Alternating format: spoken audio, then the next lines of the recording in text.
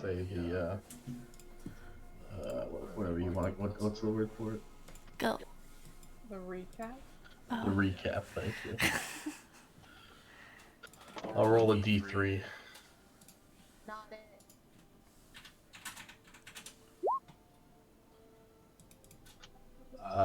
That would be Adrian.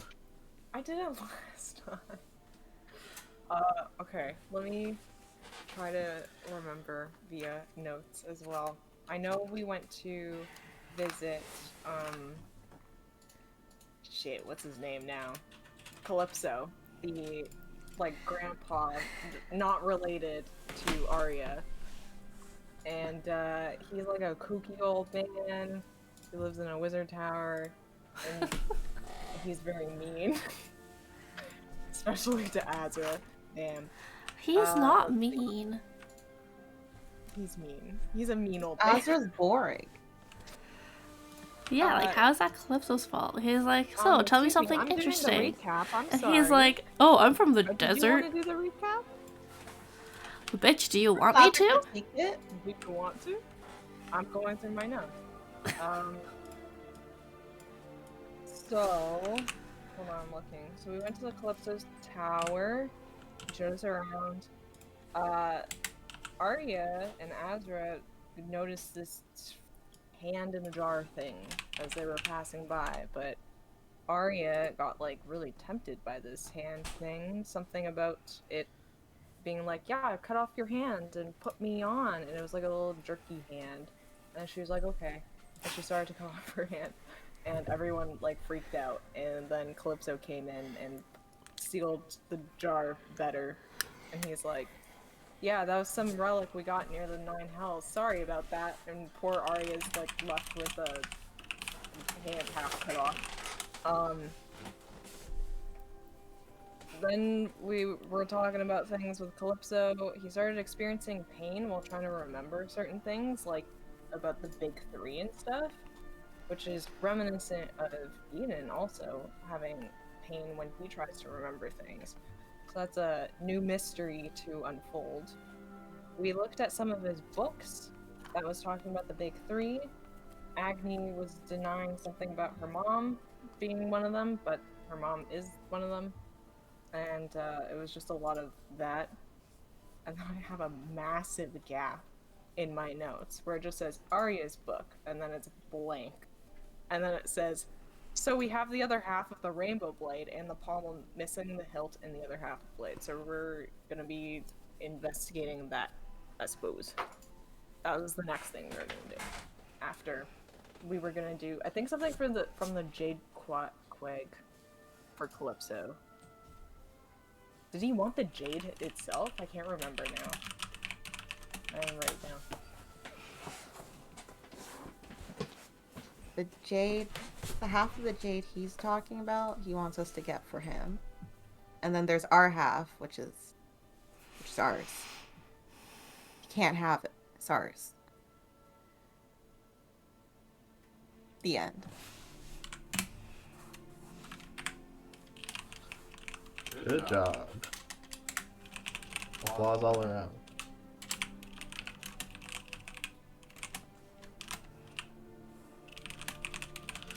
Alright, so technically when we left off, you guys were doing your thing in Skystead. It was like the night before, and you finished off. You guys just doing whatever you wanted till you headed back to Calypso's place to sleep. So if you wanted to finish anything off or do anything before the night ends, you can. Otherwise, we'll continue from the morning of. I'm good just to go to the morning. Yep. Alright. You guys had to sleep, do your thing, and you are awakened the next morning by these kind of like brass armored skeleton looking constructs that walk around Calypso's place in the city themselves.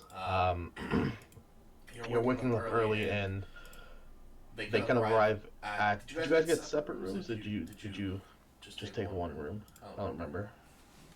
I don't think we got that far. Okay, well we'll say you guys just got one big room and Vaughn got his own room. Scrappa doesn't like, Azra and Vaughn got, who's here? How many people are in this party? Jesus. There's 4. 1 second. There's the 2 zombies.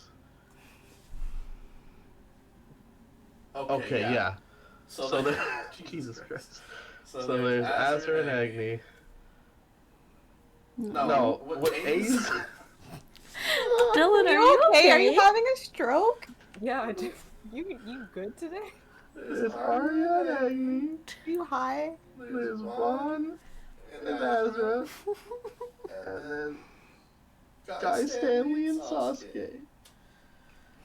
You guys are woken up early by these constructs that lead you towards that initial room you met Calypso in.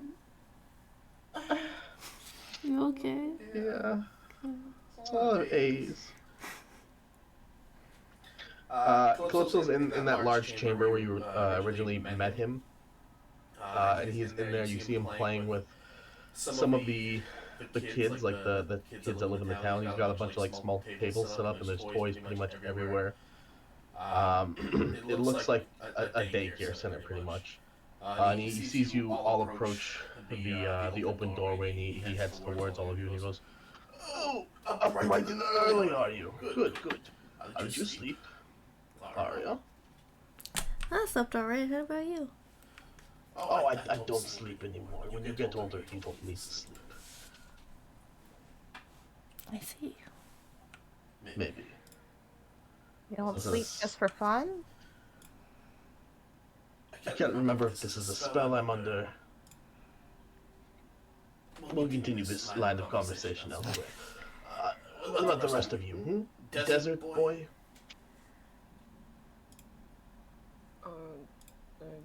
I slept. Okay, maybe we drank a little too much. We went exploring the town. Oh yes, I remember my youth. Oh, I could take back a shot or two. Yes, good. Well, now that the sun has risen, are you planning to assist me in my request this morning? When do you plan on leaving? I don't have a lot of time.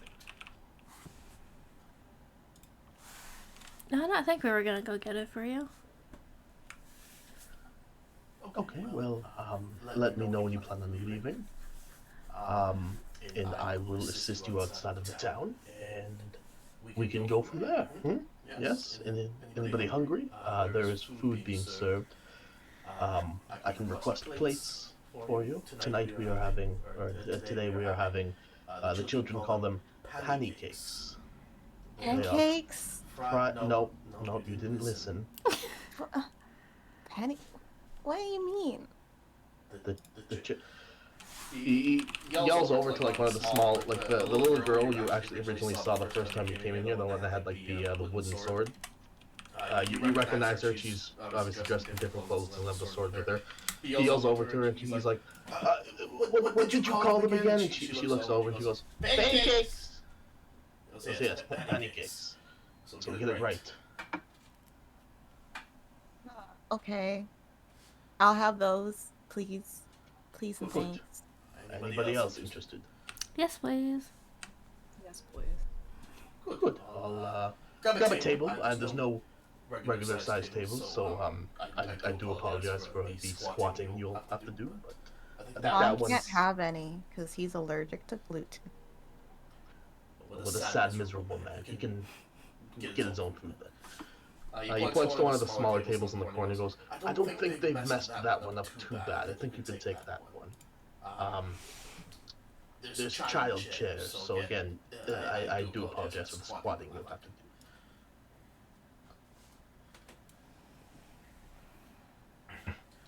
Sometime passes, you guys are served their pancakes. You guys are served the pancakes. Vaughn served nothing. How small are these chairs?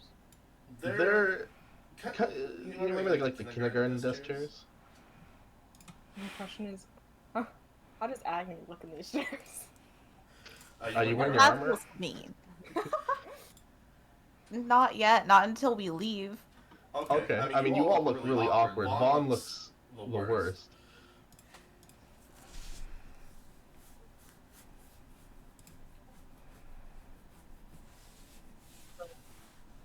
We squatted, we ate our pancakes. Ian, maybe you should put like a piece of cardboard up and just tape it there for now, so you can figure out how to pull it out. Nah, leave it open. You can have like birds. Okay, sorry, Jesus.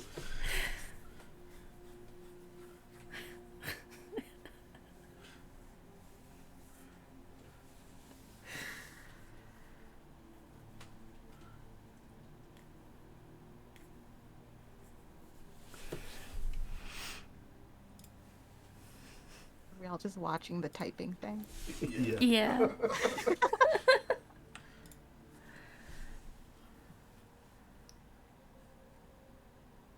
Oh. Maybe you took like a typing break.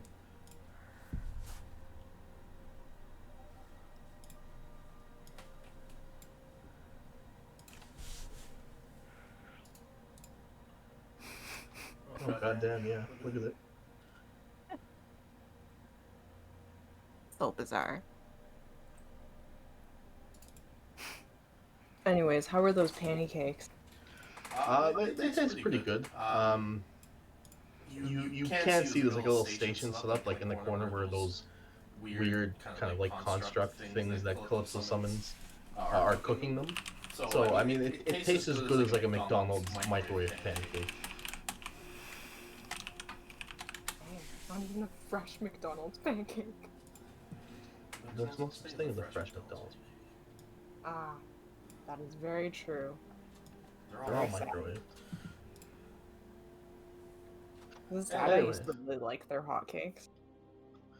Yeah, they come fully made. You just throw them in the microwave oven, and then you Can't put them on. spill the mixed secrets, Dillon. Oh no!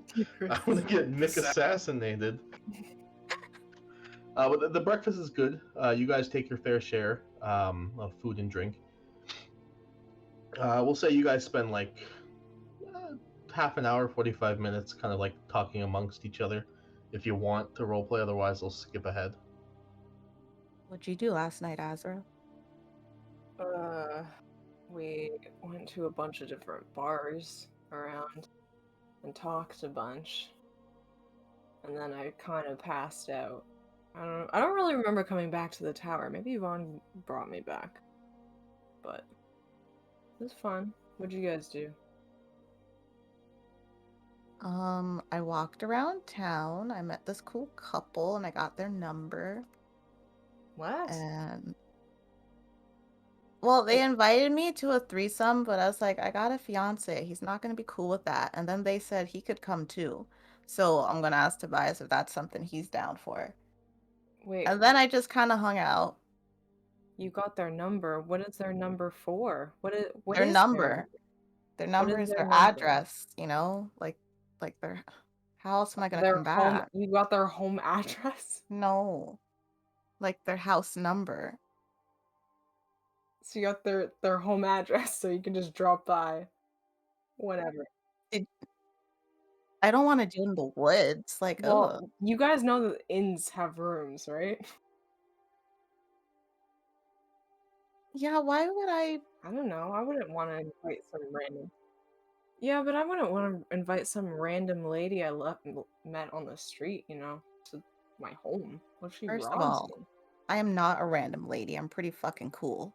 You would absolutely rob somebody. That's what you do. Yeah, I know. I'm not denying that. I'm not you. I don't rob everybody. I don't rob everybody, that's for sure. Just some people.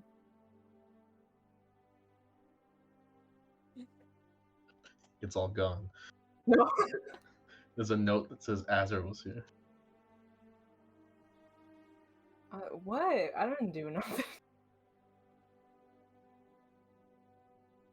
Anyways, that was my night. What did you do, Arya?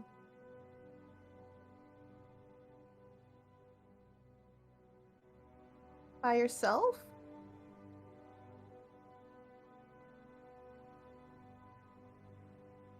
That sounds kind of sad.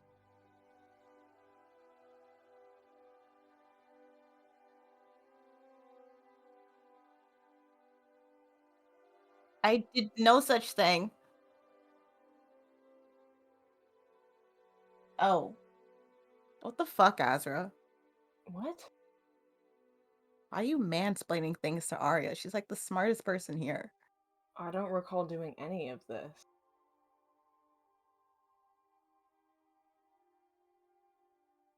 I actually don't recall doing any of this. Typical man.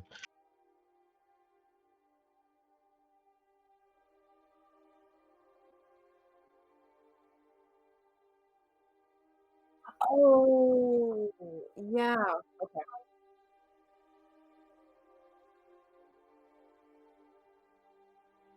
Yeah, I do remember that. It seemed like she really wanted to go to do this thing. No! Not dumb. She only started saying that after you said not to go. It sounds like Arya is gaslighting us into thinking we were mansplaining about that when she was really about doing it. Also, I'm back because I ran out of tape, and at this point, I just fucking give up. Welcome back. Thanks. Life is hell. Ugh. You can throw a towel up over the window or something. Oh, that's even worse. So I got like a very shitty thing of cardboard. Thankfully, I just happened to have an Amazon box lying around that just cut open, and then made it go the whole length. But like, if it gets rained on, that's like it's up there. We'll post a picture in the Discord. It's like just sitting there. But I also don't know how the window's propped up. Like it just got stuck. Like the bottom one got stuck up. So like, I don't know. It could fall at any time. I really don't know what the fuck is happening. So Looks that's legit. great. And also Loki won't stop screaming at me for some reason. So I apologize if you hear it. But I guess I'm back. Well, you're just in time to hear us talk shit about you and Azra. Oh no, I was listening the whole time. Yeah. That's bullshit. So typical, RP.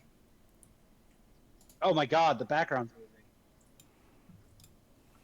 On your computer? No, I'm on the stream. I'm watching it. Oh. Yeah, I just had to lower it because it was too high. Now it just says Yed by. It says he's doing by Dillon. Anyway. Vaughn conveniently enters the scene. Who is mansplaining? What now? Well, Vaughn, obviously the crazy lady is trying to kidnap me. Oh yeah, obviously. But you and Azra felt the need to explain it to me for 5 minutes. I don't remember it being 5 minutes, and you seemed really about that. Just because you're smart doesn't mean you're wise. I only wanted to, said I wanted to go after you guys started being dicks about it. What if she's my sister? I don't remember this. I remember this. You want a sister just- like that? Yeah, we're just Do you- concerned about you getting kidnapped, you know? We don't want you to get kidnapped. Maybe that's I all. want to be kidnapped. I don't want you do you to wanna be be kidnapped. I could kidnap you if you want. We could just do like a training exercise. Just promise not to try to disintegrate me during it. How else am I going to protect myself? I mean, if you're being kidnapped, then If Astrid's your sister, does that mean we can't kill her? Like, would you be upset? I don't know. I'll have to think about that one. Can we kill her like a little bit? How do you kill someone a little bit? You kill them, you bring them back. Sorta. Maybe. You try to bring them back. Arya brings them back. Yeah. I like how there's so many different options to bring people back in this party. We're only a little bit dead.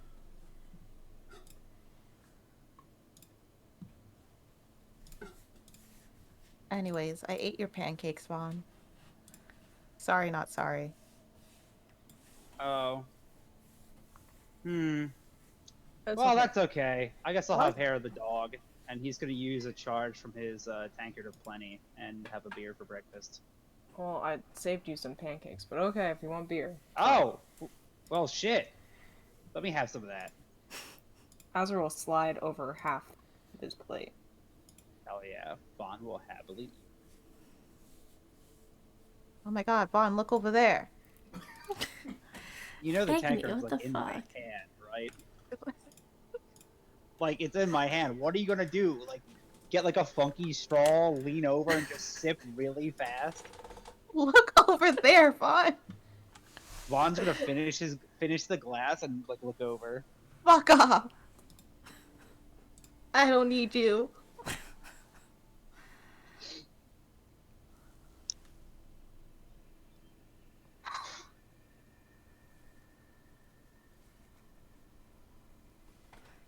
How's your head, Azra?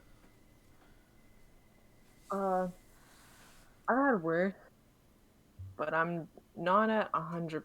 I'm at like 60. 65. You even remember getting home last night? No. Oh, dude.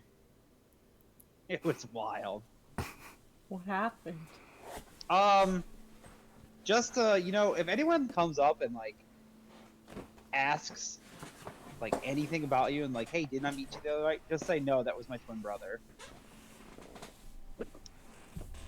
It's just better this way. What happened? Now I need to Yeah. know. I don't really remember too much myself, but I knew it got a little wild after we got to like the 4th tavern. Oh my god, how many taverns did we go to? By my count, more than 4. Okay, well, I stopped remembering around 3. I thought we only went to 3. Vaughn just kind of like shrugs. It's like, oh, I don't know, maybe I'm not a good numbers guy. But we got back here, and I'm surprisingly not as dead as I should be. Now I'm concerned about what I did. But I guess if I'm still here, then can't have been that bad. We're not dead. We're not dead. And hopefully don't have syphilis. Well, you always pay Agni for a greater restoration. If I start dying on the road, then I'll pay Agni for a greater restoration. There. I don't know if you can afford that, but okay. I probably can't, but maybe, we can strike a deal or something. I still have those really pretty berries that you wanted to eat really badly, and I said I would help you dye something with it. I can do that. I don't even care about those anymore. Alright, cool. One of the constructs makes its way over to your table with more pancakes and gestures out like the tray. Ooh. Vaughn's gonna go for a second helping. A second and a half helping. The half he'll give to Azra. Gives you a nod and then walks away with the empty tray. There's just 2.5, or there's just 1.5 servings of pancakes it brought out. Yeah, you're the one that didn't eat, so it brought one for you. Nice. One of the little girl you guys recognize kind of makes its way over to your table eventually, and she looks up and she goes, "Who are you guys?"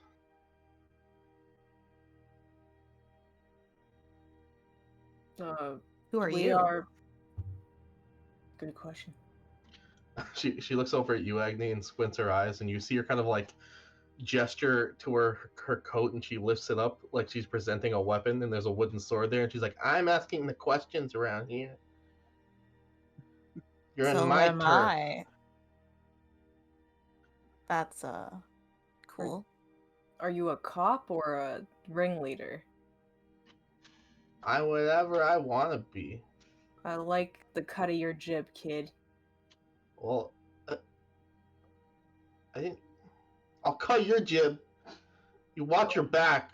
Oh no! And Azrael just like puts up his hands. Don't cut my jib, please.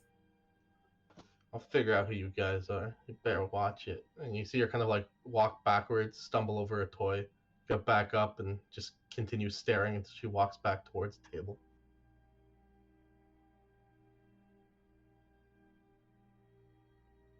Kids are weird. We should take her with us. No, Agni. I don't want a kid hanging out. Oh, okay.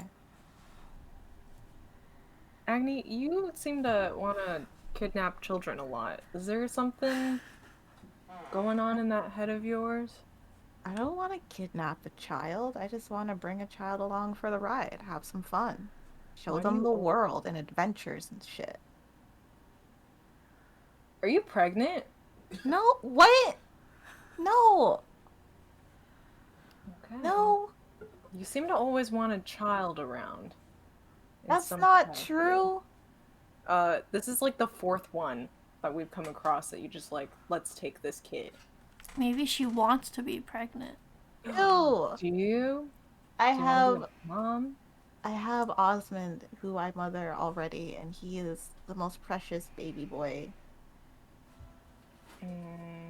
Azrael just like makes a face and he's like, I don't know about that, but What do you mean? You don't think he's precious? no, You don't not think he's a that. baby I don't boy? think that you're mothering. In fact, it seems more like you're kind of a mentor than a mom to him. Yeah, that's good enough for me. What about a mom tour? Kind of sounds like a minotaur, but with like a mom. Sounds like a dinosaur. Half person, half mom. Being a mom is a lot of responsibility that I don't want And yet you always want a child around. to hang out with. That's fun. Kids are kind of like weird but fun and unpredictable. I can't tell if you have the mind of a child or a mother at this point. You know, I'm offended at both of those things.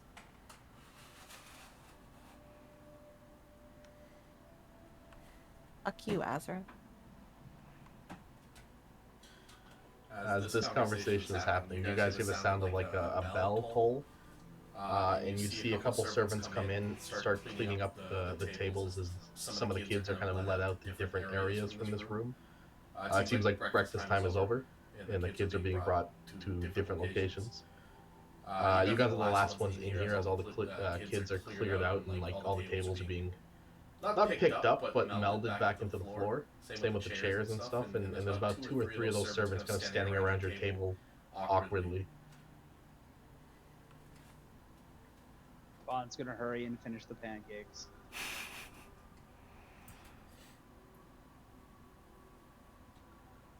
You guys finally get up, the tables melded in, and you see the servants begin to meld into the floor as well.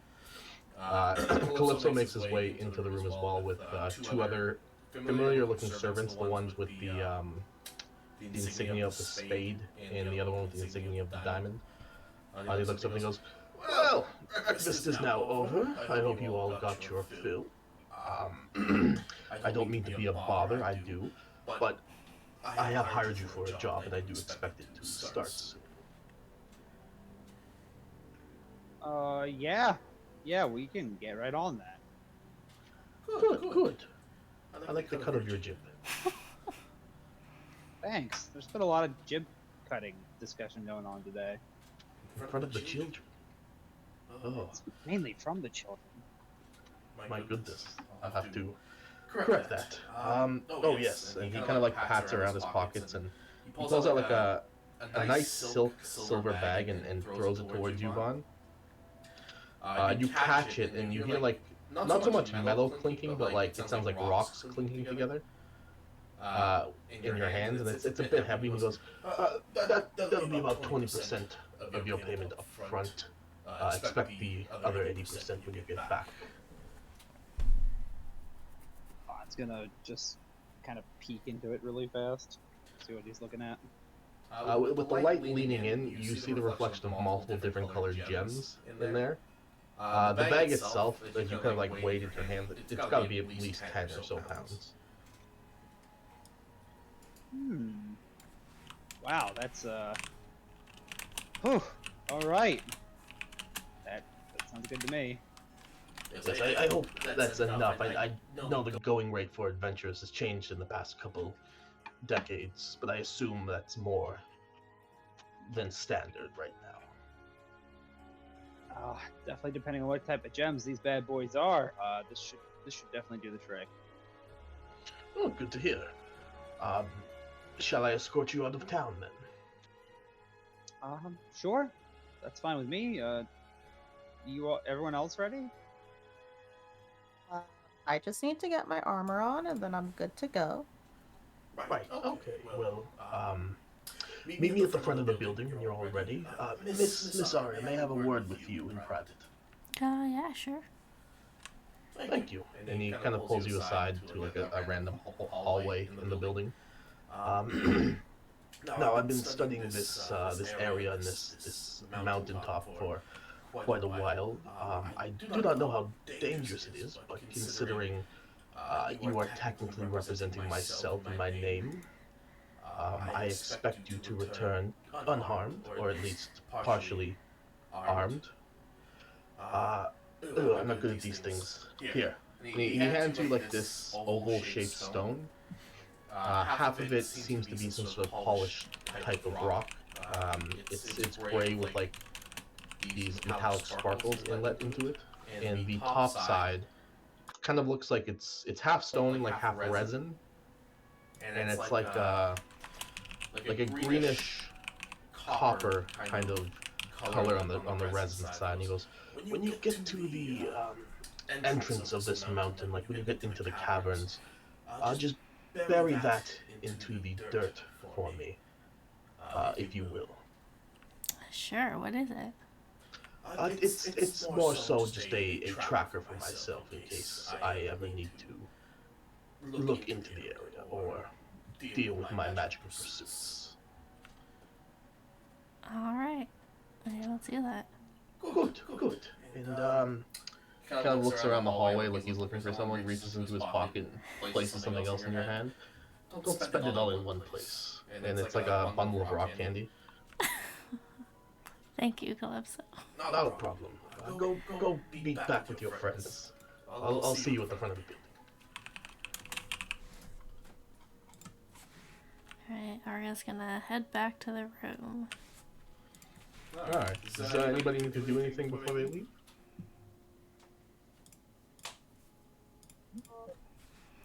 So are we going to the Jade, or are we going to Elsmira to meet Tobias? We're doing the Jade for another few days. first. Okay. So we've got a few days, yeah. Okay. Okay. Everybody got their stuff ready to go? Yep. Yeah. You guys all meet at the front of Calypso's very large complex. He's standing there waiting with one of the servants. You see him kind of say something to the servant, and it nods and melts into the floor.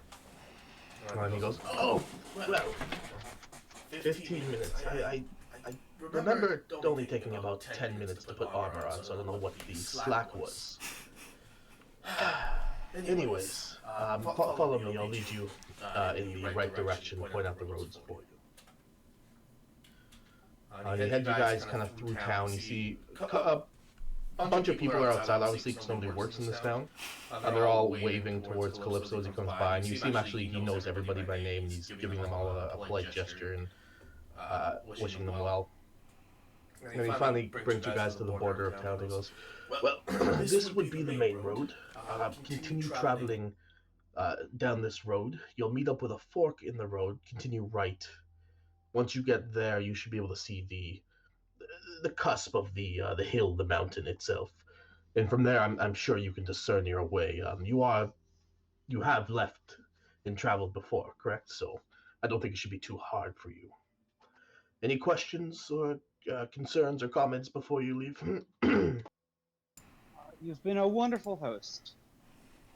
I know I have, yes. Just reinforcing that. Oh, yes, well. Good. Alright, well, we'll see you later. Goodbye, Arya. Goodbye, friends of Arya. I wish you well and good luck. Okay, bye. Thank you. See you soon. He waves you guys off as you begin traveling down the road. Let me look at my book. There it is. One sec.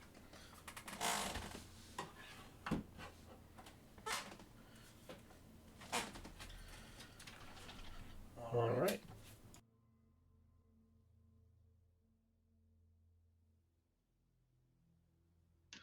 So by the you guys are leaving bright and early in the morning. Sun is still up in the sky as you're traveling down this road.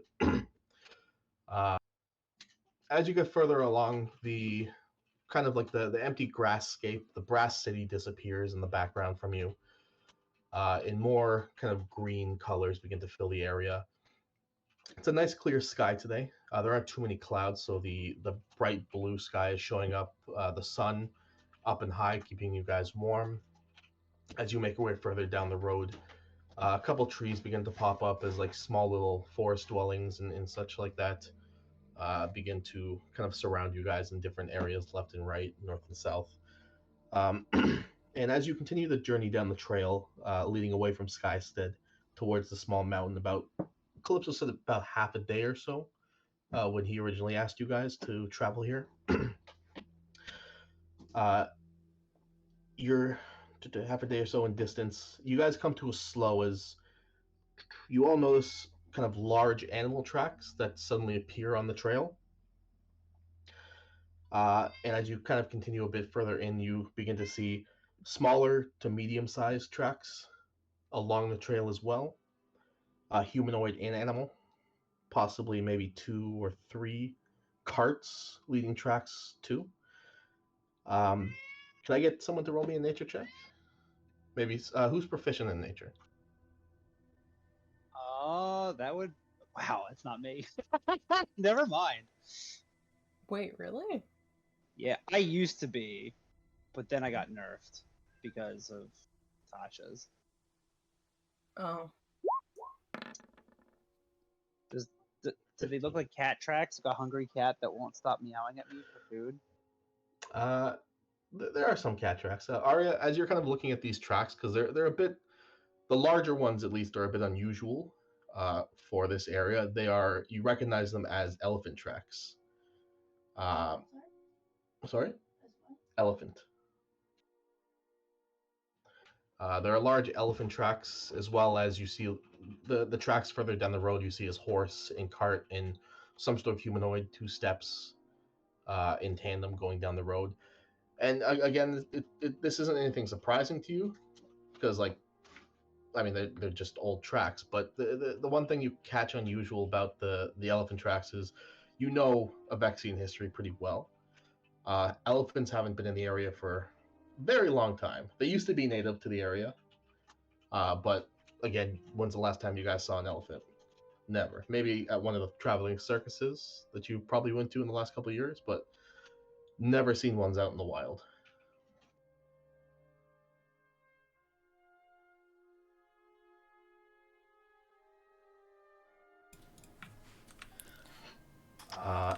So you make a note of that in your head, kind of, and you continue on the road. Oh, sorry. I was just finished writing it. She's gonna tell them that they're elephant tracks. Okay. You guys all hear Arya. She kind of points at the tracks and explains what I just said about them being elephant tracks and why it's strange.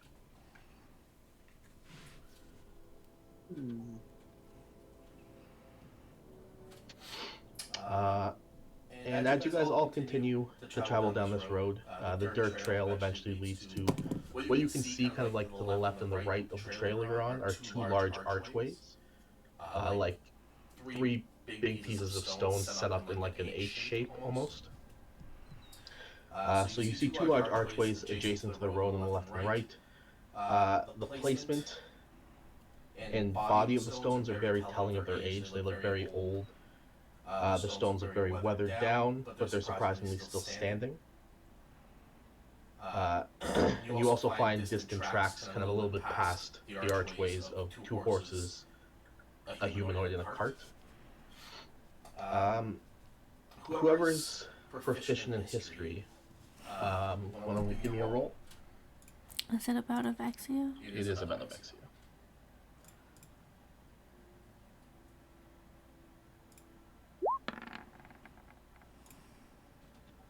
23. Okay, yeah, that's enough. You being kind of like a scholar, like you do a lot of studying, you know a lot of history. These archways kind of stand out to you as almost like a historical marker. You know, archways used to be set up back when Avexia wasn't a massive city in the human kingdom, more so when it was little blips of civilizations all across the land. You know, these archways are far and few in between. They're usually marked to symbolize, back in the day, how close the next civilization was, next set or town or whatever. So to see ones kind of out in the wild, you know this road has to be super old to still have these archways standing up, because most roads have been repaved technically, leading around Avexia into the other kind of other major cities around. So seeing these archways in this area is telling you this is a super old road. It probably isn't traveled very often, and it's kind of just like you being a history nerd. It just stands out to you.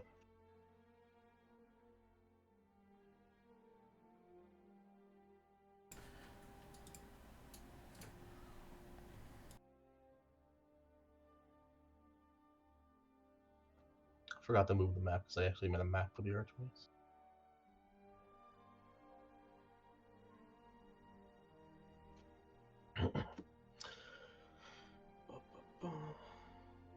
As you guys continue to travel further along your travels, the sun is. You can see in the sky the sun is starting to partially set. You've been on the road for maybe, like, who knows, a couple hours now. What you guys find kind of odd, obviously, because you left not super early in the morning, but maybe we'll say around like 10 o'clock or so. And you feel like you've only been on the road for maybe 2-3 hours. So it's kind of strange to see the sun setting, but you've never been to this side of Avexia. So maybe maybe it's because the mountains are there and the sun kind of dips behind the mountains. You're not too sure, but it's starting to get dark. And as you're traveling down the road, next map, you all spot two large figures prone on the road, unmoving. Can I get a perception check from someone? Not the 3D horses. Oh no. God damn. The DC was 10, Ian. Jesus fucking Christ. Azrael, I'm gonna assume Arya, yeah.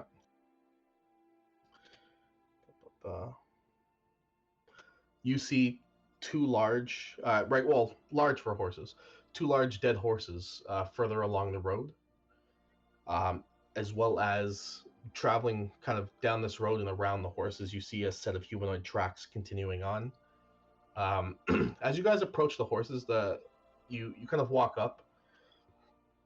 The strange thing about it, if I could just get an investigation check real quick, if somebody wants to check out the horses. Okay, Azra, as you kind of walk up and inspect the horses are still kind of warm, like they've almost just died. You find wounds on their neck, like somebody just cut their throats. But the blood on the floor is completely dry. The blood kind of like around their neck, around the wound, is completely dry, like hardened dry. And you've killed enough people to know if they've just died and their body's warm, the blood should still at least be of temperature or something. It doesn't really dry this quickly if the body's this warm. Well, that's really weird. Their bodies are still warm, but the blood is completely dry now. They're definitely dead, right? Like, this isn't like they're not like some sort of like horse shapeshifter that's like dressed up to sneak attack us? I was just gonna poke it with his shoe a little bit. It's like, yep, seems pretty dead. I mean, I don't think it's an illusion.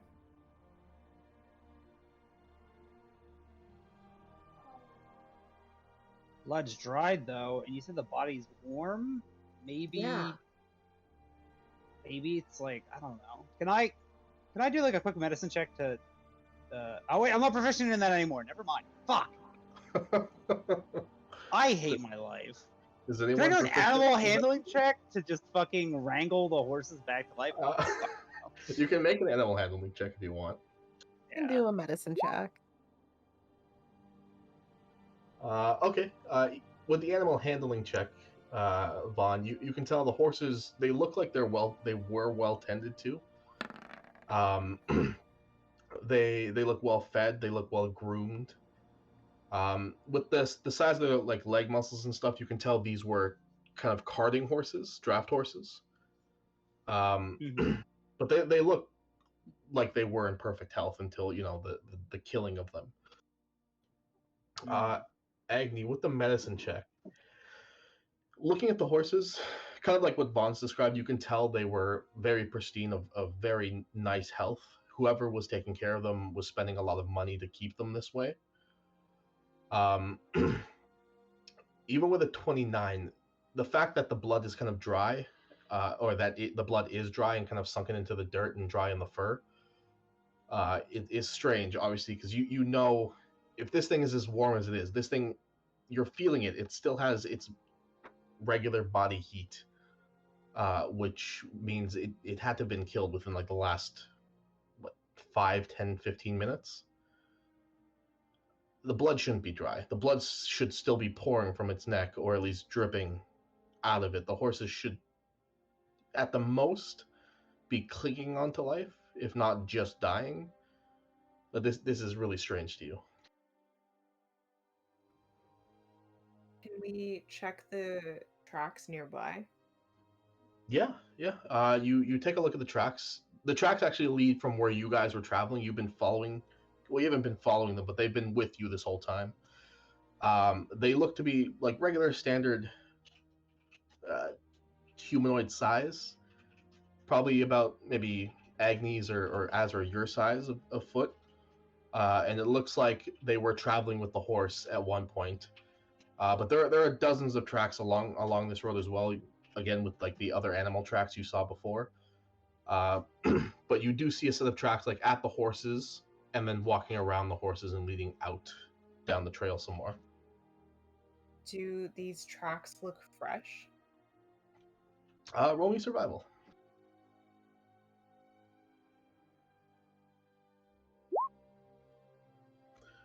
With a 19, yeah, they look pretty relatively new. The only strange part with the 19 is the horse tracks don't look very new. So the tracks looked like they were with the horse at one point. The tracks. The horse tracks are more so kind of like they've dried into the dirt. Like Yeah. they've made their impression and they've been there for a while.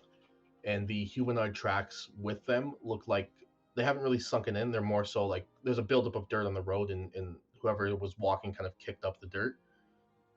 So it looks like the horse tracks are old, but the tracks kind of with the horses that look like they were walking alongside them are fresh.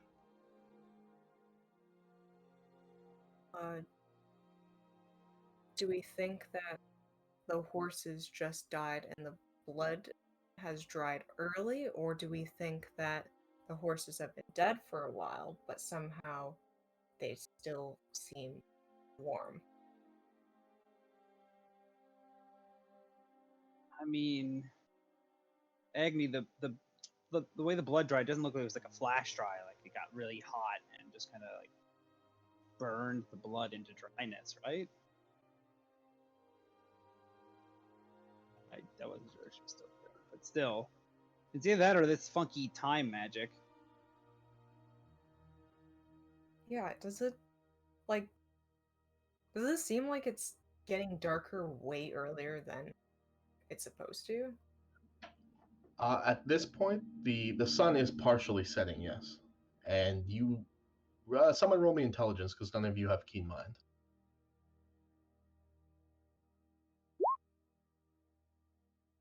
Excellent, Vaughn.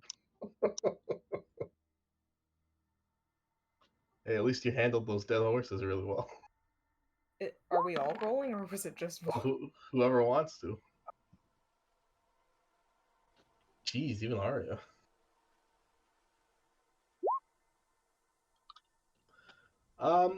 Okay.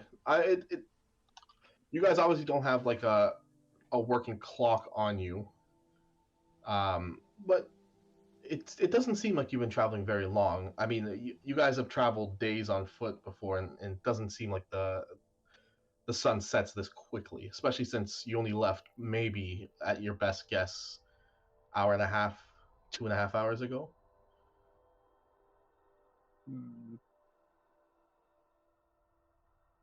Guys, do you think we're in the Feywild again? I don't think so. I mean, we had to do like a funky thing to get into the Feywild last time. Yeah, but this is weird. None of this makes sense. Maybe we just like accidentally walked in. Can you I accidentally mean, maybe. walk in? I don't know. Maybe walking through those archways. Sounds somewhere weird. Did we go back?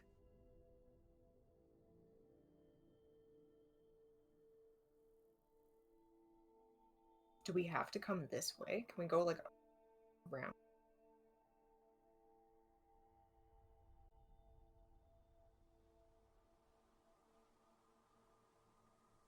Or maybe we keep going and everything will be fine. Arya's gonna use her magic lens to look at the horses. Okay. You activate the charge of your detect magic lens. Nothing really magical coming off the horses.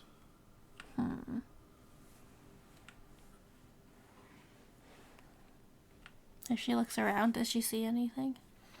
Roll me a perception check.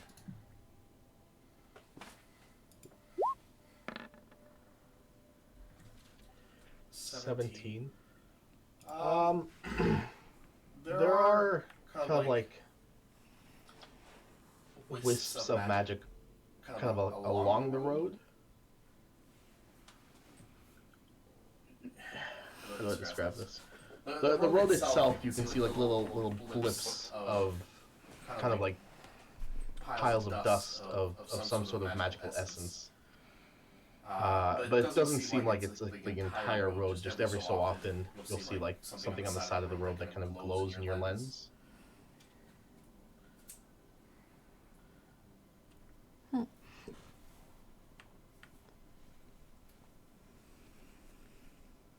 I think we should just keep going. I'm cool with that. If something happens, I'm sure we can protect ourselves and run away. Agni, would you be concerned if we're in like, kind of time displacement that you would miss meeting Tobias, Elismera? I mean, where's he gonna go? He can stay at the manor. It's true. I guess we can continue, just be on our guard more so than usual. Oh, wait, hold on. I have an idea. Agni's going to use her bracelet to send a message to Tobias.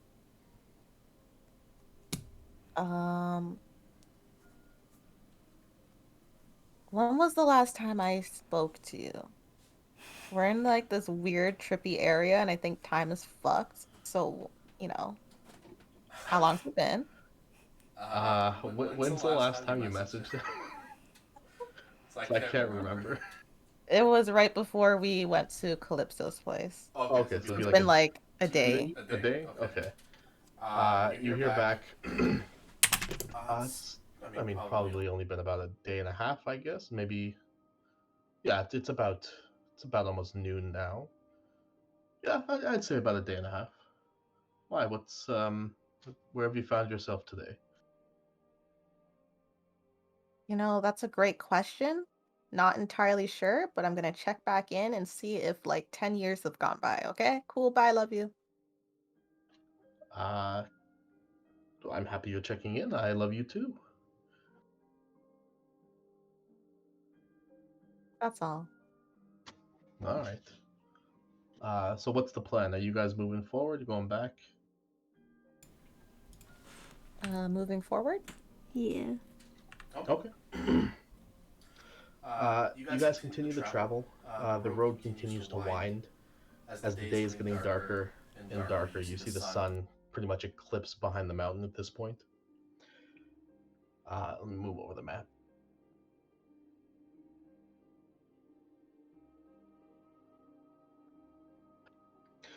As you kind of like come around the bend of this trail, you find a fallen tree in the middle of the path. From the looks of it, from what you can like kind of see as you guys approach, possible rot maybe. The bark itself kind of looks very unhealthy. Tree may have just fallen over at the end of its lifespan.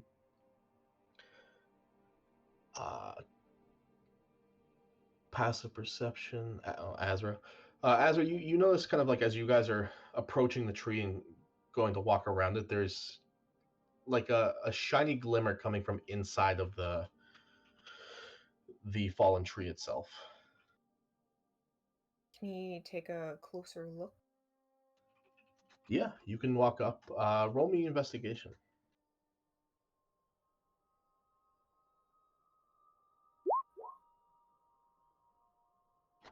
Oh wow. As you take a closer look at the fallen tree, looking kind of on the inside, the tree's partially hollow on the inside. You find kind of strips of plated, overlapping metal wrapped around the tree on the inside, specifically pieces of copper and brass inside the hollow of it. You realize that although the tree was kind of rotting, and you do see rot on the tree, it actually fell due to the added weight of this strange kind of makeshift armor on the inside of it. How big is this trunk? Like, can he reach inside, or You can probably kind it's of about crawl in? if Vaughn put his arm into it, it might be a tight fit, but your arm's a lot tinier than Vaughn, so you got some room in there. Okay, he's gonna try to reach and see if he can pull any of that out. Okay, roll me a strength check. Or athletics, I guess. Vaughn, you might have to, I don't know, help me out. 10? Okay, you What, reach you your want me arm to in. hold your ankles? Yeah, I mean, just grab. Yeah. Alright, I you mean, can I roll could again. try. I don't know if that'll help. Vaughn will hold Azra's ankles, and all right, get a good grip on there. I'll pull you out. Yep, he'll get as good of a grip as he can. Alright, roll one more time. You manage to grab onto what you feels like one of these pieces, and you give Vaughn the signal, and you're not really expecting the amount of strength from Vaughn as he rips you out of the trunk, and you kind of like hit the floor. He didn't take the thing with him, did he? He did not. Do you still have that wood cutting axe, Vaughn? No, I lost it in a gambling game, Oh. and that only works on trees that haven't been felled. It's very niche. Yeah, but I feel like it's still sharp enough to cut a tree open, so we can at least try to get in there. I mean, Vaughn pulls up a little capsule, he clicks it, and his giant's bane axe forms. I can just split it open with this thing. Go for it. There's something in there. All right. Vaughn is gonna bring down the giant axe, try to cleave the tree in half. But he's gonna Okay. do it. I mean, how big is it in relation to the axe? Could he do it? Could he do it lengthwise, or is he gonna have to cut it like crosswise? No, you can. Well, the tree, it's a tree. It's pretty long, but you could do it either way. I mean, it's a giant fucking axe, dude. I'll try to do it. Cut it longwise. Okay, right down the middle. Yeah. You want me to make an attack roll? Yes, please. Or do I get advantage because the tree is prone? Yeah, sure. Cool. It's not moving, so. Okay, yeah. You you rear back the axe and you take a swing down. There's a little bit of resistance as you hit the bark, but with the heft of the blade and your own strength, you manage to kind of split it down the middle. Especially with the rot around it, you hear the sound of like metal clinking and hitting the stones on underneath this tree as you split it kind of like 25% up the trunk.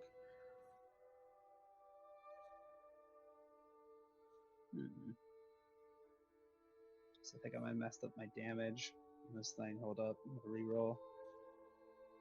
All right, so I split it. What's it look like? Don't mind me re-rolling. As you're taking a look at it, you split it actually a little bit farther than what you could usually what Azrael could originally see. There are overlapping pieces of metal. It kind of looks like armor mail was on the inside of this thing, going all the way up, and you can kind of see it continue all the way up inside the tree. But the pieces you managed to break loose are kind of scattered across the floor. They look like rectangular strips of a mixture of like copper and brass. Interiorly armored trees? Did someone get turned inside out and then turned into a tree? Vaughn's just kind of like rummaging. Yeah, there's a big pile of these strips like on the floor by your and Azra's feet. Azra's also gonna rummage through them. Okay, like you're palming them? Rummage, like he's just looking through, seeing if. Okay. Touching it, see if there's any weird things on it. All right, you begin to kind of like push them aside, take a look at them, and as you go to pull your hand away, you see about 6 or 7 get stuck to your skin, and they're kind of dangling off your hand. Both of our hands? Well, it was just you rummaging through. Well, Vaughn was also. No, I was also rummaging. Yeah. Okay, so yeah, both of you. They're both kind of like stuck to your hands, kind of like if you glued a strip of paper. So they're like sticky, not magnetic. They're like stuck to your flesh, sticky wise. I swear to God, Dillon, if you just did what I think you did, I'm gonna be very mad. No, I didn't, but that'd be fun. That would be funny. That, as you guys are kind of taking a look at these, like, and you're pondering them, you see the strips begin to pull themselves upwards towards your hands, and they begin to coat your hands like gloves.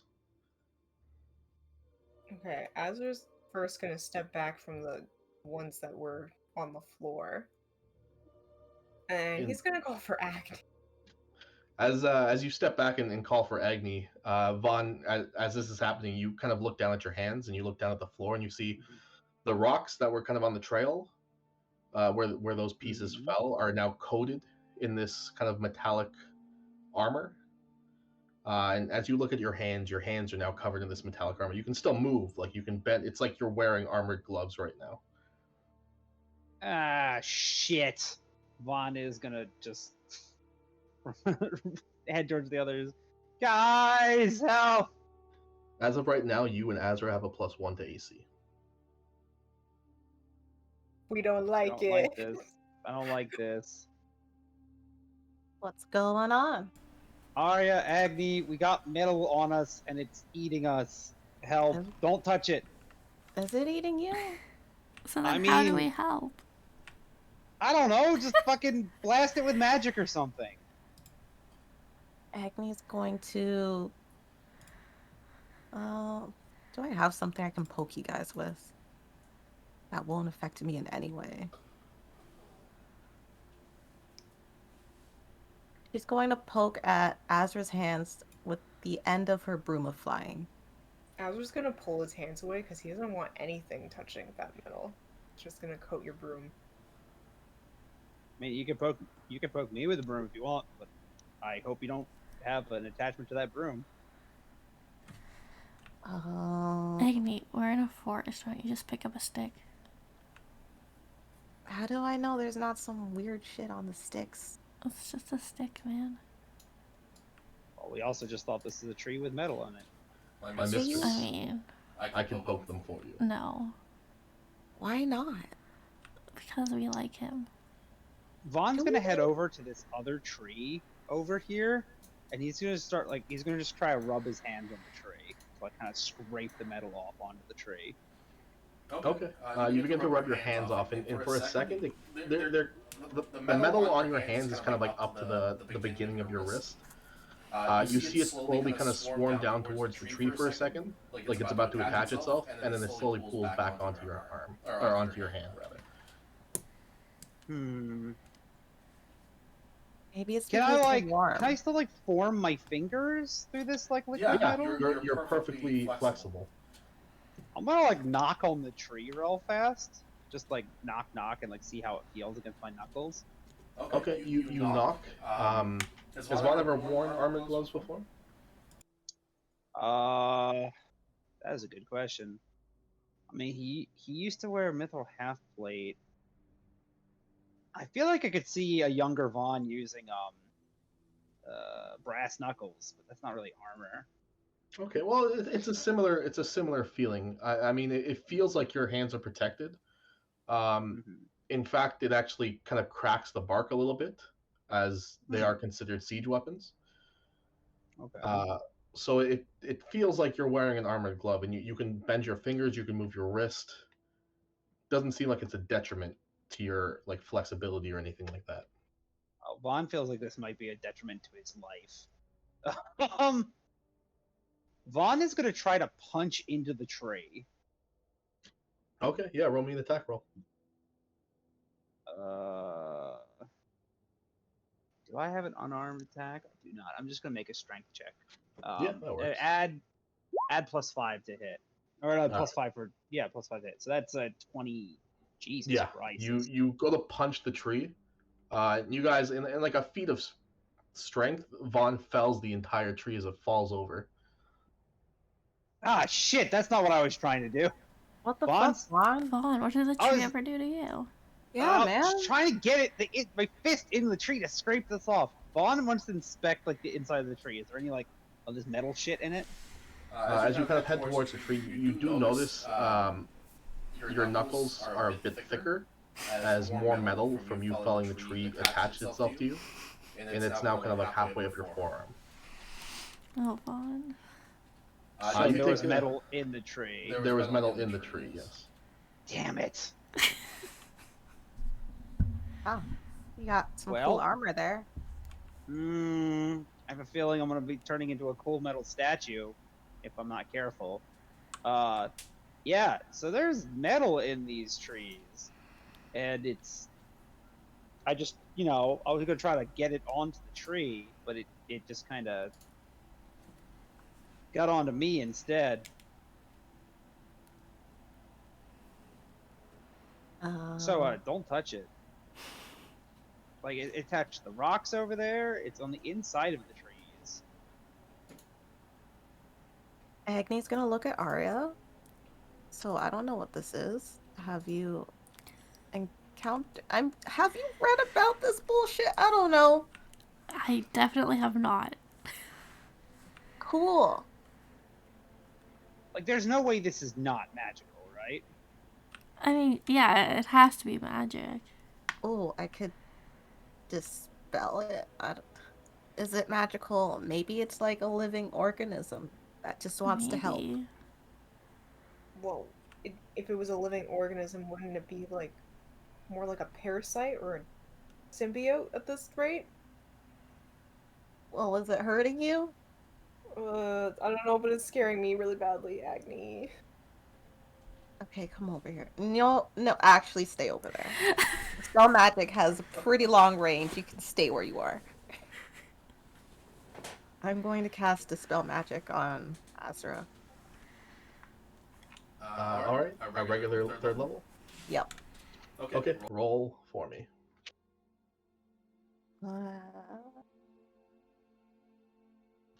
If you don't have it set, it'd be a d20 plus your spell modifier. So I like a definitely wisdom don't have check. it set. Yeah, pretty much. Cool. Oh, okay. You're pointing this at Azra, right? Yep. You hold on to your holy symbol. You begin the incantation and do the hand signs, and you see the brass copper around Azra's hands kind of pool off and drip onto the ground. Just gonna take Cool. a step back away from that. You see, as you've taken a step back, the pool hardens, and it just looks like a pool of solid metal now. Oh, thank you, Well, Agni. you're welcome. Vaughn, do you want it off of you too? Yeah. Seeing as when I punched through a tree, it just went further up my body. I don't know how many more things I can punch before I turn into heavy metal Vaughn. Okay. I'll use it on Vaughn as well. Vaughn holds out his metal arms. Dang, you're rolling real high. Yeah, Vaughn, the one on your left hand and then the one kind of up your right forearm drips down to the ground and solidifies. Ugh. Vaughn's gonna step back. What even is this? Lick it. No! You saw what it did to my hand. I wouldn't be able to breathe. You don't know that. Yeah, I mean, Oh. yeah, we were still like able to flex our fingers in there. It's just, I don't know, scary. But like if the inside of you is coated in metal, then you're like super protected. Right? That's how that works, probably. I mean, look how well it worked for the tree. And that other tree. It didn't do shit. I guess I mean, could maybe Arya, would you be able to send a message to Calypso and ask him about it? He might know about all this wacky stuff. I don't trust that, but maybe. Yeah, I can't. It's just hard with only 25 words. Hey Calypso, ever seen liquid metal in a tree before? It almost ate Azrael and Vaughn. That's like 17 words right there. I don't appreciate your sass, Vaughn. I'm just counting. You could also maybe, or you could just ask him about the sun setting early. Vaughn just kind of shrugs. As long as we avoid the metal, that's not that big of a threat. But Lola. I've got a weird vibe about You're this so whole adventure so warm. far.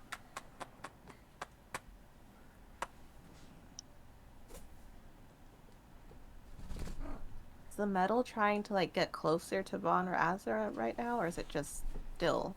No, the metal on the floor that you dispelled, it's hardened and it's just kind of like sheets of metal on the floor now. Weird. Did you want to test it with the Sasuke zombie? Yeah. Okay. What do you want? What do you want him to do? He's just gonna touch it. The ones on the floor, or the ones coming out of the tree. The one's out of the tree. Okay. You command Sasuke to walk over and touch it.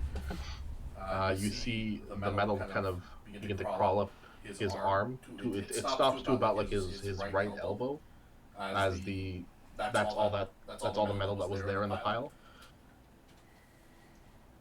Huh.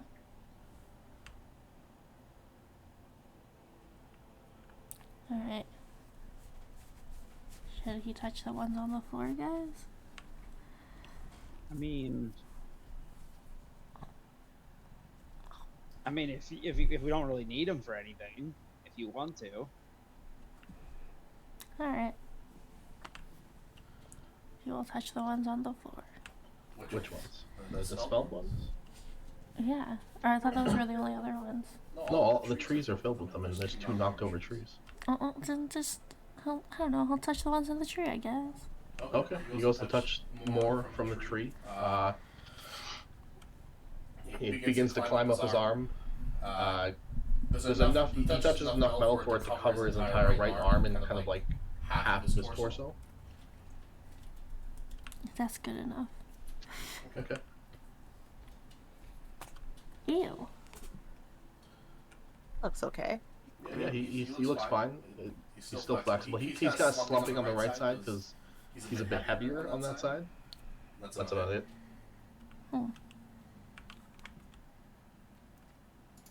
Alrighty then. I'm just gonna walk around those trees.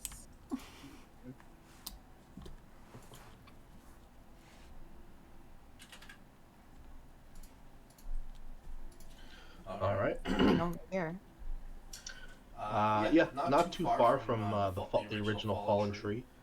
Agni, you come across what looks to be, at one point, another archway. But this one seems to have fallen and has crumbled. At least the one on the right seems to have fallen and crumbled into chunks of rocks. The one on the left is still standing.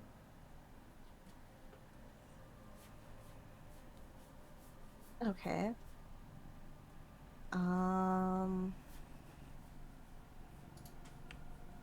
Hey, friends. Yes. How dumb would it be if I just like walked through this archway here? I mean, it's just like some stone, right? I wouldn't say it's dumb, but also this place is really weird, so maybe don't do it. Or if you do it, hold on to the end of this rope that I need to find in my inventory. Just like throw something through first and see if anything happens. Okay, I will throw a piece of copper through. Alright, you take the copper, you throw it through the archway. You see it kind of fly a little bit before it hits part of the hill and rolls down the hill, disappears into the foliage. Totally safe. Vaughn, you got the rope? Yeah. Agni will take a piece of the rope and walk through. Alright, you take a piece of the rope, you squeeze yourself through. There's a bunch of leaves on the floor. It's getting a bit cold, you know, the sunset, so maybe you're a bit hungry. It's been a little bit. Huh. That wasn't fun. She'll just walk all the way around. And then let go of the rope. Alright, nothing out of the ordinary happens. Ooh, what about this one? You're taking a look at those guys? Yeah. Yeah, okay, roll me an investigation.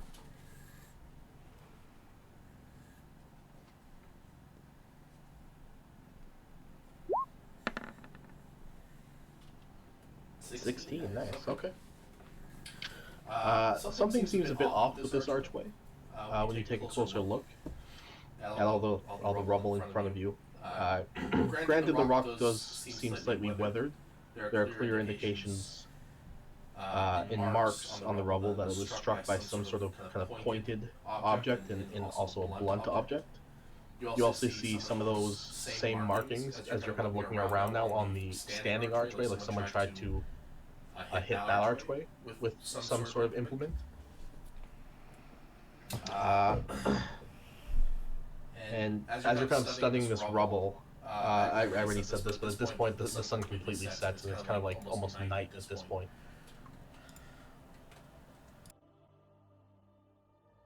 Weird. Should we just keep going? I guess. I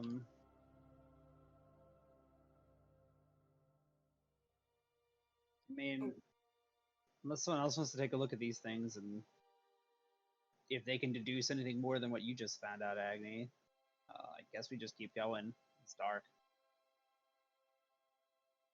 Yeah, what, like, is it, how dark is it now? The sun is completely set, so the only light in the sky is reflecting off the moon and the stars. I mean, should we even be setting up camp or something like that? It seems so late. I mean, I'm not tired. I know that it looks late, but it doesn't feel like that, you know? No, it doesn't. And that's Maybe it's just like a time zone thing, like the sun sets earlier. yeah, but it Did feels like this it's setting like 6 hours earlier than it normally would. did this happen when we were in town? You guys remember the sun setting early? No. Nope. Dylan, But did we that were in a happen in town? building. Because I know we were RPing. No, time was the same as it always is. Sunset regular, maybe about an hour early than it would back in Elsmira, but that's not big of a difference. Yeah, I don't know. Arya, I feel like you should really reach out to Calypso and ask him about this. This Alright. seems weird. Hey Calypso, the sun seems to be setting earlier than it should be. Also, there is metal in the trees. Do you know anything about that? There's a bit of a delay, but you eventually hear. I'm not too sure what you're talking about. The sun is still in the sky. Have your friends pressured you into drugs? If that's the case, we may need to talk. Metal in trees. I'll get back to you on that one. He says it is still sunny over there, and he is going to get back to us about the trees. Ah, Is there like an illusion? Is someone fucking with us?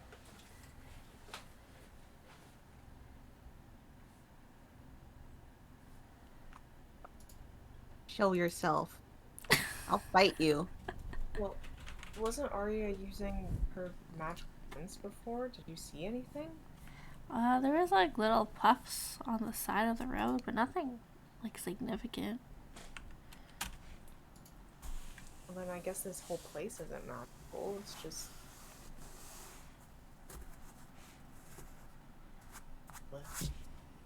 we just go back,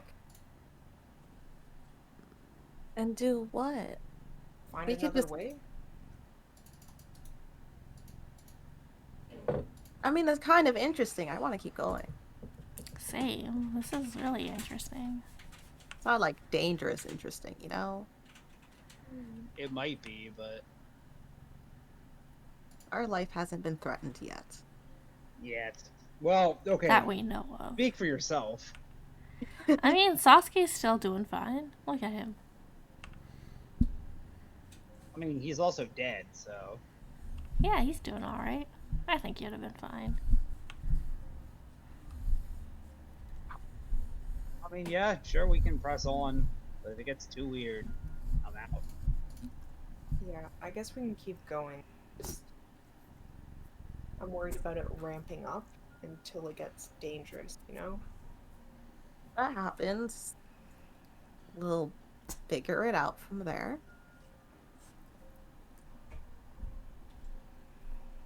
You guys continuing forward? Mm-hmm. Yep. Okay. The road you're on eventually leads to a small running stream with a broken plank bridge positioned above it. Can you stop? As you guys kind of get a little bit closer to the bridge, it's kind of a strange sight. Someone roll me investigation real quick.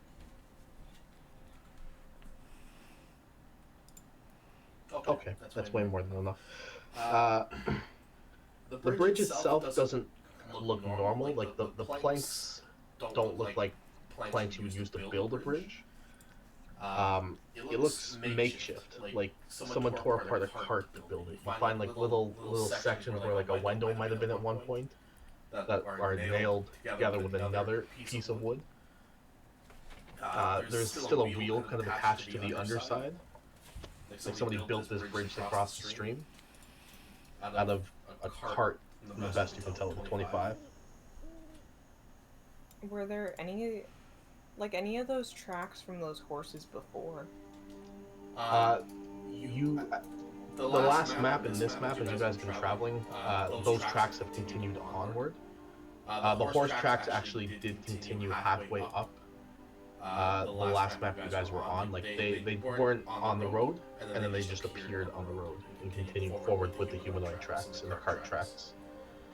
At the beginning of this bridge, you see the cart tracks have ended, and you kind of like look over the other side of the bridge real quick, and you don't see any more cart tracks. You just see humanoid tracks Okay. and horse tracks. He's gonna make sure to keep an eye out for all of like horse tracks and the humanoid tracks from here on out, but he will also point it out to the others. Okay. Are you crossing the bridge? No, not right now. All right. You guys can move about much as you want. Is this a puddle? No, that's just the dirt texture when I was making the map. So there's like a stream here? Yeah.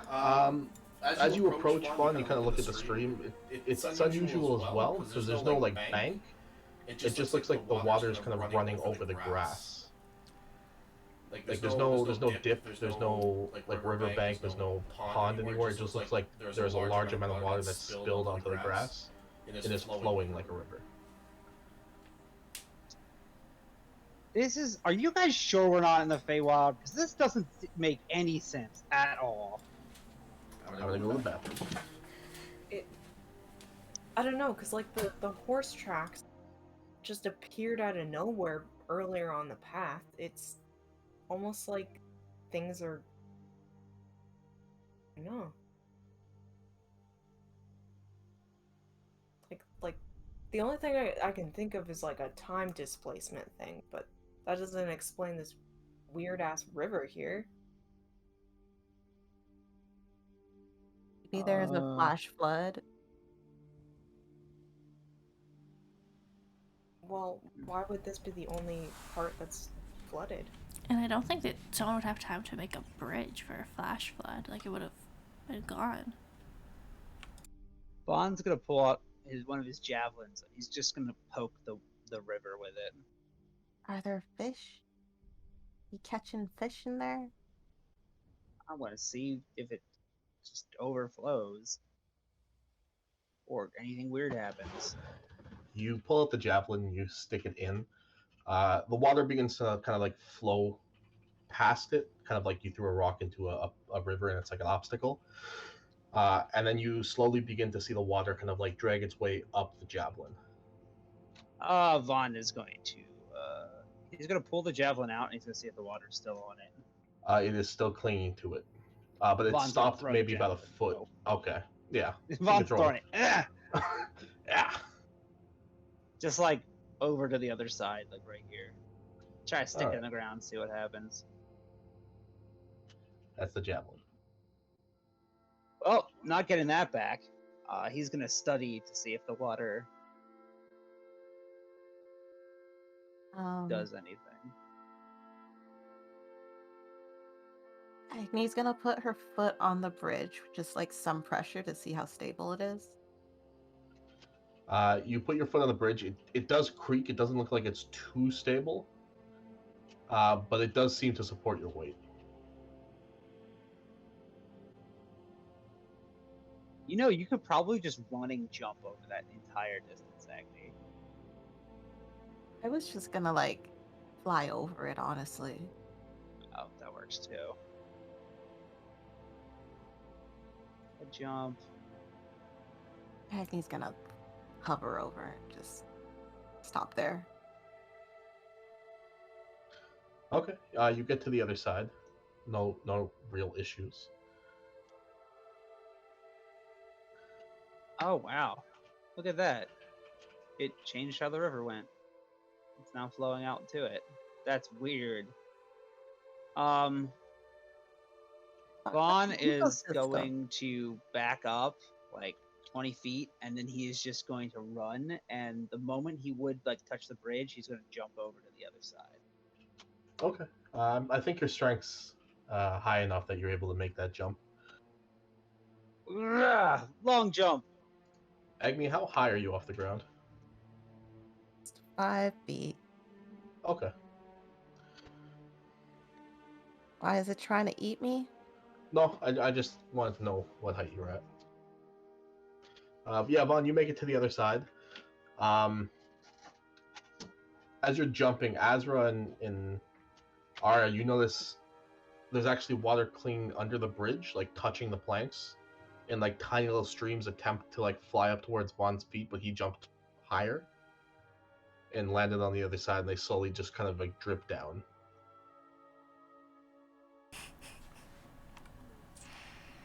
Well, This is amazing. how happy does Arya look right now? Does she know she's not happy? Oh, okay. I would take that as literal. That's fine. No. Do I see this dude over here, Dillon? Roll me perception.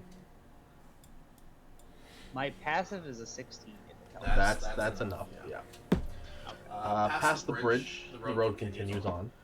And as you kind of like move a bit further up, Vaughn, just taking a look at the surroundings, something catches your eye. You see a couple trees deep in the forest. You see a makeshift noose hanging from a branch made of a pair of pants, a ripped shirt, and some boot string. Laying just beside the base of the tree the noose is in, you find a humanoid skeleton with a broken neck. Oh, well, that's not promising for the situation.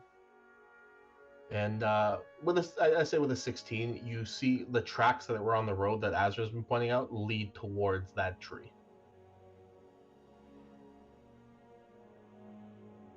But they also seem to lead further down the road as well.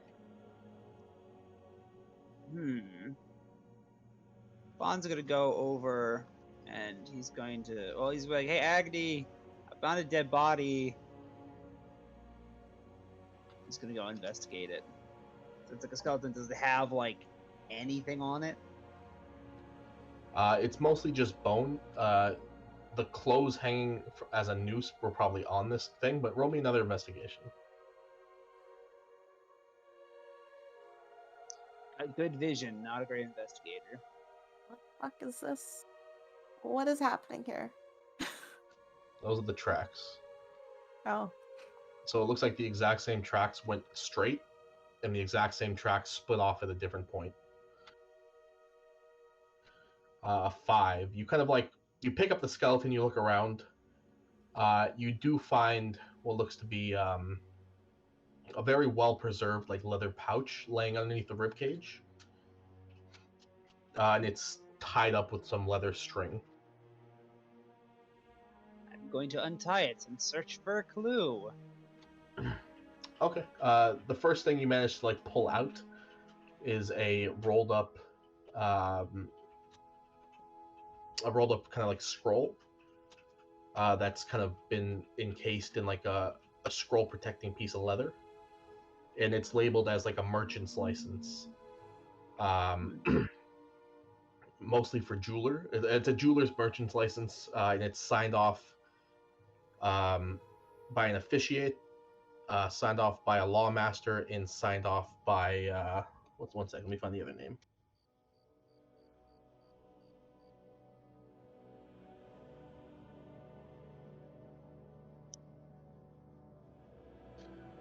Signed off by Mudo of Exia.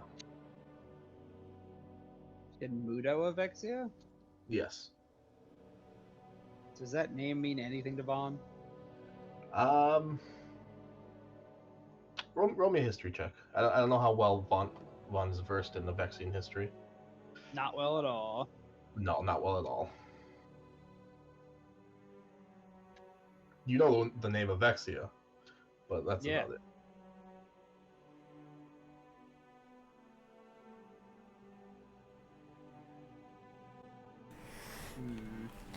So Azra, are we jumping?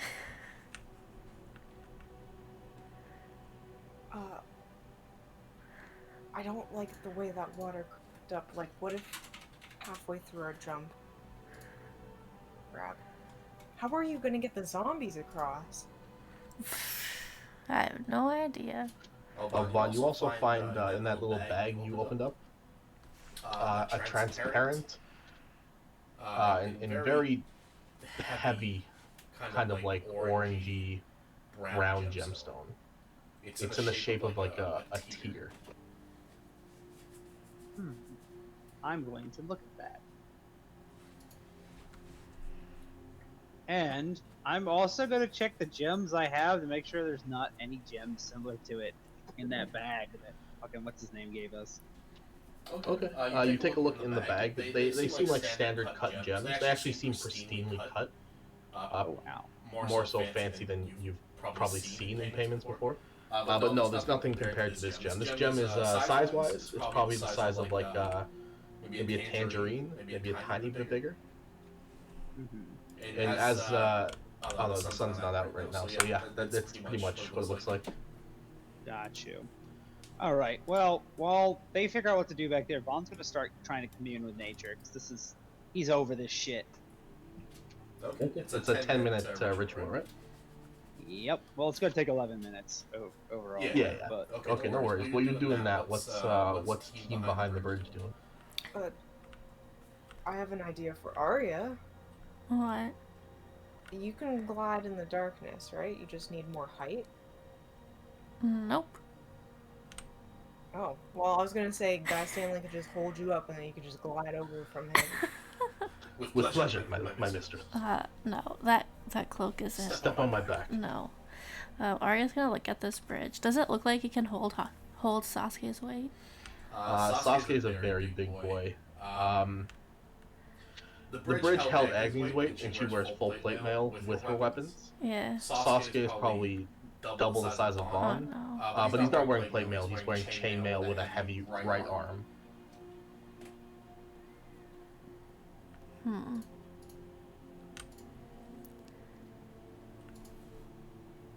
gonna have Sasuke run across the bridge. Okay. We'll roll for this then. Tell me high or low. Sorry? Just say high or low. Low. Okay. Sasuke takes his first step on the bridge. The first plank breaks, but his left leg catches the bridge and he continues to run onwards. And he makes it to the other side and kind of just stops right after and waits for another command. Did we see the water try and get to him? You did. You saw it kind of like sprout out, but he was far too fast. Alright, guys, Stanley, you're up.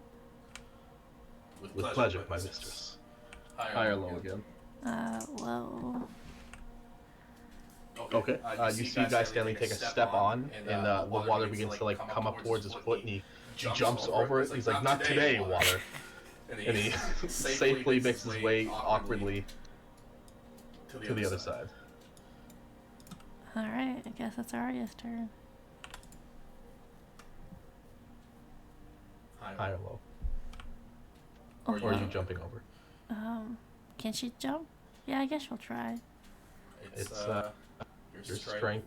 Again, what's the jump thing again? It's if you have a 10-foot running, so actually, I gotta look up. You might be able to jump. It's been a while, yeah. Look at the basic rules. Oh, I found long jump. Okay. When you make a long jump, you cover a number of Hold on a second. She's just gonna misty step across. Jesus. Yeah, alright. I mean, that works. Yeah, you missed a step across. A cloud of mist here on the other side.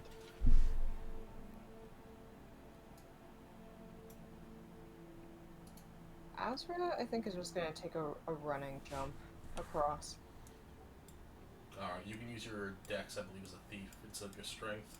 Which, yeah, that's, you clear it, no problem.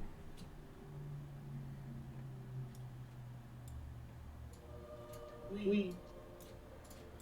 Alright, you guys all make it to the other side.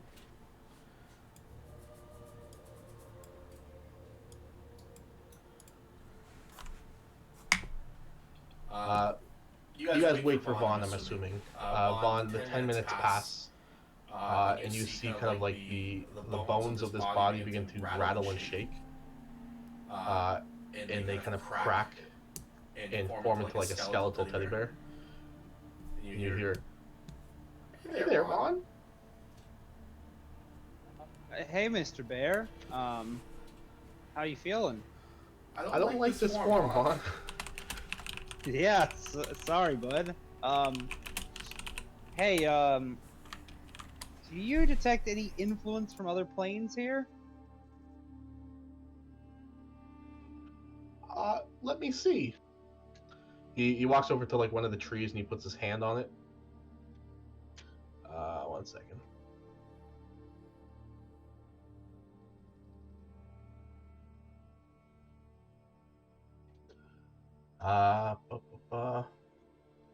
No, we're still on the prime material, Vaughn. All prime material. Slight fey, but yeah, mostly prime material. Slight fey, probably. Do you detect any prevalent, powerful, or do you detect any powerful fey in the area? He looks around for a second, and like you see him crack one of the ribs off his chest, and he throws it in the air, and the wind blows it. And he goes, "Powerful, no." Well,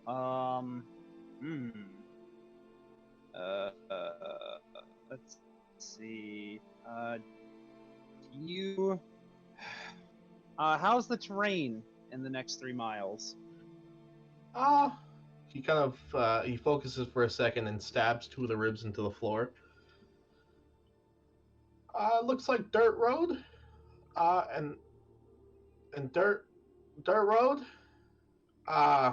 And dirt road. It's just dirt road, Vaughn. Well, there's something funky going on here, Mr. Bear, but I can't figure it out. You're telling me I'm an abomination. Well, you're my abomination, Mr. Bear. That doesn't make me feel better. All right, well, you hang tight, buddy. I'll see if I can't figure this out on my own. All right. And you see him kind of fall backwards, and the bones scatter again and form the same rib cage that was there.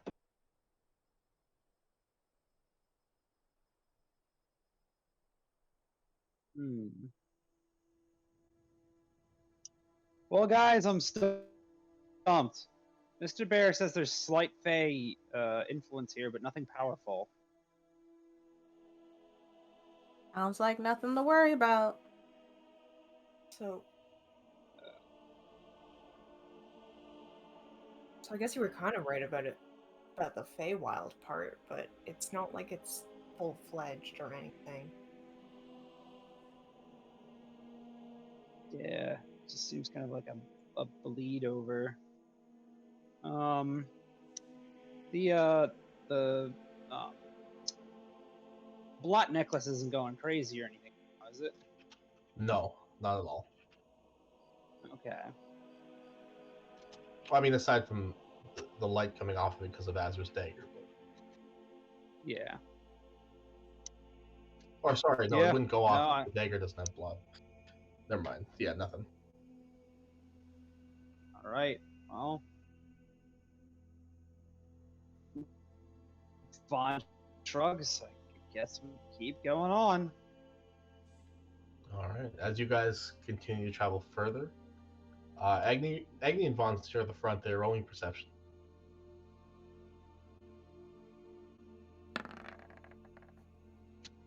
You both spot 2 familiar-looking archways. Oh, come on. Guys, we've definitely been here before.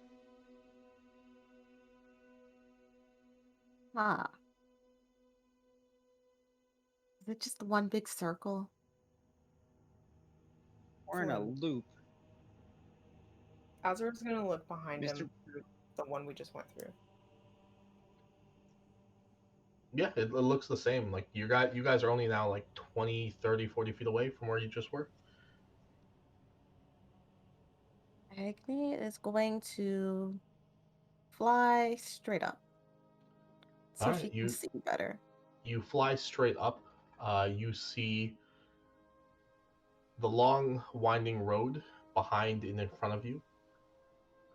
And just kind of like over the hilled horizon, you can't really see past like a hill area in front of you. And behind you, you see like another hill that seems to block your vision after a couple hundred feet. But it just looks like one long dirt road in some forest. You still see the mountains in the distance, though.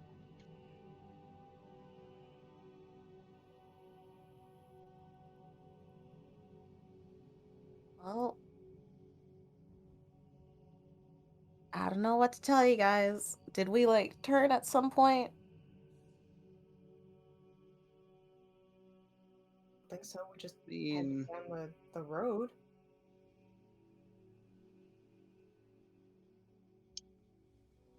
What if we walk on. off the path?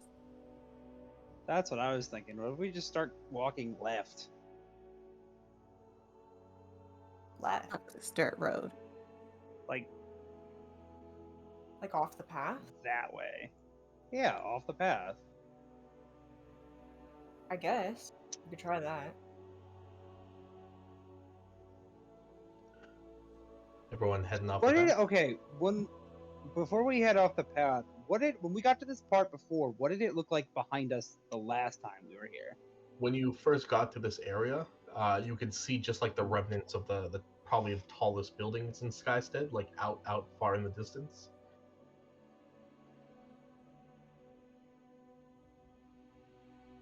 Okay. Yeah, Vaughn's gonna head off the path. Okay. Vaughn, Azra, Agni, you guys head off the path. Arya, you following? All right. You guys begin to head towards deeper into the forest as the trees begin to get a bit thicker. And you guys kind of manage to push yourself through, and the trees start to get unnaturally thicker, and you're physically squeezing yourself through gaps in the trees. But you do see kind of light on the other side. You guys make your way all the way through, and as you all breach and help each other out, Could have seen that one coming. Oh, this is bullshit.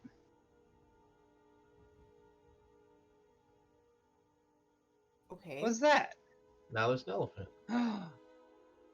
Whoa. My Elephant. gosh. An elephant. Are elephants Hold up, native to guys. this area? They used to be. They used to be? Vaughn's gonna start ritually casting Speak with Animals. Guys, stall it for like 10 minutes. Okay. Should I check? Well, how much time does it feel like went by? I mean, you can guesstimate it's probably at this point been maybe three and a half hours. And the sun's not coming up again? Not right now, but you can see the remnants of the sun rising like far in the distance. So it's not up yet, but you can see it's coming up. And you don't see any, Azra, since you were looking, you don't see any humanoid tracks, you don't see horse tracks, you just see lots of elephant tracks, and maybe like fox or wolf, maybe cat tracks.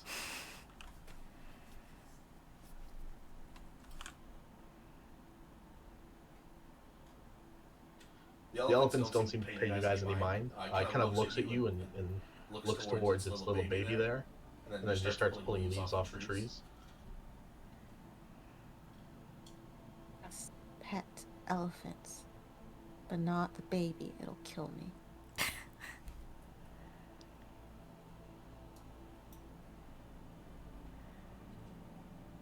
It takes a look at you for a second. Roll me an animal handling check. Oh no.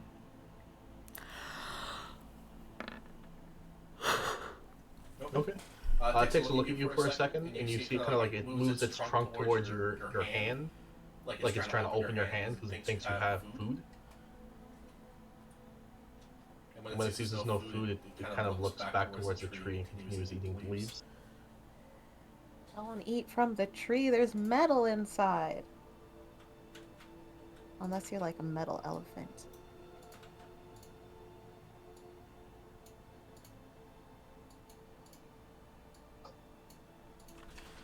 Alright, Vaughn, I'll say about 10 minutes pass. Agni, you eventually get to pet the elephant.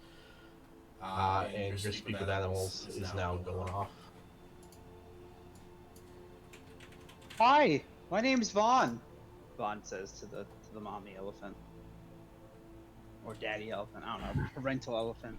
The elephant kind of looks towards you. It gives you a nod and lifts up its its front leg, sort of like a welcoming gesture, and hands you a leaf, or trunks you a leaf, I guess. Well, thank you. How'd you end up here? You hear it kind of say over, "Live here." Oh, you live here? Yes, this is our home. I don't know what an elephant would sound like, so. I love it. Like this place with the arches, specifically? It looks over and it goes, "The forest is our home." Okay, that's understandable. We saw your tracks on the. Oh my goodness, there's even more. Yeah, more start coming out of the brush.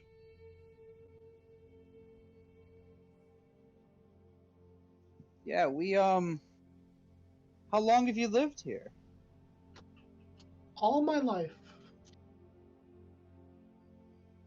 How old are you? It kind of looks around. Let me see if it would know its own age.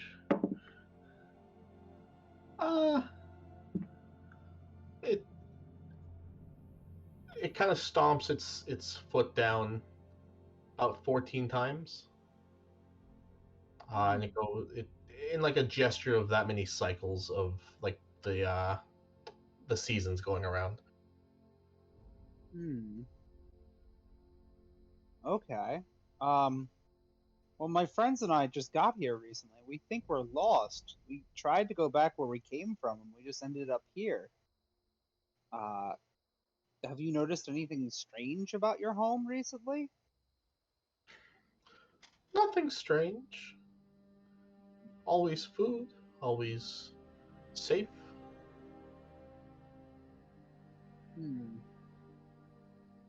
Have you ever seen the do you know what metal is? It moves its trunk towards like one of the weapons on your side, like as like a yes kind of gesture. Okay. Have you ever seen something that looks like this, but inside of a tree and liquid like water? Yes. We avoid that food. Kill many of us. Oh, I'm sorry to hear that. Is it inside all of the trees? No, these ones are safe. Ones further down are safe. The darker the leaf, the more dangerous the tree. That's good to know. And as you're saying that, Vaughn, you can actually see like some of the elephants that are making their way through the forest. Some of their like legs, some of their trunks a bit are coated in that metal, but it doesn't seem to be bothering them. They're just feeding as normal. Okay. This is how there's like steadily more elephants just appearing on the map.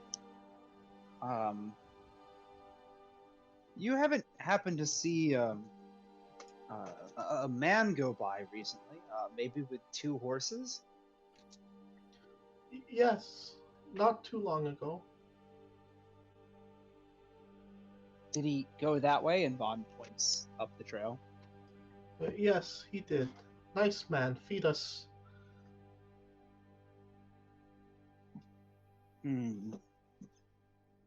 Well, I don't know if I have anything on me that you might like, but got some trail rations.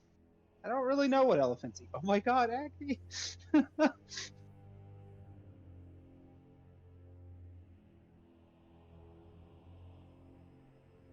um, does Vaughn actually have anything he could feed elephants?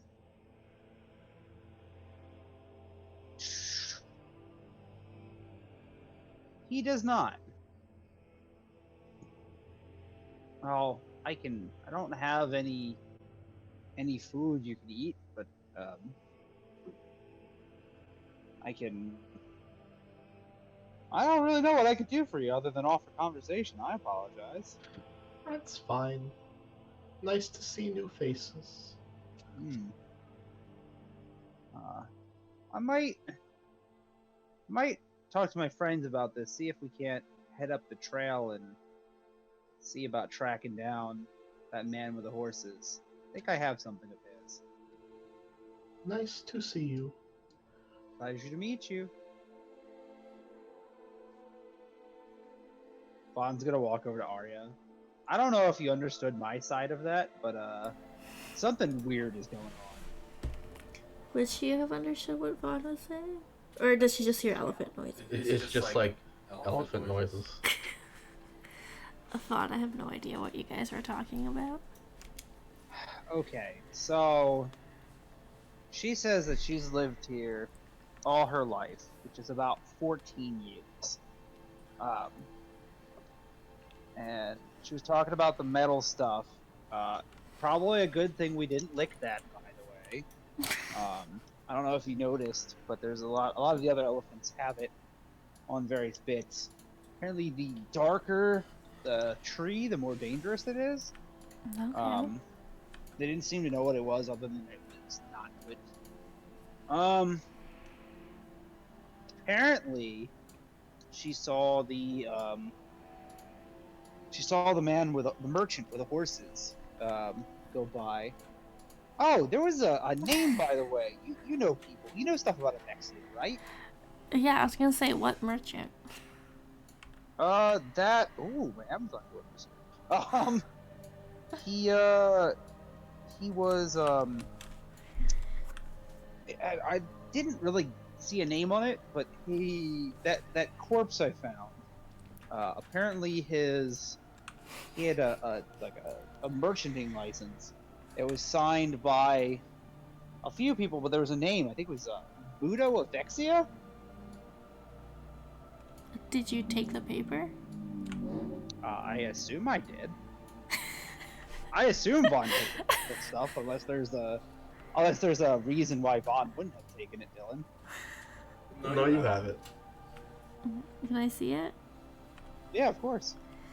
Dillon, is there a date on this? There is no date.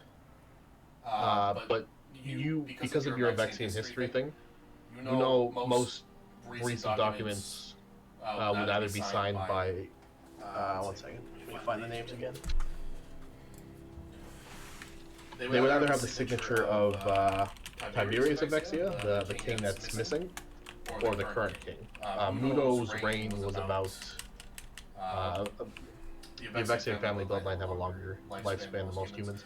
About maybe 150, 200 years ago. Can you send the name in the chat? Yeah. Thanks.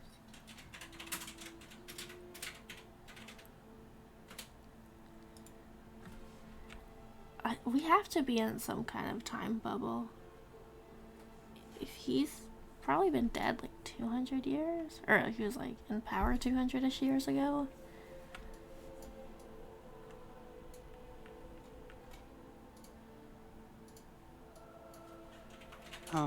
Well, that's not ideal. These arches are like really, really old. They're from before Avexia was like the Avexia we know now. They would use it to mark the distance between towns. Do you know what that distance was? She takes a look. What can she tell about these arches? Are they old? Like, do they look old? Or do they look? These ones look actually a little bit newer. They're not as weathered. They don't really show distance. There was no marker of distance from what you studied. They usually just show there are towns within like a day or so's journey. They're usually put up to say, hey, there's a town north and south of here of a certain distance. Each archway represents, depending on, there's no symbols on them now because the symbols have probably faded in weathering, but 1 week to 1 day could mean. So this one probably means 2 days because there's 2 arches. This one probably means that there's one like 2-ish days away. I think there would usually be like a symbol on them, but they're pretty old, so they're not showing anymore. God, this is terrible. My only weakness, magic.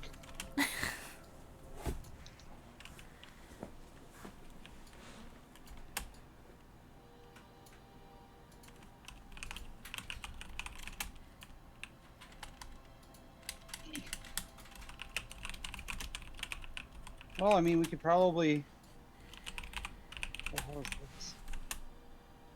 I had to install a driver for this? God fucking damn it. Sorry, I just got my thing for my HDMI to USB thing. Apparently I need a driver. While all of that was going down, could Azrael just like peek back through the way they came? The bottom. Yeah, it's exactly how you came from it. It's Yeah, where the trees. He doesn't the want dead. to wander too far. He just wants to see if, like, going back through it will lead him, I don't know, back in a loop a little bit. But he doesn't want to wander very far. He wants to be able to see the others from where he is. Okay. Well, you wander back about 60 or so feet. You see the stream. You see Vaughn's javelin. You see the body, or the skeleton. You see the rickety bridge. Okay, can he see anything past the bridge? It's still the same trail. You'd have to cross the bridge again. Okay, well, he's not gonna go that far then. He's just gonna go back to the others. Okay. As you guys are kind of like talking to the elephants, it's starting to get a bit brighter. The sun is starting to rise slowly in the sky. How long does it feel like internally clockwise, would you guess? 3 to 4 hours. Since we left the city, or since you left the city? Okay.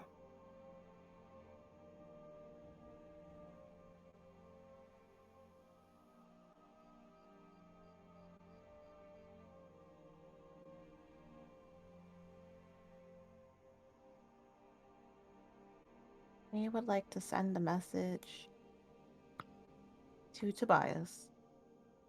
All right, go ahead.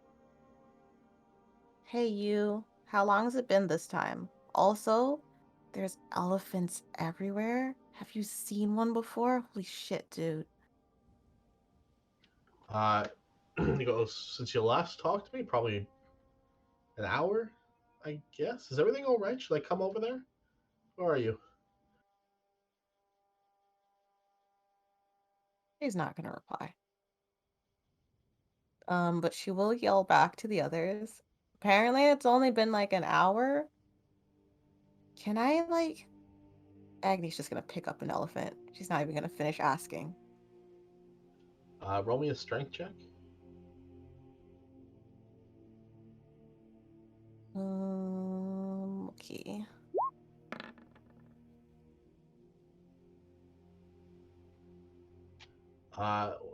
The one of the babies that's surrounding you. Yeah. You managed to like pick it up maybe a couple inches off the ground. This thing weighs about a ton. And it starts like Vaughn, your speak with animals is on still, so you pretty much just hear, ah! And then all the adults start turning towards Agni. Puts Agni, put it down. I'm sorry. And then the elephants run off. No. Ruined it for everybody.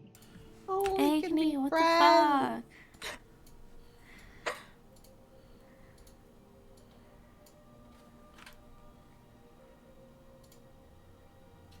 All the babies are gone. Agni. He'll just sit on the grass, all sad.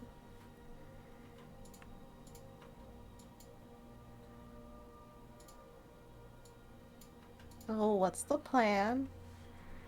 I saw Vaughn talking to some cool elephants.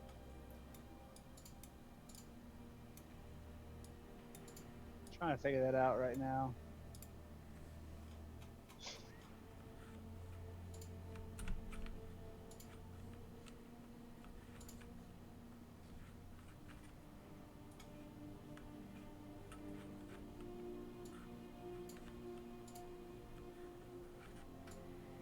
Found a baby. No. Okay. I found Arya. Oh god. What if she had said no?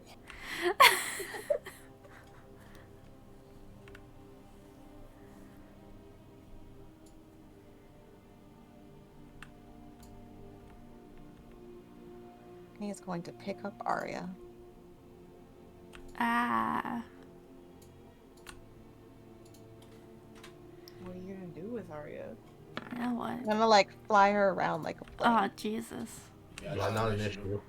No. Guy Stanley pulls his sword out. Well, you want to go? You want to fight again? Jesus, who are you doing it to, Agni? Yeah, the person trying to fly her like a fucking plane. Make a wisdom save, Agni. No! Why are you doing this? I'm just having fun with my friend. Put me down. Well, I think that's a fail. Right? 17. Yeah, by 1. Yeah, it's 14 points of necrotic damage, Agni. No, it's only 11. Oh yeah, it's 11, sorry. You will put her down.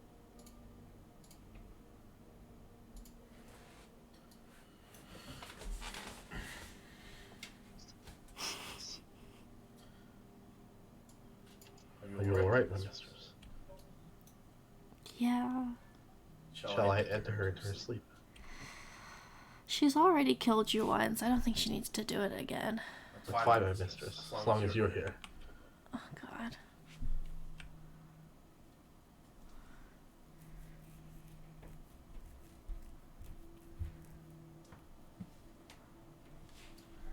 What's everyone doing? Juan is just being generally confused. I kind of want to keep going just to see if we encounter anyone else. Alright. Is everyone else following Ed? Yep. Wait. At a safe distance, so she doesn't get picked up again. Alright. You guys continue down the road. You notice something new. There is a large cart. Kind of parked in the road. Azrael is Hello. definitely gonna check out that cart and see if it looks like the same one that is used as bridge. Yeah, roll me investigation.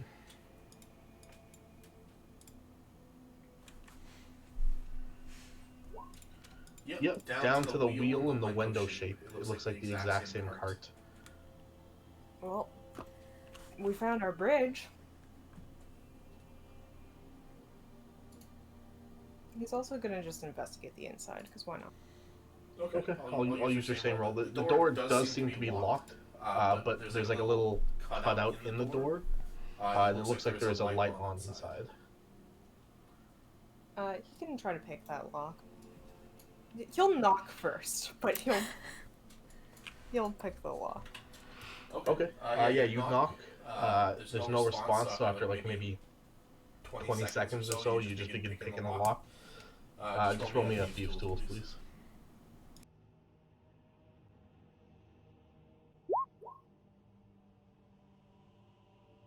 Yeah, it's a pretty simple lock on the front of this.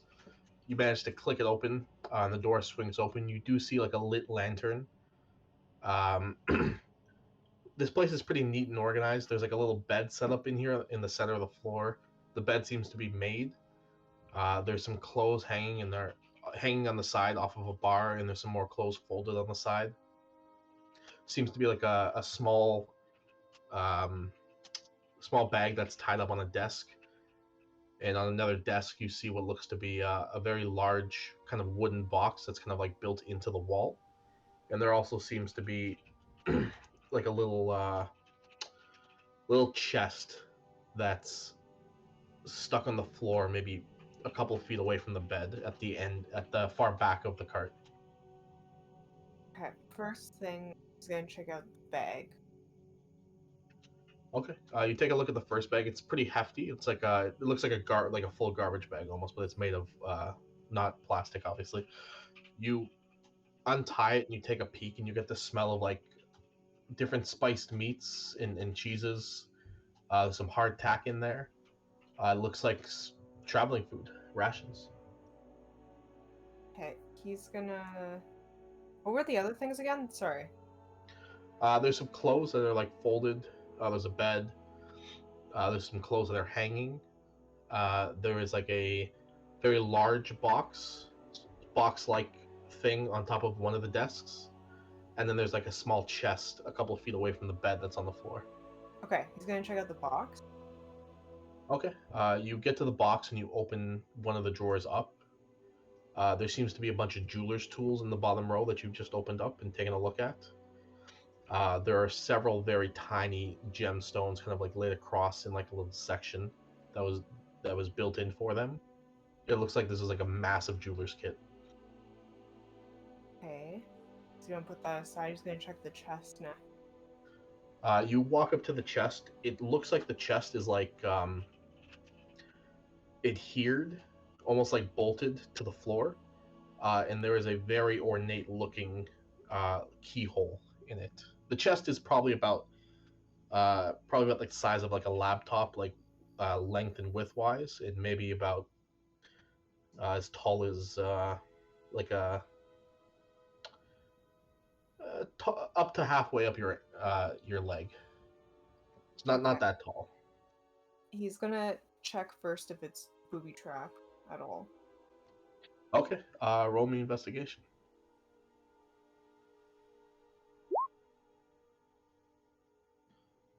25. Yeah, 100%. You can see there's like triggers on it, and it looks like someone paid a lot of money to like. You've never seen this type of like lock before, or whatever's on here. So it looks like someone paid a lot of money to protect what's in this chest. Okay, he's gonna try to disable the lock. All right, roll me a thieves tool.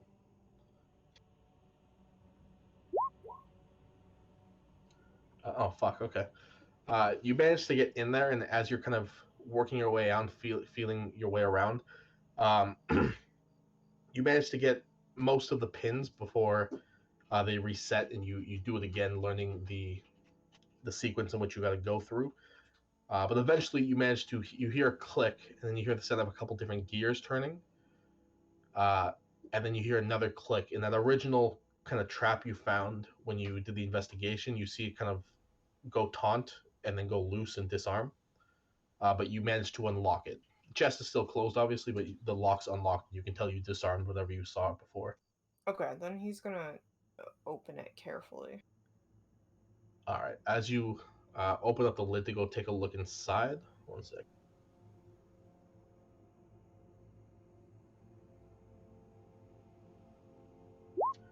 A dart flies right past you into the wall, and you see some sort of liquid drip down the wall from the end of the dart.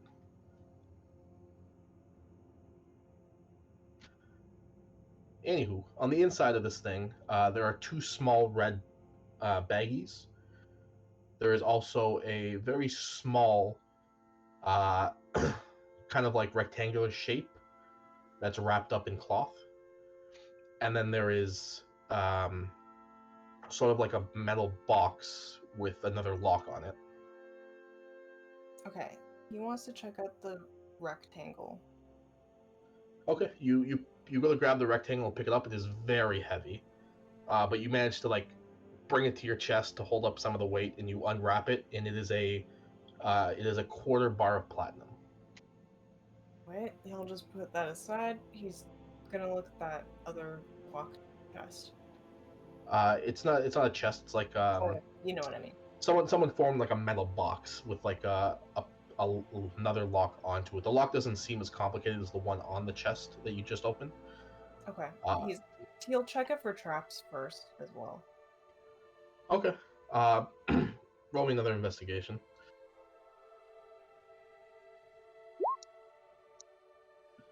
25. You don't see any traps on the outside of this thing. Okay. He's gonna try to pick that then too. All right. Jesus. You managed to pick the lock. This one's even easier than the one to get in here was. And as you pick it and you kind of toss the padlock off and you open up the case, you see there is like a very soft interior it looks like this box was built to hold something kind of fragile. And you look down and there is a gemstone in there. Let me find what this thing's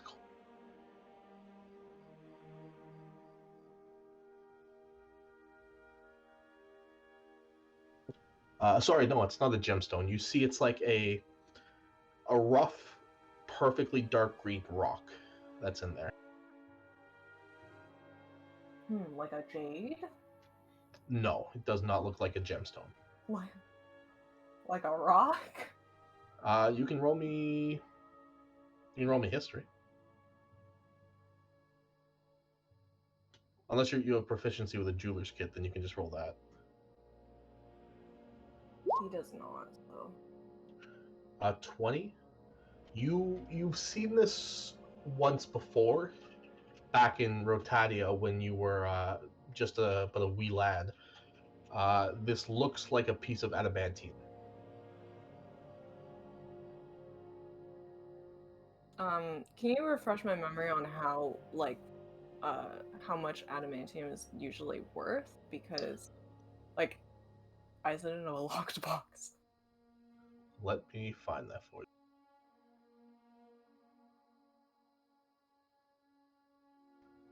It is worth about 5,000 a pound.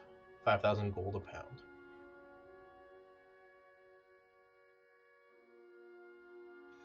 And from your guess, you're probably holding about maybe 3 to 5 pounds of it in that one rough rock.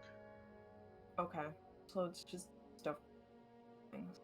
Alright, he'll yell out the cart.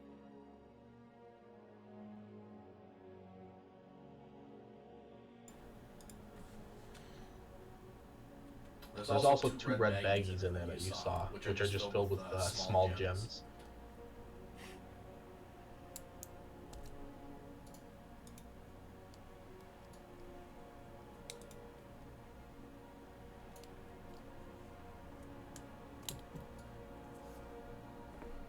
Yeah, he's just gonna let the others know what he found.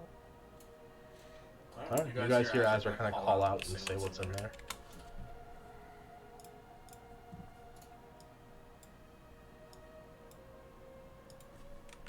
You're rich, Azrael. You can afford a house by the seaside. I mean, I'm not keeping, like, this money should go towards the town or something, right? Like, What if I'm the not guy keeping comes this. back for his shit and it's gone? I wasn't even really intentionally gonna take any of this. I was just trying to see if we could find any clues as to what the hell is going on here. But all I found was just Money.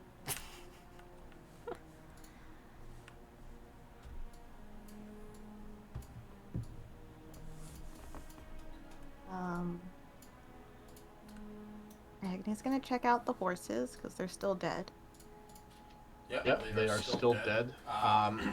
When you get closer to them and take a look, the blood is fresh. Huh. Maybe if we do the loop one more time, everyone will be alive.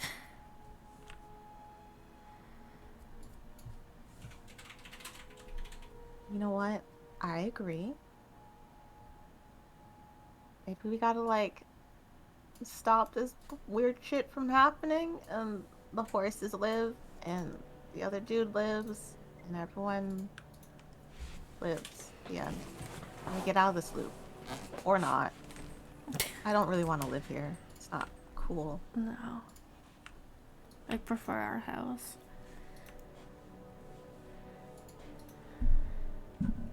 I'm just gonna step around these horses. Azrael, you may as well take it, and then if we do loop around and he's alive and the stuff isn't there, we can just give it back. It's not a big deal. I guess so. What did we find again, Dillon? I'm just gonna put it in chat. Thanks. Okay. I remember the platinum and the rock, but there were other.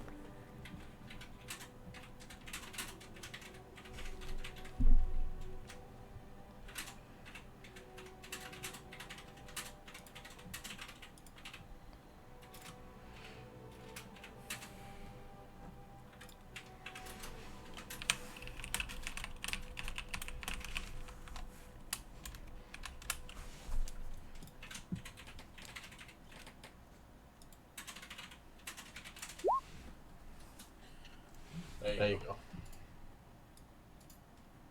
Thank you.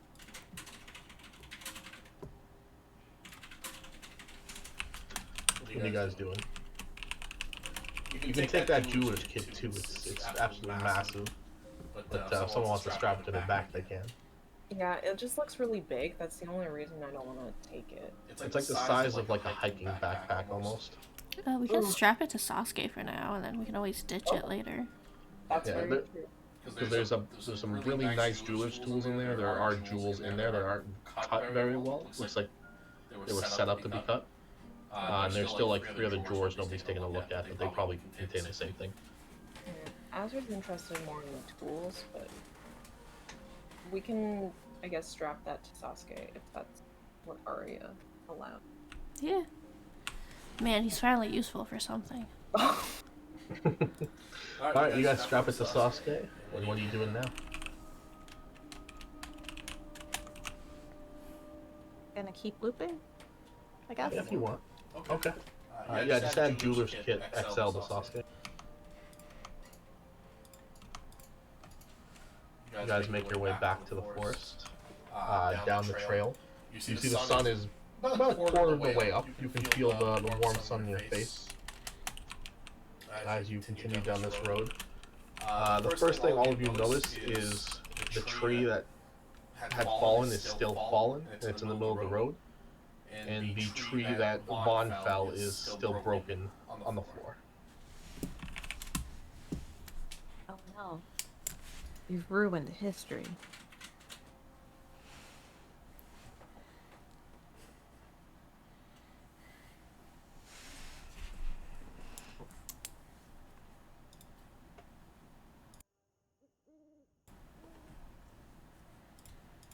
Are there like... Oh, I guess Sasuke had the metal on him. Yeah, the metal that you dispelled is still on the floor there.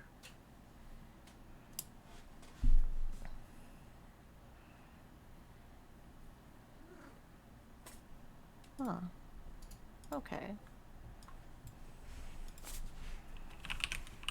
Was this the only area where we, like, tampered with stuff? Aside from Vaughn's javelin thing. Oh, right. We haven't gotten there yet.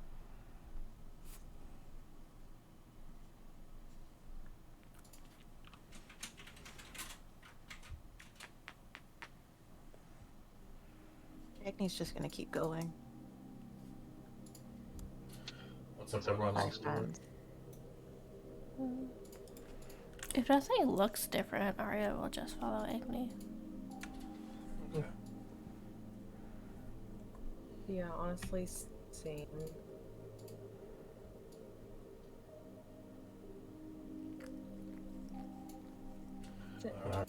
Did Agni check out the trunk briefly? Don't think so. Okay, I was just She gonna just take a kept look. walking. No touching. Alright. The trunk has like little pieces of metal sticking out that you can see. But it still looks rotting. Still looks exactly how it was when you guys left it. Oh, okay. Follow. Arya. Alright.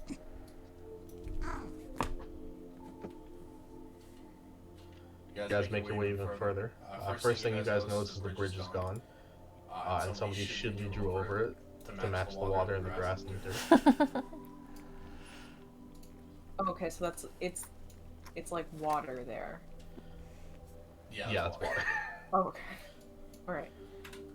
The only thing you with your passive perceptions, javelin is gone, but the water that kind of outstretched to meet the javelin when Vaughn first threw it is slowly making its way back towards the original stream. Do any of the trees look particularly different, like as if any time has passed significantly? No, they look completely in season. They're all green. Nothing's changed.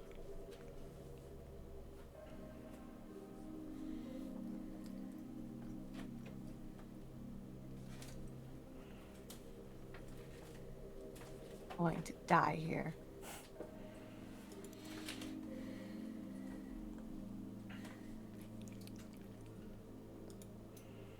Guess we just do we keep pressing on at this point?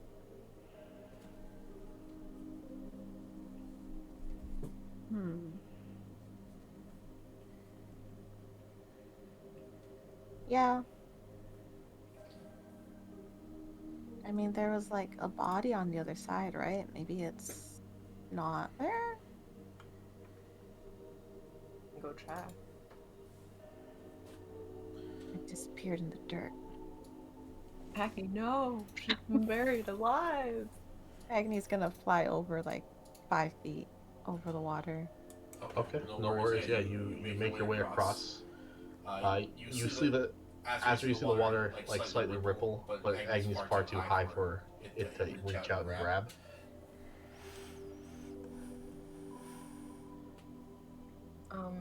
Did it look like it was more active than it was like the last time we were here? Like it's faster or something?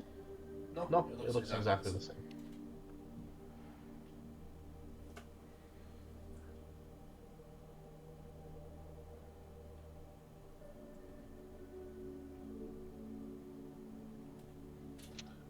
Agni, on that side, the body is still there. You see the only difference with the body is the flesh is there now. It's not a skeleton anymore. It looks like it's just recently broken its neck. How did that happen? Did you trip? Did you stumble on a rock? No, there was a noose hanging from the tree. Oh, fuck. But it looks like Fix this. it looks like the noose didn't really work that well. He broke his neck and the noose broke. That's why he's on the floor there.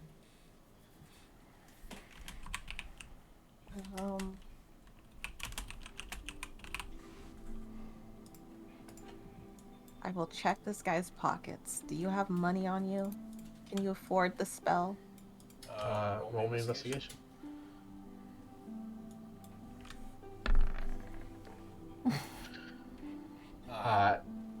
You search through his pockets and you don't really find much. Doesn't look like he's wearing a coin purse on him or anything.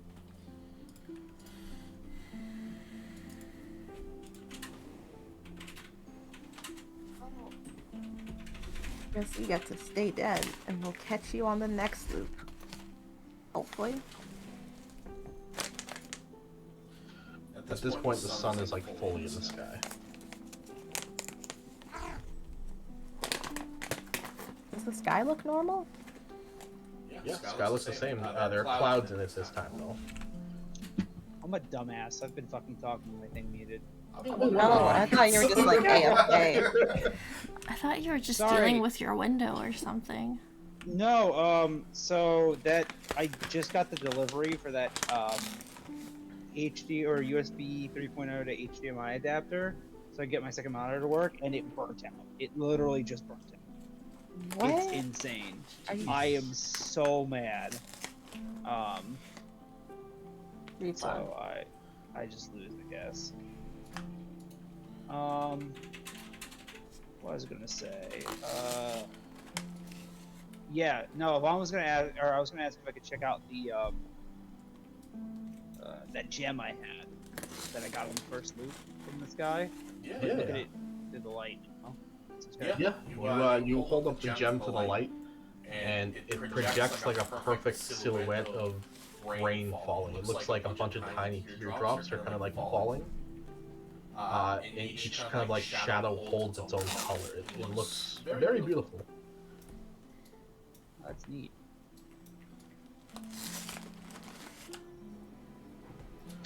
Probably never seen a gem like this before.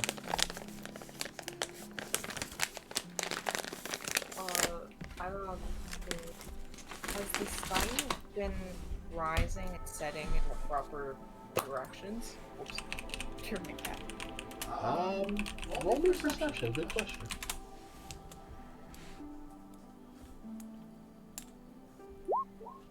A 20? It would usually rise, was it west to east, or is it the other way around? In West? like real life, it's rises in the east, sets in the west. East, okay. You know you've been heading north towards the mountains, and the sun has been dipping below the mountains north of you. Cool.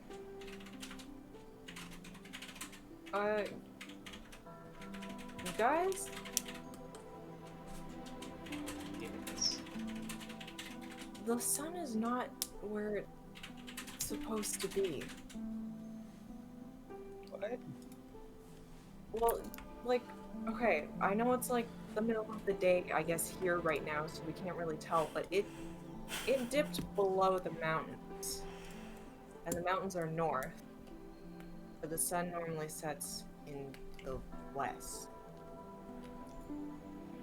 Yeah, it's really weird. Is that a sun?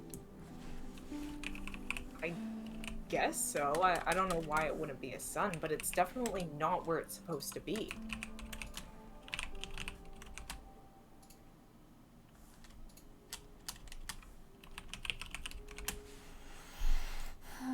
What if it's not a sun? How would What if we- none of this is real? I mean, it's probably not. I mean, it feels kind of real.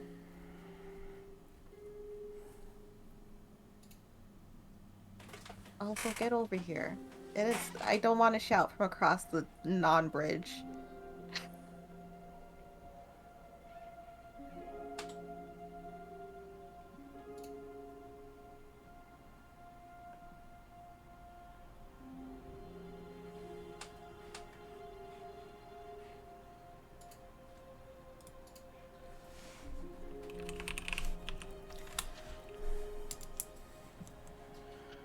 What are you guys thinking? The thing that I'm trying to remember. You know, let me go through my notes before I say.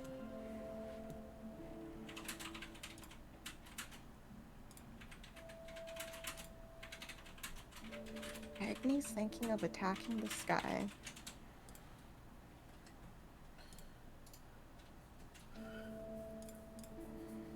With all the resources available to this level 16 party, I thought you would try more than attacking the sky. No, I'm also going through my notes, but like Agni herself is just like ready to fight the sky. The entirety of the sky.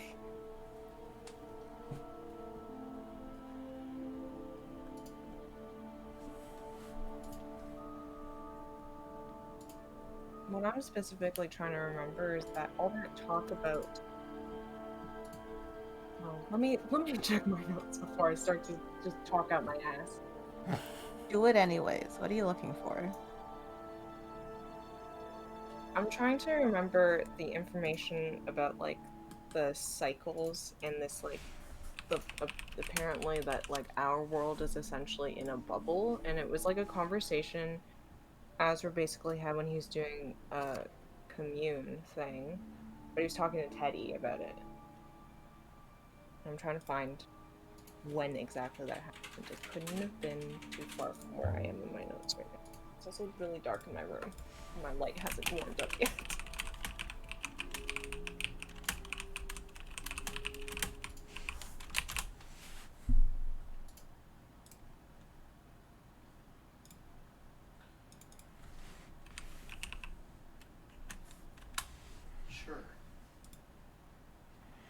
chicken strips. Mm-hmm. Should we just take a quick break? You guys want to take a quick break? Sure. Yeah, that sounds good. Alright, we'll reconvene in like 10 or so minutes.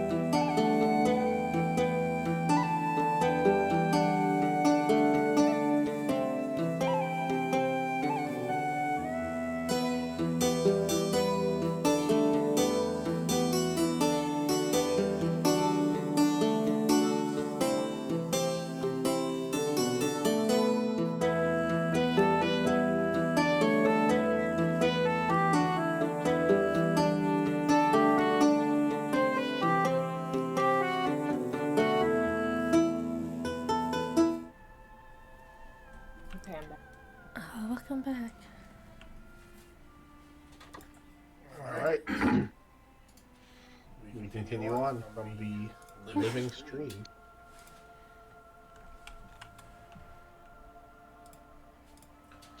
Sun is still in the top of the sky, is very bright out.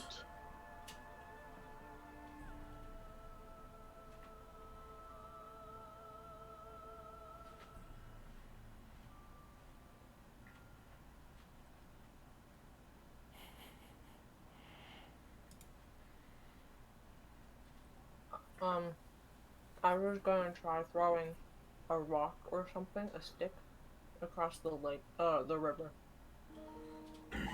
Throwing it across? Mm-hmm. Alright, easy enough. You pick up like a weighty stick. You toss it across, it lands on the other side. How's the water? Is it like aggressive? It looked like it was reaching for the stick, yeah. But it wasn't like more aggressive than last time. No. Okay, then he's just gonna take another flying jump across. Okay, easy enough for you.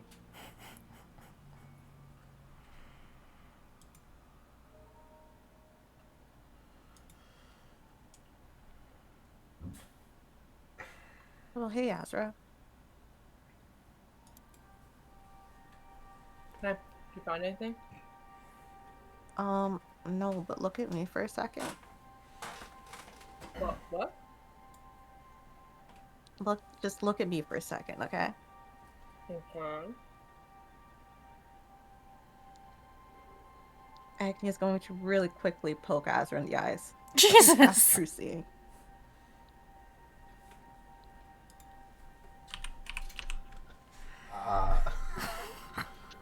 Alright. Azra, for a second, like there's pain in your eyes. And as you kind of like rub them down and start like wincing in pain, you'll open your eyes to yell at Agni, and as you look around, let me check True Seeing real quick.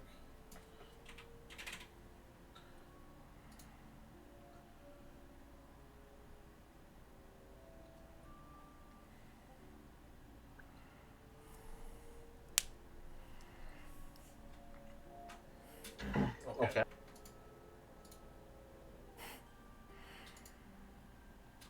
As you begin to look around, Azra, with your extremely high passive perception, the first thing you notice is like a humanoid individual, probably about maybe 5.5 feet tall, currently kind of watching towards Vaughn and Arya and Guy Stanley from behind one of the trees.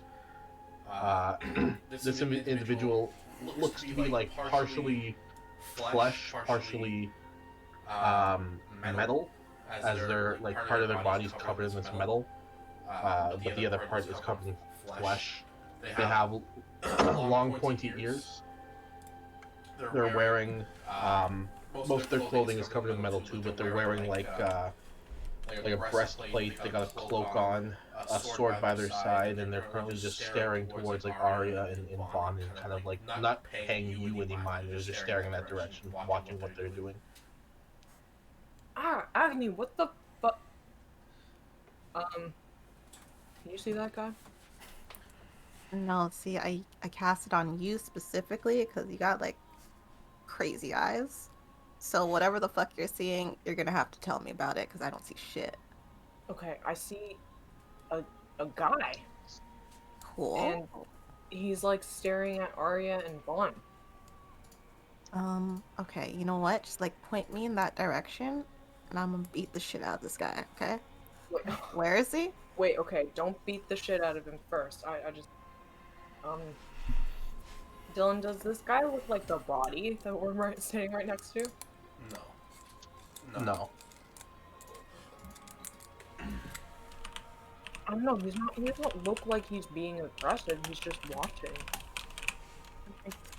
Am I getting warmer? Well, where is he? Actually, I'm not gonna tell you if your first reaction is gonna be to beat him up. I just want to ask some questions. Well, why don't I go with you? Azrael will go with her. And he'll try to, like, not tell her exactly where this guy is.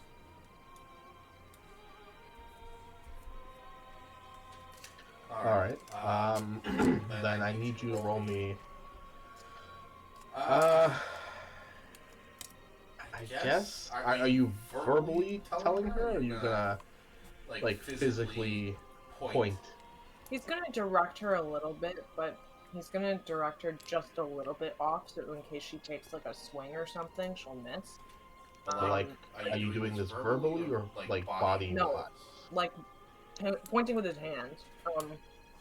And he's also gonna try to stealth, and he's gonna tell Agni to try to at least be quiet and stealthy. Okay, then roll me a sleight of hand. Okay. Alright, so you kind of point the direction to Agni. Agni, roll me an insight check.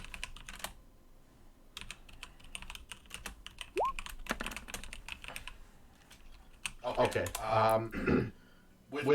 With like the motions and the directions Azra's pointing, you're very certain you know exactly where Azra's pointing.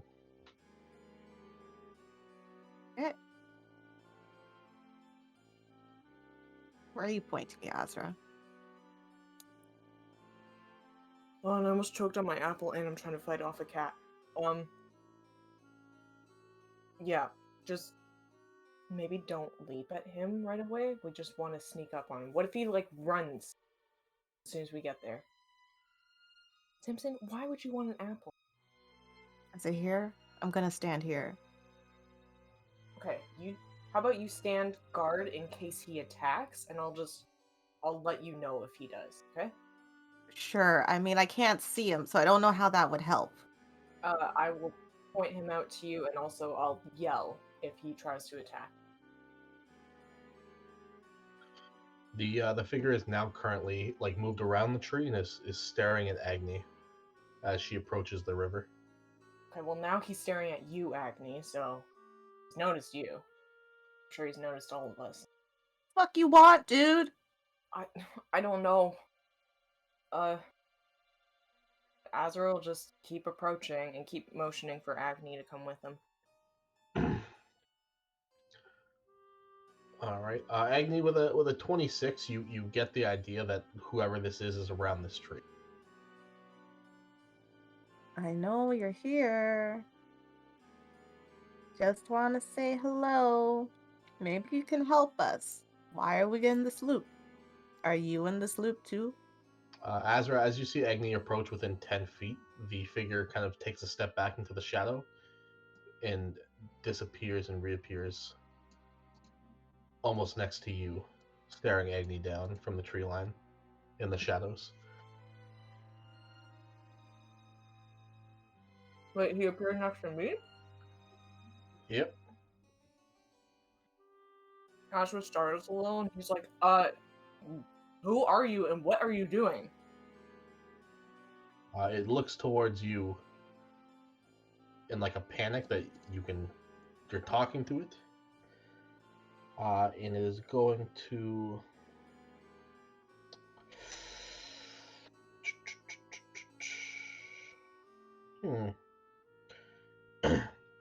You see it reach its fingers into its mouth, and you hear a very loud whistle.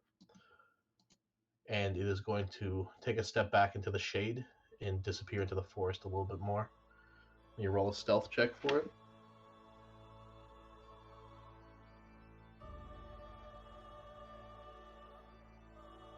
Azra's gonna try to, like, pursue it, too.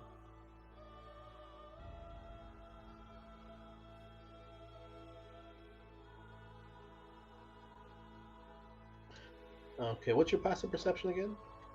25. Okay, it rolled a 24 for stealth. You see it kind of like reappear in the darkness here, but it begins to pull out a short bow and an arrow. Is he looking at me or is he looking at Agni? He's currently looking at you, and as this is happening, you hear, with your passive perception, the sound of the bushes rustling as you see another one. Oh, he's gonna put his hands up and he's like, wait, okay, we don't mean you any harm or anything like that, we just want to know what's going on here. Just imagine like Vaughn's like watching like Azrael talking to himself and Agni like calling out and like swinging her like hammer around. Just looks at Arya's like, do you think they've gone insane?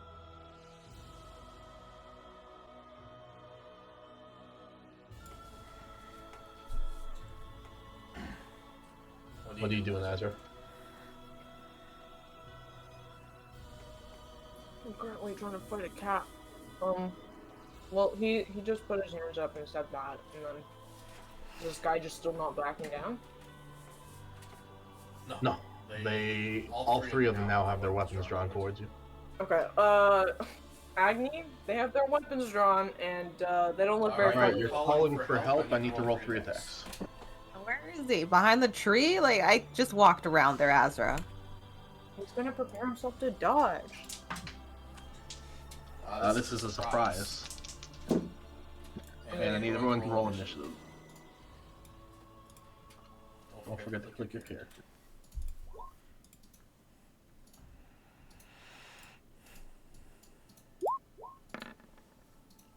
Yes.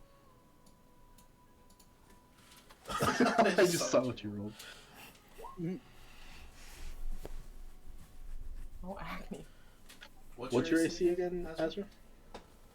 His AC is 8. 18? Actually, at this moment, because he's not dual wielding, it's 7. Whoa, dual reading. 420, am I right?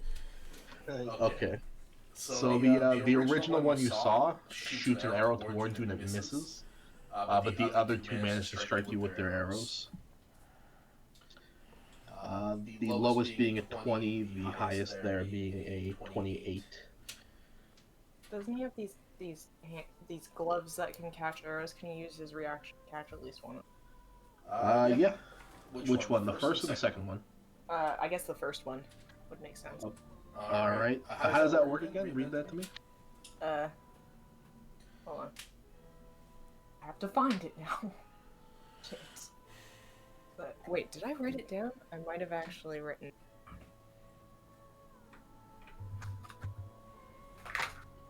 I have 3 notebooks for this campaign.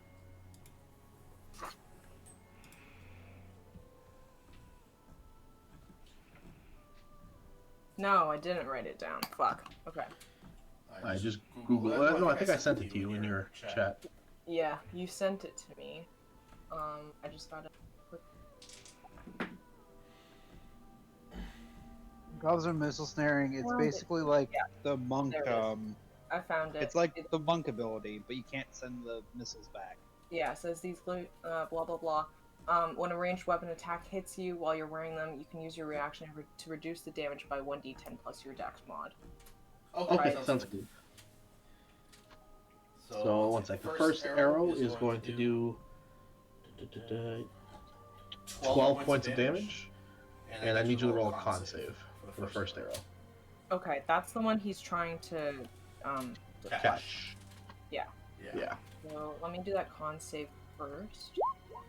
Oh my god. And it was 1d10 plus death. Yeah. So.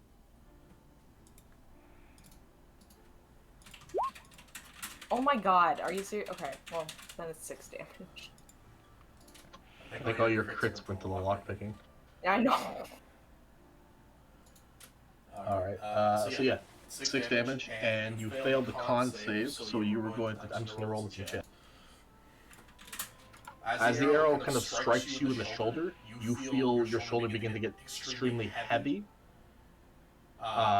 And you see kind of like leaking out of the wound is a copper brashes colored metal that begins to pour down your arm. You take 26 points of poison damage, and you get a +1 to your AC.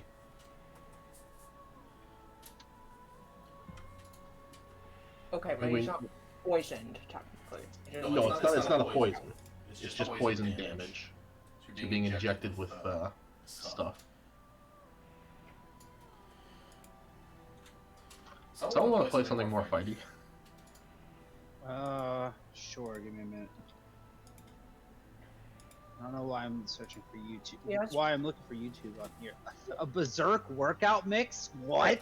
Hold It up. has resistance to poison damage, by the way, so.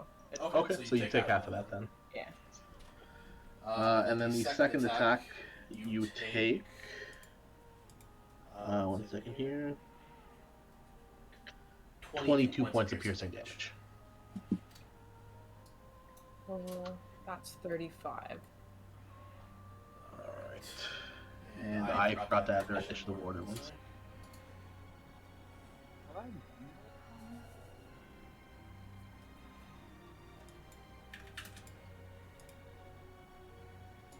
This is one said of my... +1 to his AC now?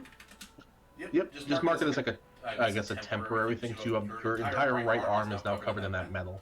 Okay, I'll just try to remember it so I don't end up forgetting my actual AC. Okay, no problem. And these guys rolled amazing for initiative.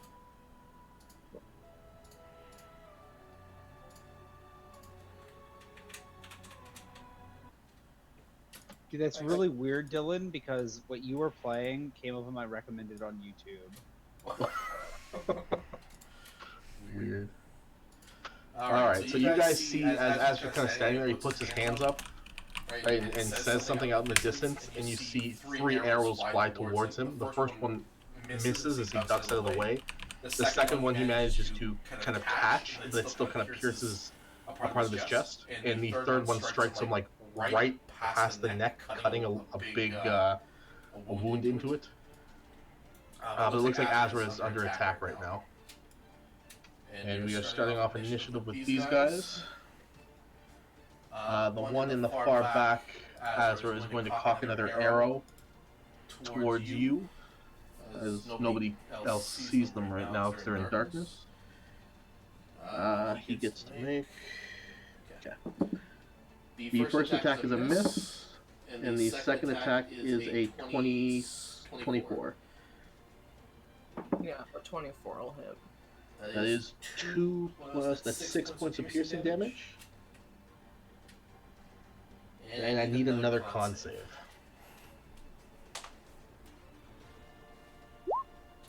18, you succeed. The arrow strikes into you, but you manage to grab it and pull it out fast enough that the liquid metal does not catch onto your skin. And you throw it to the ground and you see like a pool of liquid metal kind of pooling off the tip of the arrow. Alright. The second one now is going to disappear into the darkness for the third and last time.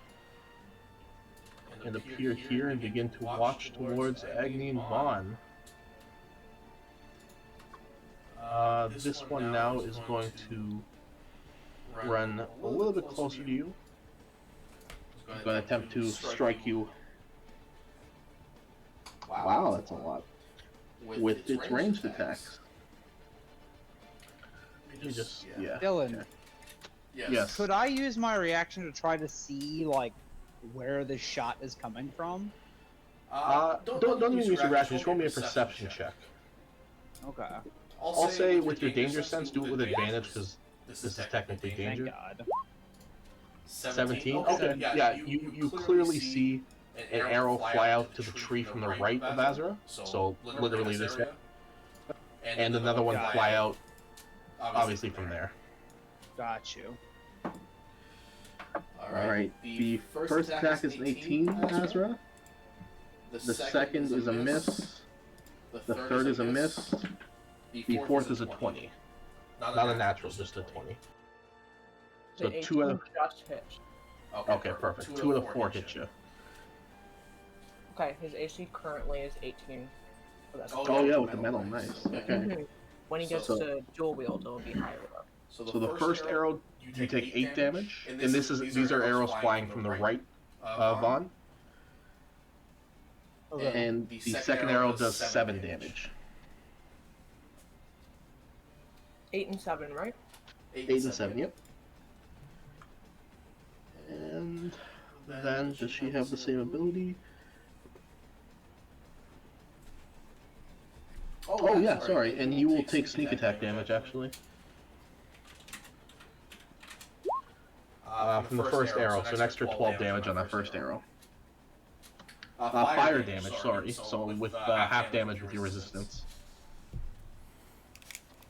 Wait, no, I read the wrong ability. It's regular piercing. I'm sorry. So yeah, just take the full. Flaming sneak attack. That'd be funny. All right. You feel a burning in your loins. Vaughn? All right, Vaughn. Vaughn is going to channel my actual palpable rage, because I can't get my goddamn shit to work. And he is just going to go into his, feral rage, and he is going to move. So that's his bonus action. So he gets 5, 10, 15, 20 from that.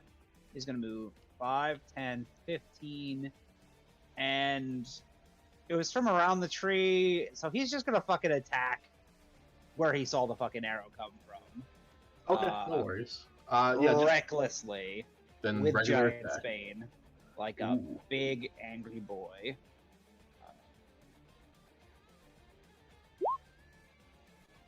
All right. First attack. You want to roll the second? Did I hit with the first attack? 'Cause that's going to determine what he does with the second attack. You swing around the tree and you feel like the weight of your weapon is plunged into something that wasn't wood. Cool. The second one's going to be a great weapon master. Do it. Oh! Alright, so let me unclick those real fast. I want to do the damage from the first. So that's the first. And this one is going to be the crit. I'm going to use my savage attacker to just reroll the crit just to see if it's better. I'll keep the first. Give me the total damage of both attacks combined. Okay. Any resistances? To slashing? No. Cool. That's 69 points of damage. Nice. Jesus Christ. All right. Let me mark that down. Okay, with your first swing, you managed to cleave something. Thank you, love. And with your second swing, you feel multiple bones cracking, and you hear somebody yelp out in pain. But the scream is sort of like metallic, almost like you ever punch like a piece of sheet metal and it makes that like wom wom sound. Yeah, kind of like that, but with a scream mixed into it. Should have attacked my friends, asshole! And that's Vaughn's turn. All right. It is now Arya's turn when she gets back to the computer.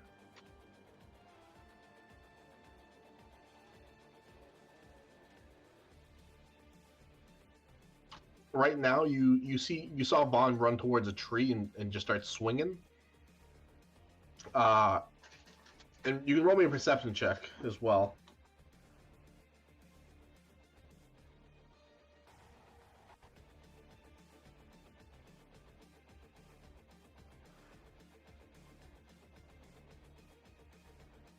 Taking a 2-minute break.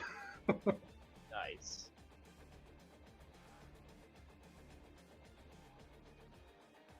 Oh, Dillon, I just earlier today I donated to back the Kickstarter for that that I think it's called Heliana's Guide to Monster Hunting. Oh, I saw that one. Yeah.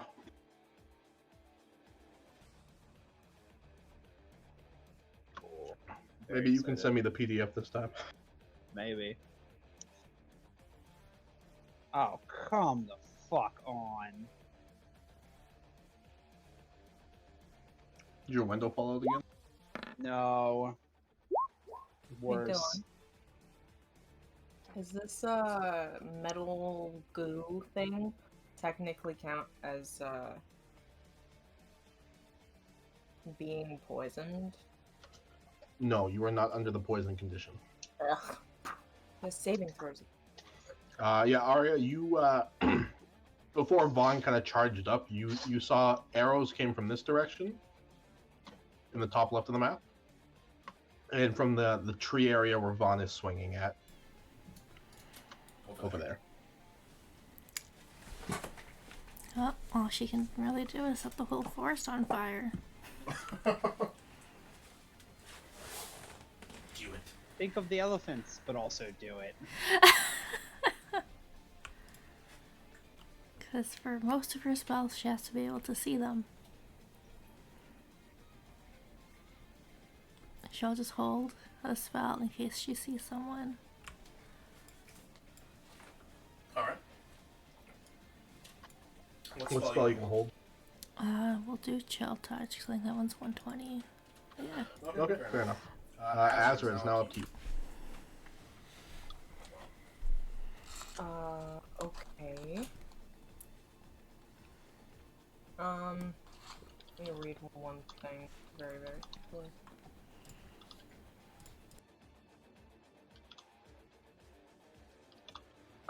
Okay. He's going to, do you guys really need to see? Do you need vision right now? Vaughn? I mean, technically, Vaughn can't see what he's doing anyway, so. Exactly. One of these things is gonna be the wrong answer. He's gonna cast darkness. On top of yourself? He's casting it on his talisman. Which is around your neck? Yes. So it should move with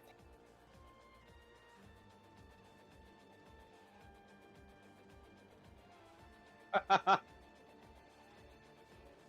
You could alternatively just give Azrael a black aura and make it so we could all see it. That is true.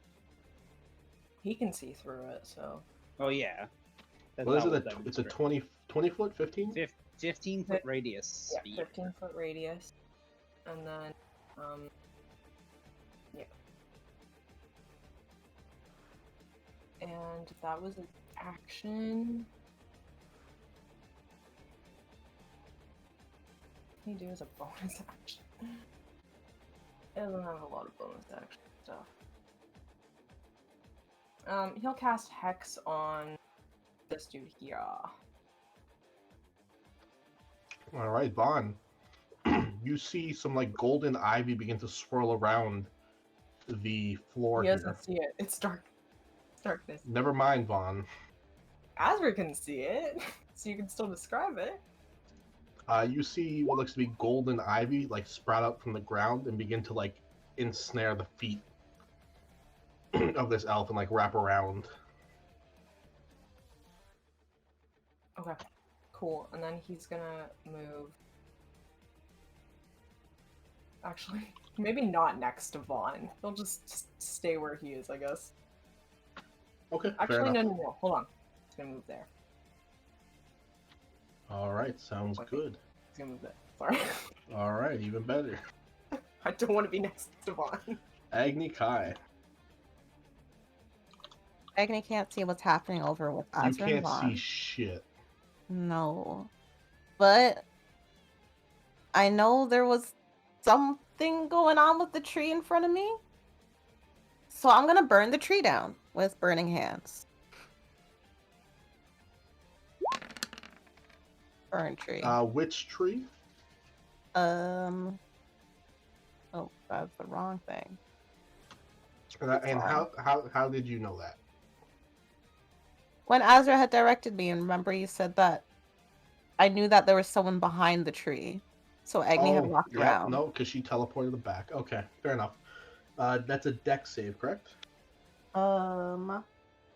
Yes.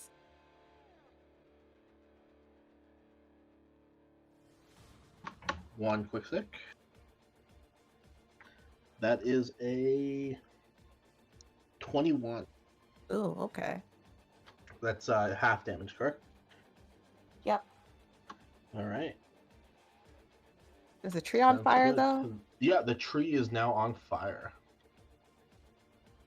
Good enough for me. She's gonna take a few steps back and just admire her work. Now that the tree is on fire and there is light being poured out through the fire, you see in the remnants of the light a half metal elven looking figure standing there, bow out.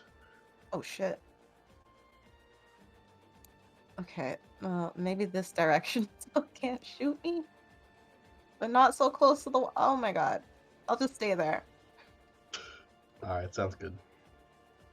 back to the top of the round.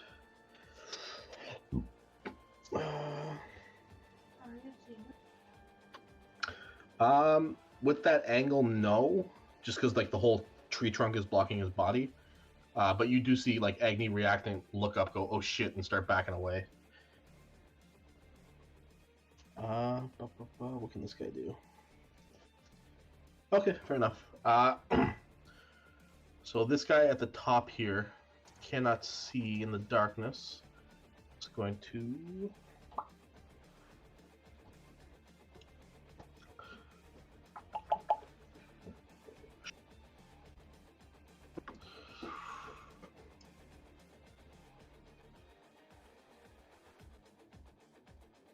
And he's going to attempt to attack Agni Kai.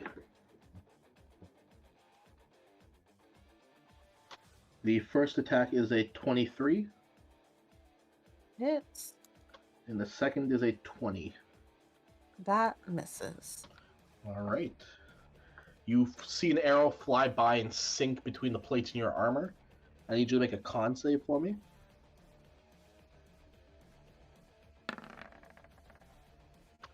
Okay, you succeed. So you will take 8 points of piercing plus...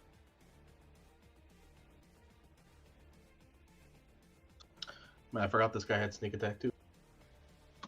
22 points of sneak attack piercing damage. Oh shit, okay. Plus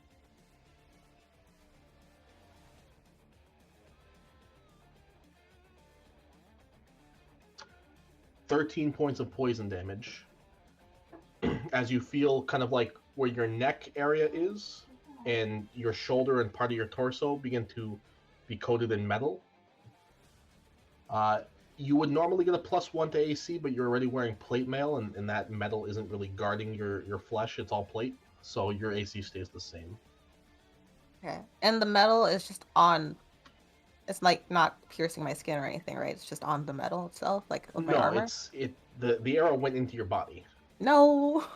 So like your shoulder, your part of your torso, like your chest and part of your shoulder is coated in that metal again. Okay. This one here, now that the fire's there, is just going to run out towards you, Agni. And it's... yeah, you can... Oh, it's a new round. Yeah, sure, whatever. You can make your... No, once the round resets. No worries, just, yeah, roll the chill touch. 14? Ooh, close, but no. You attempt to cast the spell, and the hand appears and goes to strike down, but she ducks out of the way and heads towards Agni. It's going to make 2 longsword attacks.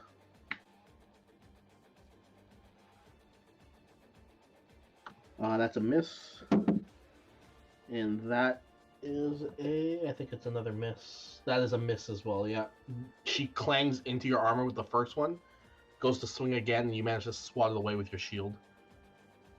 Cool. Alright, sword bitch over here. Can't see where she's going, so let me roll a d12.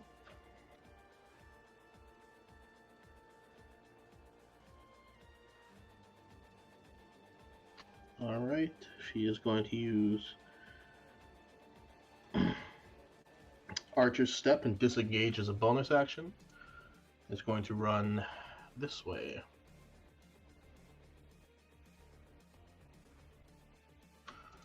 Alright. Currently, this one here is still invisible, as there's no light touching them. It's natural light, anyways. She's going to pull back her bow, and in a 30-foot cone,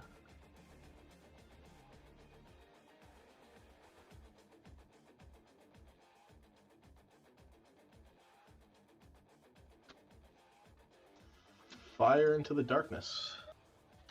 I need both of you to make me dex checks. Or dex saves. Got you. As you guys see a volley of arrows just appear out of air and fly towards the darkness. You both succeed, and you guys are going to take half damage on this. Azrael's got evasion. Look at you go. Fair enough. He kind of needs it. You should see how much HP he has right now. Oh, I'm looking. I'm lucky that I'm lucky I rolled that well because I realized my advantage got canceled out by not being able to fucking see the shit. As you see a fiery rain of arrows fly towards you guys. Vaughn, you'll take half damage. The 48 is piercing, the 2d6 is fire. And Azrael, you are able to avoid it completely. And that'll be her turn. Vaughn, it is now your turn. Right. Vaughn is going to 5, 10, 15. I don't see them. I'm gonna You use can't- my free. Yeah, what's up? You can see the one attacking Agni right now. Oh, well, shit then. Illuminated by the fire on the tree. 25, 30. I'm gonna use my free item manipulation action to pop the Helm of Brilliance on. Let me just double check to see if I'm outside of the 30 feet.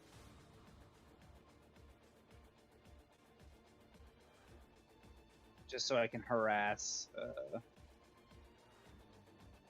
Guy Stanley if he gets close. I'm going to pop that on, and then I am just going to go to town recklessly on this stupid idiot using Great Weapon Master.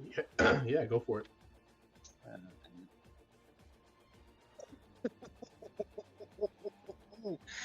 I'm gonna use I'm gonna use the reroll, see if that's better. Quick math says it's not, so I'll take the first damage. So that's 28. That's 28 plus 15. It's 43 points of damage on the first attack. If he's still standing, I'll do it again. Yes, he is. Or she is. Gee. All right. So that is 18 to hit. Yep, that hits. Jesus Christ. That is another 32 points of damage. And since I got the crit before, I'm going to use my bonus action to attack again. Go for it. That's a 25 That definitely hits. for 21 points of slashing. All right. Still standing, but you see there is liquid metal pouring out of like every wound you have been hitting them with. If you don't want your friend to die, you better stop fighting and surrender! That's all Vaughn's got. All right, Arya. You can now see with Vaughn's helmet on, because of the light, the one attacking Agni and the one... It only illuminates if there's undead nearby, so if they're not undead, it doesn't illuminate anything. Well, what's nearby? What's the radius? It's 30 It's the feet. green So thing, isn't it? if there's an undead in this range, it lights up. Then never mind. You only see the one beating Agni. How dead? It looks like it's almost dead. Close, yeah. Okay, then I'm probably not gonna waste a level 4 spell like I was going to.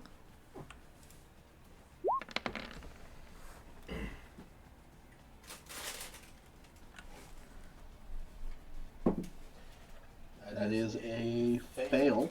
They will take 21 points, and they...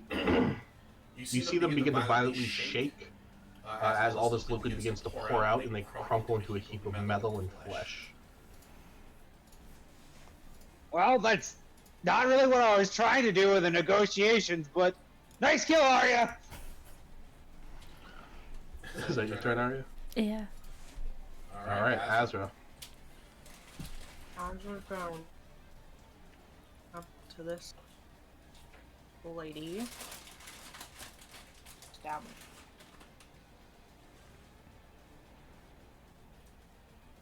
Oh man, I didn't put in my new dagger. Oh fuck. Alright. Well, I guess he's not doing it with his fancy new dagger then, because I forgot to put it into the sheet. Boo. Boo. Oh wait, he gets advantage, right? No. Yeah, because darkness. Yeah. Okay, let me just roll it. They both miss, unfortunately. Alright, First, steal my food. does he get his bonus action to attack with the other one if he misses? Hold on.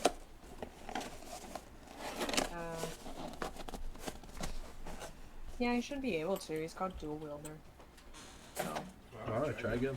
offhand weapon. Gave that one away. Fuck, I haven't updated the actual sheet. This one. There you go. Yeah, that hits. Plus sneak attack, correct? Mm-hmm. Darkness. There you go. Alright, you run up behind this metallic abomination. You take your first swing towards it, and you just happen to miss as it's kind of like, it leans back, hearing you come behind it, but then you just take the dagger and wrap around its neck and cut its throat, and you see it just hit the ground. Okay then. Alright. He'll use the rest of his to move this. Alright, Agni Kai. What He's you going doing? to use Dispel Magic and hope that gets rid of weird metal on her. Okay, roll it. Okay.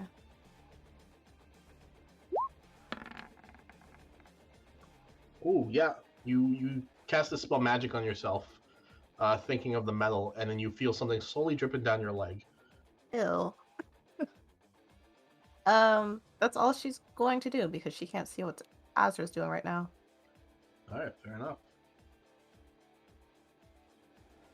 At this point, she's dead as well.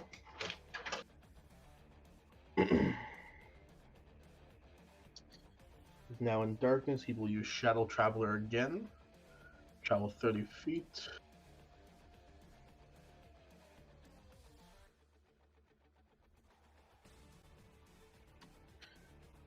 Then going to... Still hidden by the trees. We'll take a shot at Arya.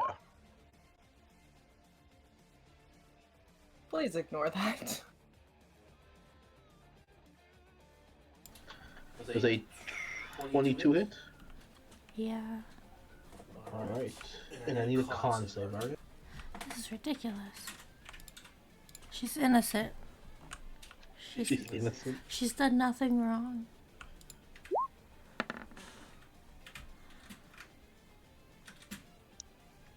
Oh shit! That is a success, so you'll take half damage from the metal poison.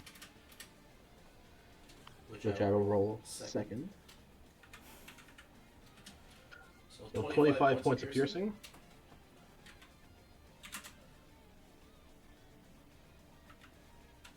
Is she taking full or half of that one? You'll take the full 25 and you'll take 15 of the 30. And you feel your right thigh begin to have the metal coated over it. You get a temporary +1 to AC. And he still has his movement. He is going to move through the water.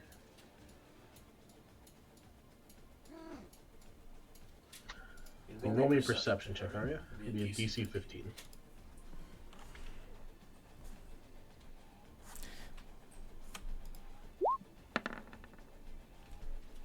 Ooh. You hear the sound of like water splashing, but you're not too sure if somebody just ran like across where the bridge used to be or the other direction. Now your turn, man. Where's that, Azrael? Can I get like a reaction response or something? Can I make a perception check of my own from that whole shenanigans? Yeah, go for it. The only thing you really saw in that tree line before Azra kind of like blocked it with darkness was the sound of like bushes ruffling. And then that's about it. All right. Well, my helmet's gonna start glowing now that I'm within 30 feet of an undead. So the light will be cast in this area. All right. Yeah, sure. Fuck it. From that angle, you do see this abomination get illuminated by your helmet. Bon is gonna chuckle evilly. He's gonna go through the river. Maybe. Maybe. There we go. 40, and he's gonna dash. 45, 50, 55, 60, 65, 70. Just gonna stand there tapping his massive axe in his hand. How many feet did you run through the river, Bon? I ran directly through the river. 5, 10, 15, 20. Why? Okay. I have the water walking ring on if that changes anything. No, the water's going So to I be didn't walking do- up you. I need you to make me a con save as the water has crawled its way up your leg, your torso, and now down your throat. Oh, god damn it. Okay. With a 30, you managed to cough up the water that was flowing down your throat, but is currently encasing pretty much your whole outside body, trying to crawl into your mouth again. Next turn, you'll have to make another con save. God damn it. So they can go through the river and be fine, but I can't. This is bullshit. Fucking privileged abomination. You You have an action one? Action was to dash. Gotcha. Alright. Alright. Arya, you can now see illuminated by Juan's helmet this guy in the forest next to him. Oh, fuck this guy. That will be fading very soon. Or actually, technically it would have faded because there's no undead nearby, but if you move an undead within 10 feet, it'll light back up again. Or 10 feet over. Does it do anything to them? When they start their turn there, they take radiant damage. Jesus. It's only a d6 though. Otherwise, it's the difference between it being visible and invisible. Okay, this is why we have Sasuke. Yes! He's our okay. sacrifice always. Even in death, he is dying. Oh, you just blight the motherfucker. Okay. That is a con save. Yeah, okay. They deserve it after what they've done to her. Yeah, that's a fail. That's an 11. So he'll take 40 points of damage.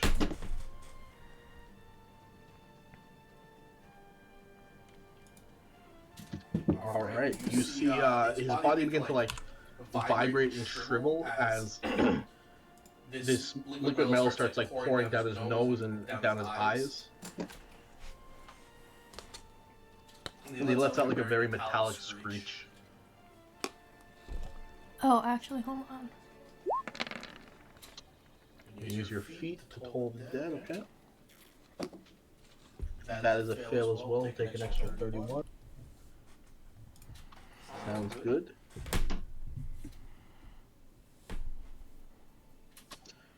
Alright, there is now liquid metal pouring everywhere. Azrael, it's now your turn. He's still not dead, right? Nope.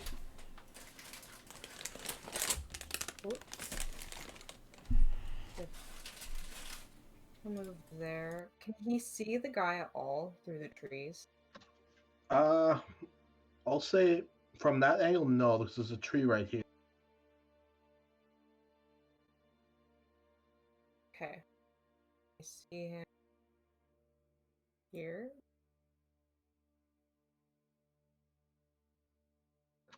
Sure. Okay. He's gonna. I set up the new dagger. Is it okay if I use it? Yeah, go ahead. Okay. He's gonna whip it at him. Ignore the fact that that was advantage, but still 21. 21 does hit. Roll the damage. Do I get sneak attack with it? Vaughn's next to him, so yeah.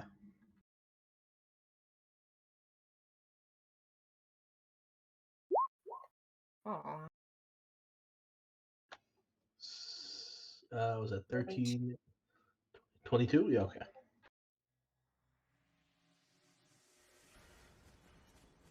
Oh, All and right. he's got to actually bonus action. He'll whip the other dagger.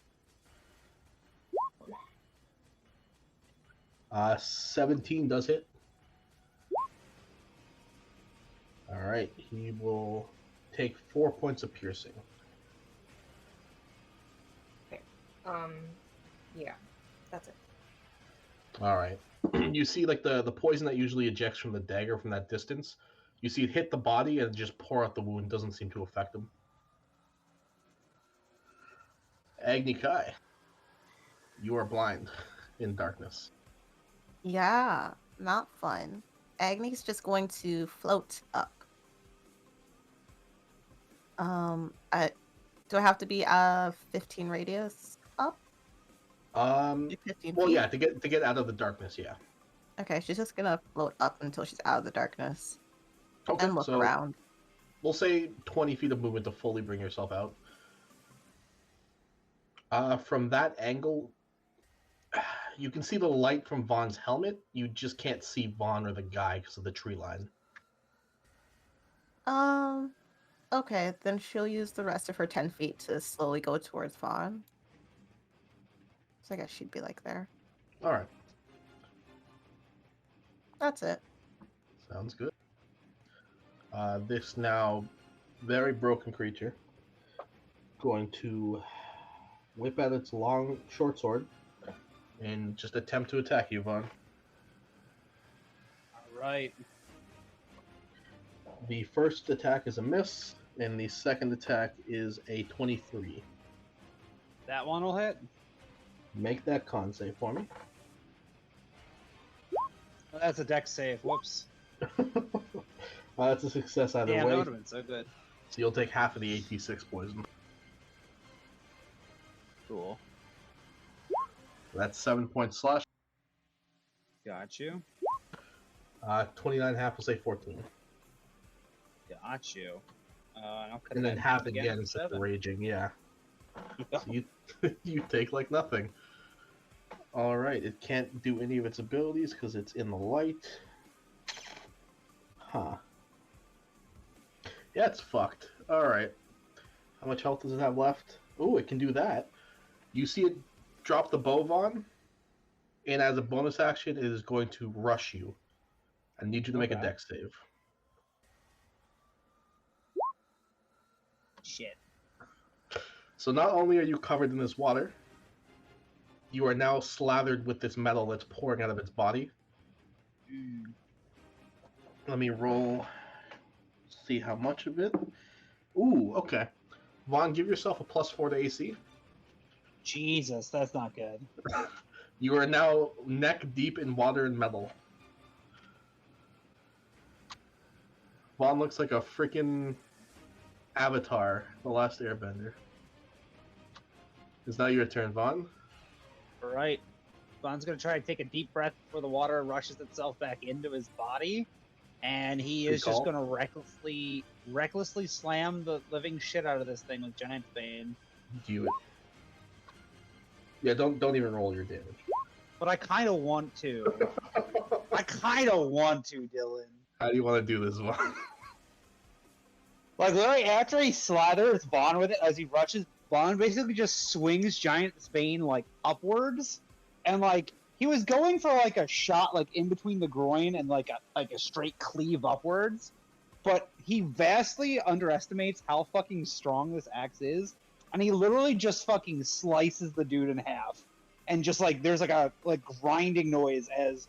It's not a clean cut like it would be with Frostplant. Like, he literally just tears him in half and throws him over his head. Sounds good to me. The body flops over in 2 pieces. It hits the ground. You doing anything else for your turn, Vaughn? Yes. Vaughn is... Oh, shit. He's gonna head towards Arya 5, 10, 15, 20, 25, 30.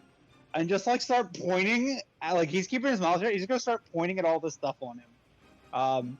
Can I attack the water? Is that something Vaughn can do? Do you have an attack left? I do. Yeah, go try it. See what happens. Sure. He's not a great weapon master because he feels like this is probably going to hurt himself, but he's going to try to cut the water off of him with a great axe. It's a 30. You definitely managed to hit your own AC. Cool. All right. So you take half of that damage, obviously. Got you. For a second, the water level reduces. You don't have to make the con save for the water this turn, as it kind of leaches onto your axe.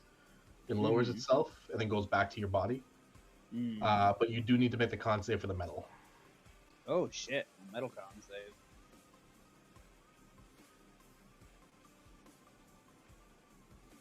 So combat is over. Vaughn is fine. He is just covered up to his neck in metal and water. Guys! I guess I'll... Azrael's gonna dispel that darkness. Agni just wanders into the stream. I can't see! Oh wait, no, she's flying. Agni, as you come sprinting up to Vaughn, the first thing you see, or flying, I guess, the first thing you see is the river, the stream begin to soak itself into the ground and disappear. Oh god, my shitty truck.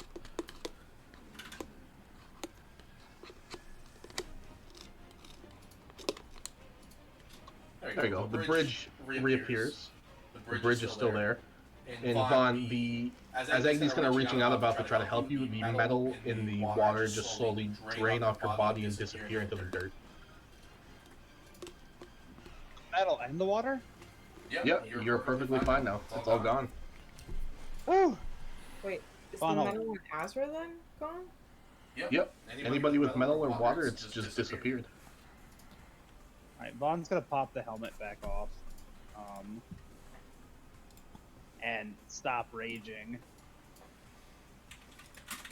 What the hell were those things? Vaughn's gonna go and investigate the corpse. Alright, roll me investigation, Vaughn. Can't say he's very good. Azrael will investigate this corpse here then. Okay, you can roll 2.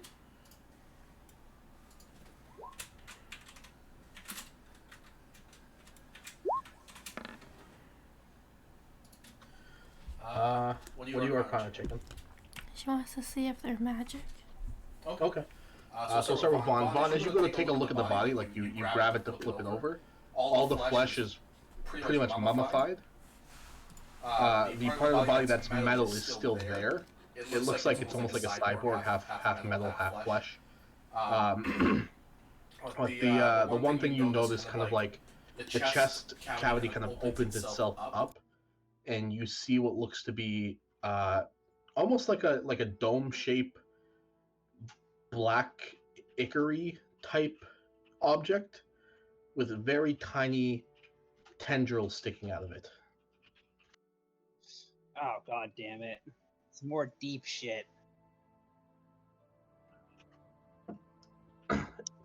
Vaughn, roll me you rolled investigation. Just roll me a perception check with advantage. Look with your eyes. As you kind of take a look at this thing in the chest a little bit deeper, it looks very familiar, like the ones you pulled out of the members of the Deep. And both to you, Arya and Agni, it looks like those things you pulled out of Children of the Sun when you met them in the desert. But this one looks a bit different. It looks more... The ones you pulled out of the Children of the Sun looked more bestial, looked more creature-like. These look more almost... How do I describe this? Manufactured. Like an imitation. The tentacles are smaller and it looks more concise. It looks more streamlined. Whereas the ones you pulled out of the Children of the Sun, the tentacles were long. They wrapped around the spine. They went down like 10, 15 feet. Like you pulled a lot of tentacle out. This one kind of looks like a jellyfish almost. As you take a look at this thing, it looks exactly like the things, but somebody's improved them almost like in design.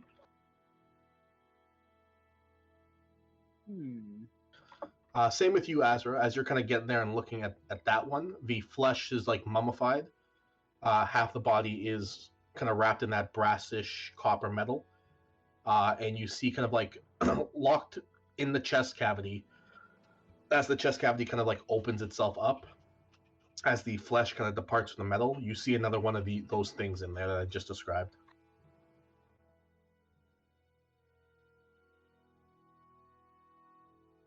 Ugh. Are you guys seeing what I'm seeing? If you're seeing what we're seeing, the tentacle things, then yes. Arya with a 30 Arcana check. These are, yes, 100% magical.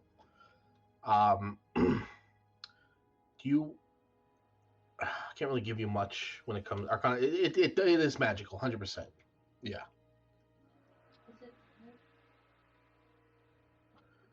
No.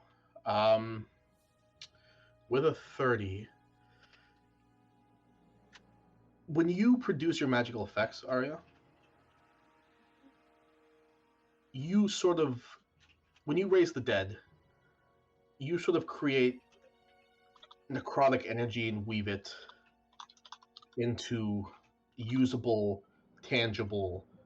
Something usable and tangible you can put into these undead to raise them. This in front of you, obviously you can't see magic, you can't see the weave when you cast the spells. This looks like a physical manifestation of that type of necrotic magic.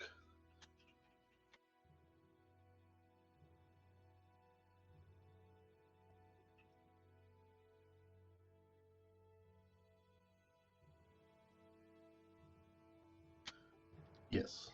So that's what I can give you with an Arcana check.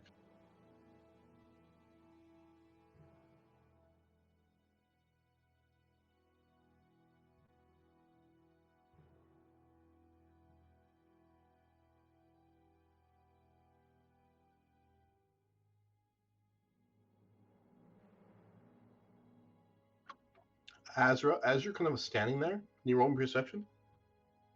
Perception? Yes, please. As you're kind of standing there, you get up and you dust yourself off. After looking at this thing, you kind of look down the road, and you see the mountains that seemed hours away, or maybe a couple 100 feet away at this point. Does it also seem like... Because when we started this fight, it was like, what? It looked like midday. Does it still look like it's midday? It looks closer to evening at this point. Maybe early evening. Okay. Hey guys. Yo. We are way closer to the mountains now. Oh, really? Oh. Huh. How are your eyes feeling? Not too bad. It kind of hurt when you poked them, though. Maybe next time just let me close them first? No, your eyes need to be open for that. I had to stick some, like, ointment in there. Sorry, not sorry. You put I don't want to... eyes? kind of want to go see the elephant, if there's elephants are there. I'll be right back. Vaughn's gonna, like, haul ass to see if the elephants are back where they came from. Vaughn, we really shouldn't get separated. Okay. Vaughn, you start running, and as you're running, you realize this is like a certain part of the trail you actually never walked on. Oh. Well, he's gonna stop, he's gonna about face and run back. And look really disappointed the whole time. Guys, the elephants are gone. Don't worry, Vaughn. They never forget. I know, but... Oh, they were so cool. Maybe we'll find one. One day we'll find more. There's so many French fries. You think people will believe us when we tell them? And they're not very good once they start cooling down. I don't know what, like, maybe there's something about these tentacle things that alter reality around them? I mean, those elephants have probably been dead for, like, hundreds of years, but if they got displaced somehow, they'd still be alive, and we could start an elephant colony. Let's all retire and start an elephant colony. Yep. That's how the campaign ends. We end it right here. Von Scallion, Elephant Rancher. Well, we got a jade to go get, so to the mountains. Yep. I guess for a bit, I'm feeling kind of run down, so maybe. Oh, rest once we and get after? once we get closer, we can probably set up a camp. Good idea. Alright, as you guys continue to travel forward, you travel maybe a couple hundred feet as the mountains get closer and closer to you. And as you're following the trail, you see it leads between two sections of the mountain, and there opens up a large area. Let me just swap the map over real quick. Large opening of a cavern. The cavern itself, there's not really much to it besides a large pool of water that looks to go very deep.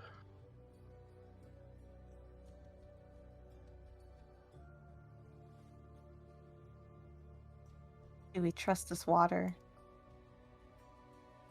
Have we ever trusted? I feel like we have at some point.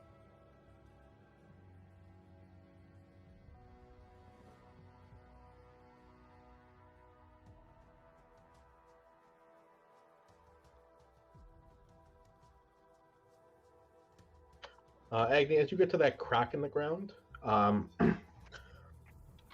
you don't need to roll a perception check. You get there and you notice the ground is unnaturally cracked.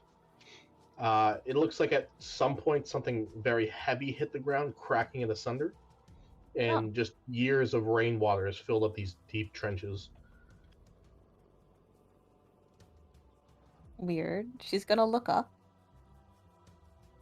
This is just like sky and mountain.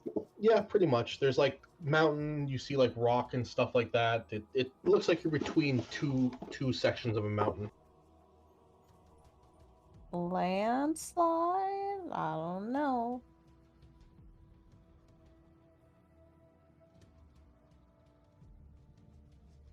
She's just gonna stare at this body of water.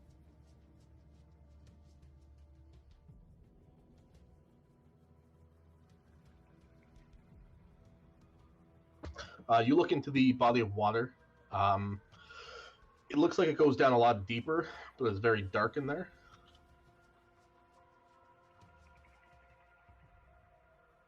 Well, you guys want to set up camp here? Because I don't think we should be swimming in the dark. We have to swim home. Maybe not, but I think it'd be cool. If we can avoid it, you know I can't swim very well. Oh. I believe in you. Thank you. Doesn't really change the fact I just don't swim very well, but You can do it. I never really learned. Alright, do you guys want to set up camp here?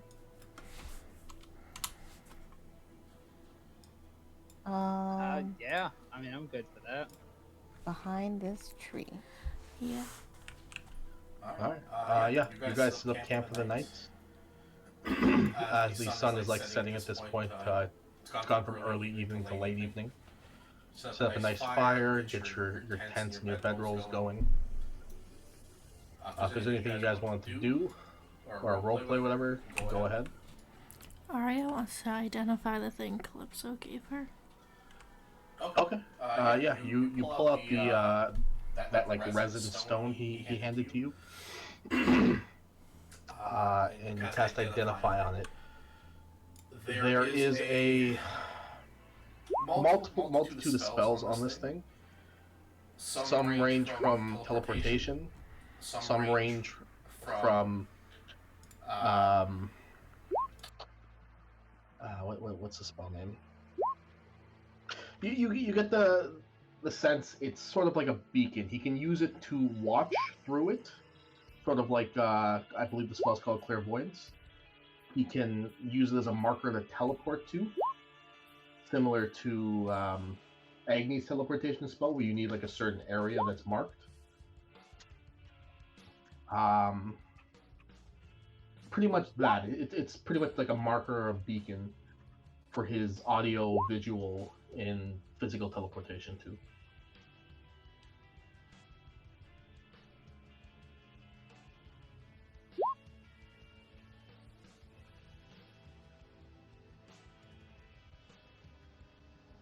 He said once you get inside the Oh, okay. the thing, yeah. So if you guys want to roll your hit dice right now, you can. We're gonna count this as a long rest. Azrael also wants to contact Eden once that thing recharges. Wants to also ask him about what the hell with these little tentacle things out here. Yeah, okay, we can roleplay that. So the night comes to like an end. The sun completely sets and the stars begin to shine in the sky. From where you guys are camping, you actually have a very nice view of the stars. They seem to shine pretty bright between this mountain range. And Azrael, as the night kind of goes on, you see after the 24 hours have passed, your like palm-sized communicator, there's a faint brightness to it, like a faint red brightness to it, telling you it's recharged and you can use it. Alright, he's gonna use it. Alright, what are you saying? Hey, you there? Hey, you up? Hey, you up? You hear back and kind of like a muffled and then you hear the sound of something rummaging, and then you hear Azrael? Yeah. What's going on? Were you asleep, or? Yes. A little bit. No. No, I was no, it's fine. What's going on? Sorry if I woke you up. I didn't mean to. It's just today's been a weird day. You're telling me. Wait, what? You're telling me. It's been pretty weird here too. Okay, well, what happened with you? What happened where you are? I went to go get some lunch. One of the vendors. You know, people eat bugs. Like, no, I know like some bugs you can eat, but like maggots. Oh, gross! Why? Yeah, I didn't buy it. It was just people were buying it. That's weird. That's weird. It's not just me, right? That's weird. No, well, I mean, like crickets, I can understand, like beetles, those kinds of things, roaches, but maggots, really? Yeah, and there was like he was selling like fruit with it inside and like cheese. I had to skip. Okay, well, it's a good thing I already ate dinner because I would have just lost my appetite. Yeah, my bad.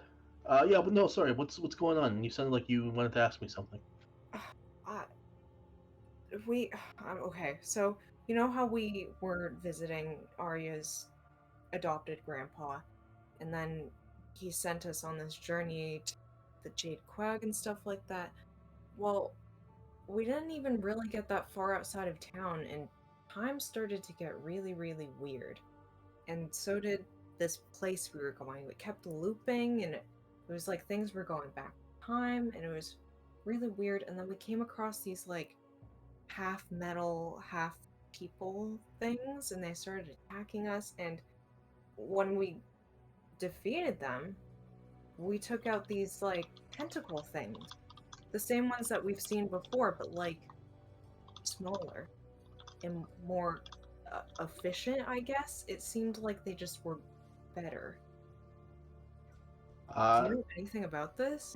There's like a slight pause, and he's like, the only thing I really understood were tentacle things.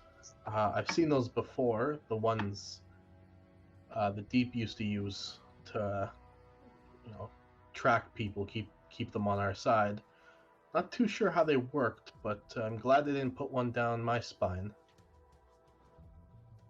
Yeah, do you know why they would be putting them out here? And I don't know where we really are, but it felt like I don't know, Arya said something about, no, sorry, Vaughn said something about, like, kind of like the Feywild, but not really. Uh, yeah, I'm sorry, Azrael. Your guess is as good as mine. I'm not a magic sort of guy. But they had those things wrapped around their spines. Why would it's pretty strange. I mean, yeah, it was just, it's not like the ones we've seen before. That's why it's kind of concerning. And why would it be out here in what seems to be like a very innocuous place? Except for the whole, time weirdness thing.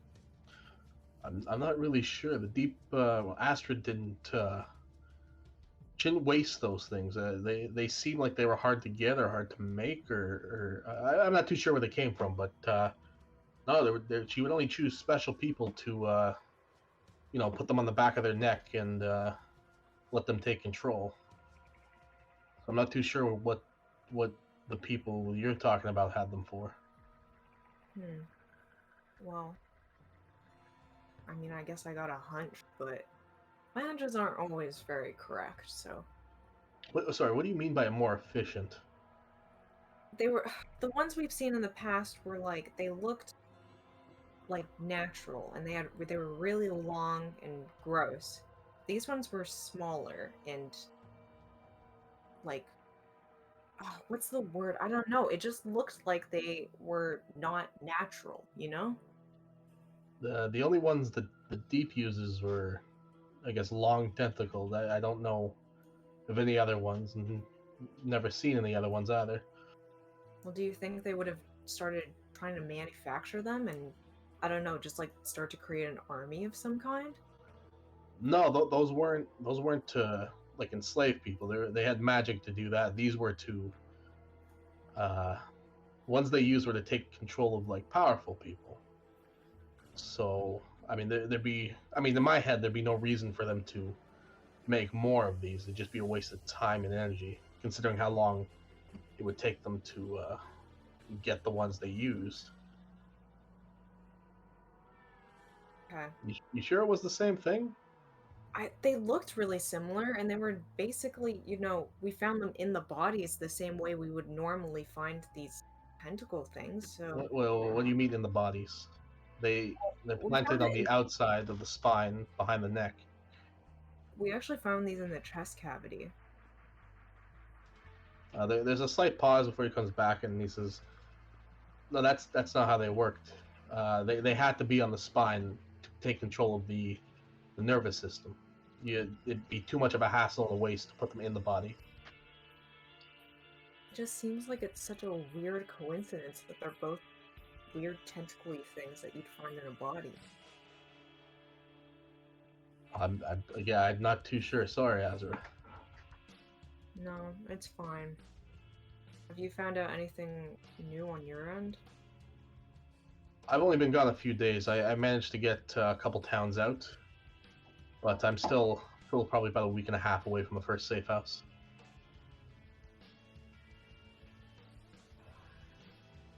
You I'll Cho'Terra?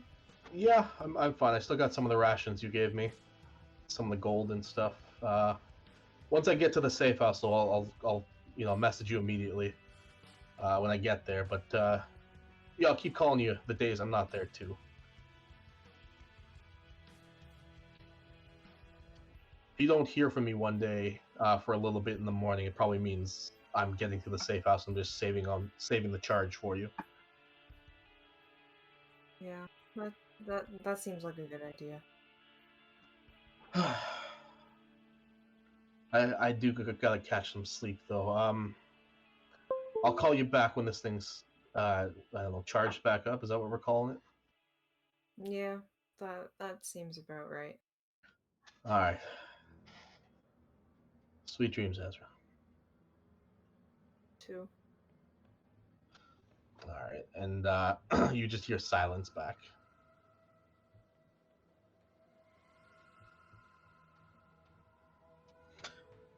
Does anyone else need to do anything before we conclude the long rest?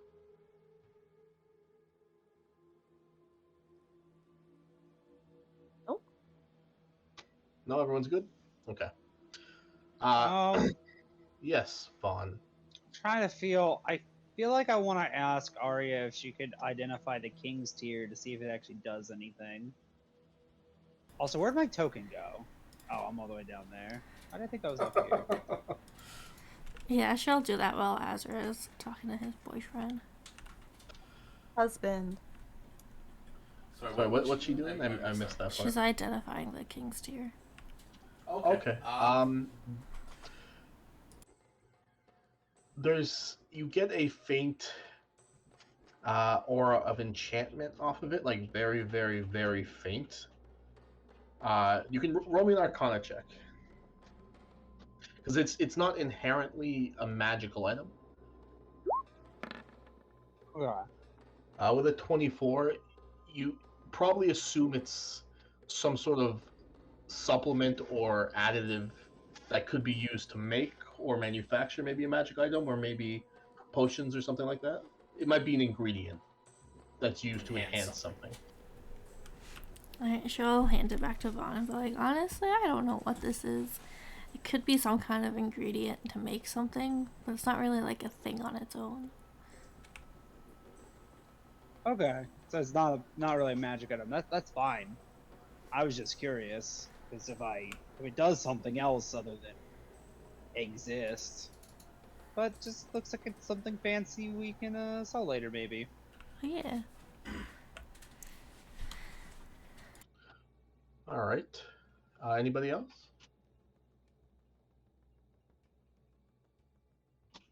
All right, sounds good. Your long rest actually goes by without any issues. There doesn't seem to be like any harmful wildlife that comes around the camp. Even if it does, like maybe some foxes or some wolves or something, they seem to keep their distance from you guys.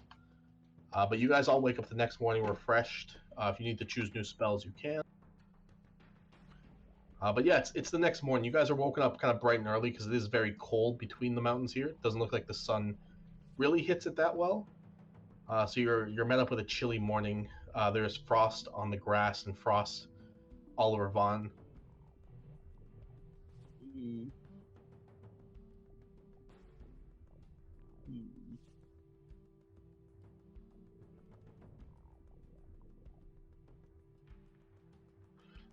What's everyone doing this morning?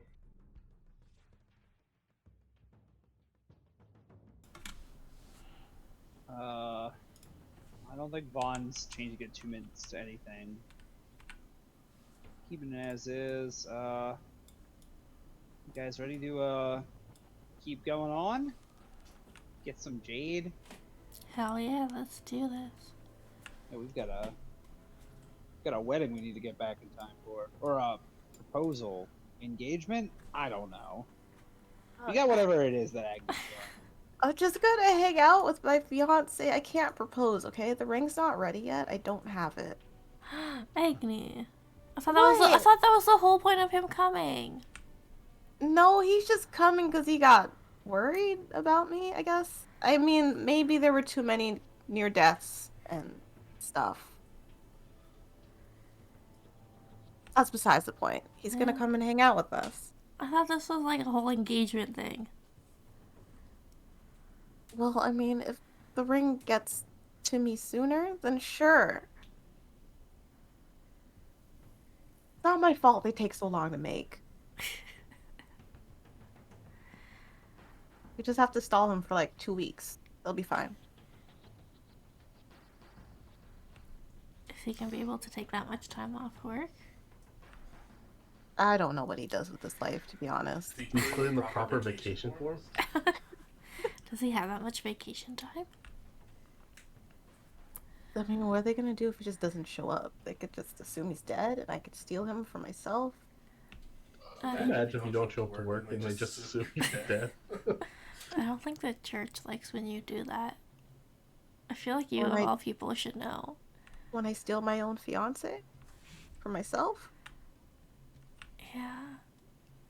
I mean, like, what if someone did that to one of the gods? They just didn't fucking come back one day. Like if you took Hugh and disappeared? And then I Sure. don't give a fuck? I mean, I wasn't thinking of him specifically, but sure, what if I just kidnapped him and we dipped? I mean, if you're happy. With no word, you would just be like, "Oh, okay." You wouldn't like Honestly, assume we got kidnapped or like come look for us or. I would definitely scry on you, but like, if you're living your best life, meh. I'll pop in and say hi once in a while. I'm not gonna like drag you back. That'd be fucked up. I don't know how the church works. It confuses me. 'Cause it seems like you just make up your own rules and no one else has to follow them. Follow them if you wanted to. I think my rules are pretty great. I think your rules are amazing. I prefer yours, to be honest. All right. How are you guys doing this? You look down into the water. It's a bit more clear while the sun is out, but it does look like the water goes straight down into a bend. And you can't see how far it gets. Who here can swim really fast?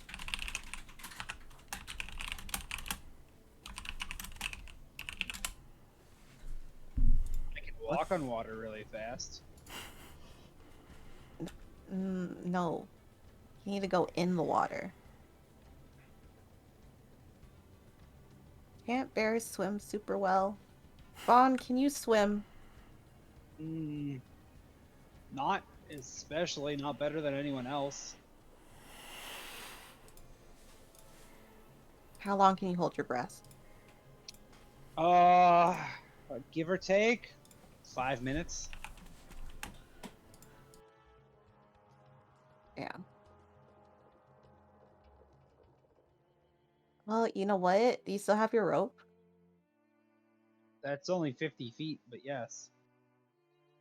Cool, just hold on to it. I'm gonna go down like 50-ish feet, and maybe I'll see where the bend goes. Maybe it's not that far. Right. Agni's gonna go for a swim. All right. You dip down into the water. You sink very fast in your heavy armor, and with your strength, you're able to swim normally. You. One sec. Let me double check something here.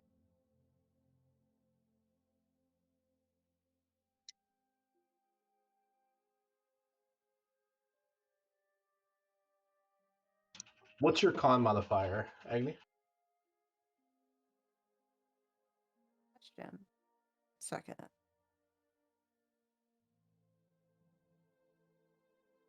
It's 4. +4? Yep. Okay, so you can hold your breath for 5 minutes.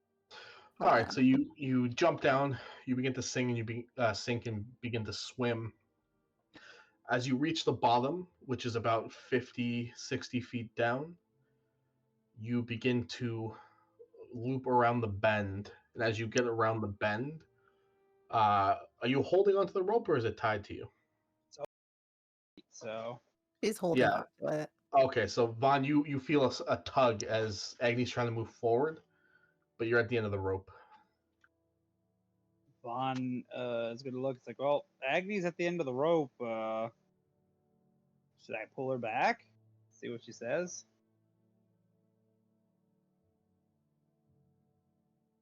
So I can see the bend, but I can't see anything beyond that. You can see through the bend. It looks like it's like another cavern area, but it goes far enough that it gets too dark for your vision to see. Oh, okay. Vaughn's gonna do like a questioning tug on the rope. Agni's not gonna respond to that. She's going to wait. Does that spell require me to speak? Don't want to start drowning.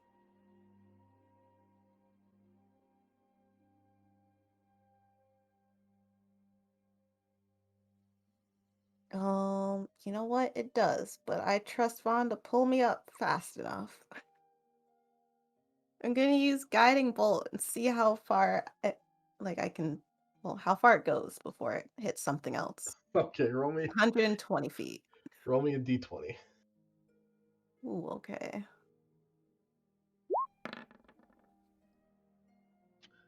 Sure. Okay. You stick out your hand, you grab your holy symbol, and you open your mouth to say the words as fast as you can before the water rushes in. And you manage to do so as the guiding bolt fires down this cavern way, and you see it kind of crash into an end wall, like another bend that goes up. And the wall begins to illuminate. And you see like the bend go up, and that's where your vision's kind of cut off. Awesome. I pull on the rope really hard. All right, Vaughn's gonna start wheeling her back up. All right, make me an athletics check.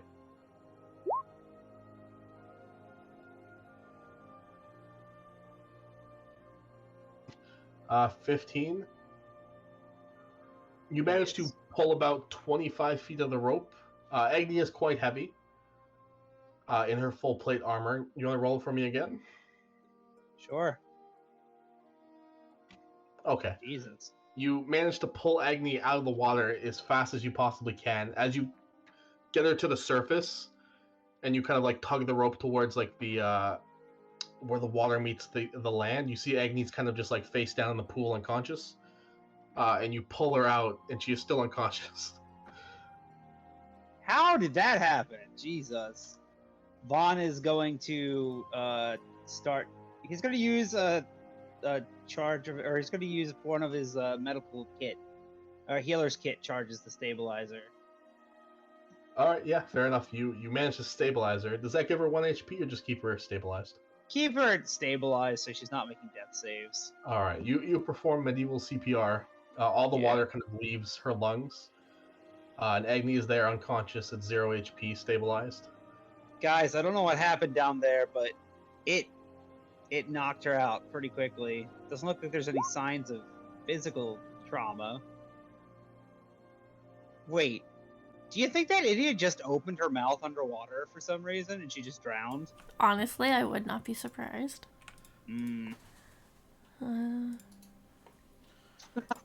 Wait, they don't have any healing potions for her?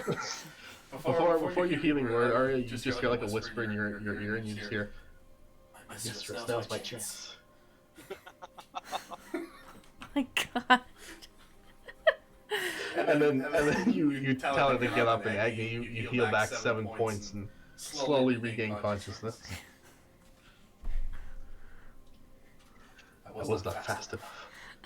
Maybe next time. Fucking Jamila. For the sake of the group, leave me alone.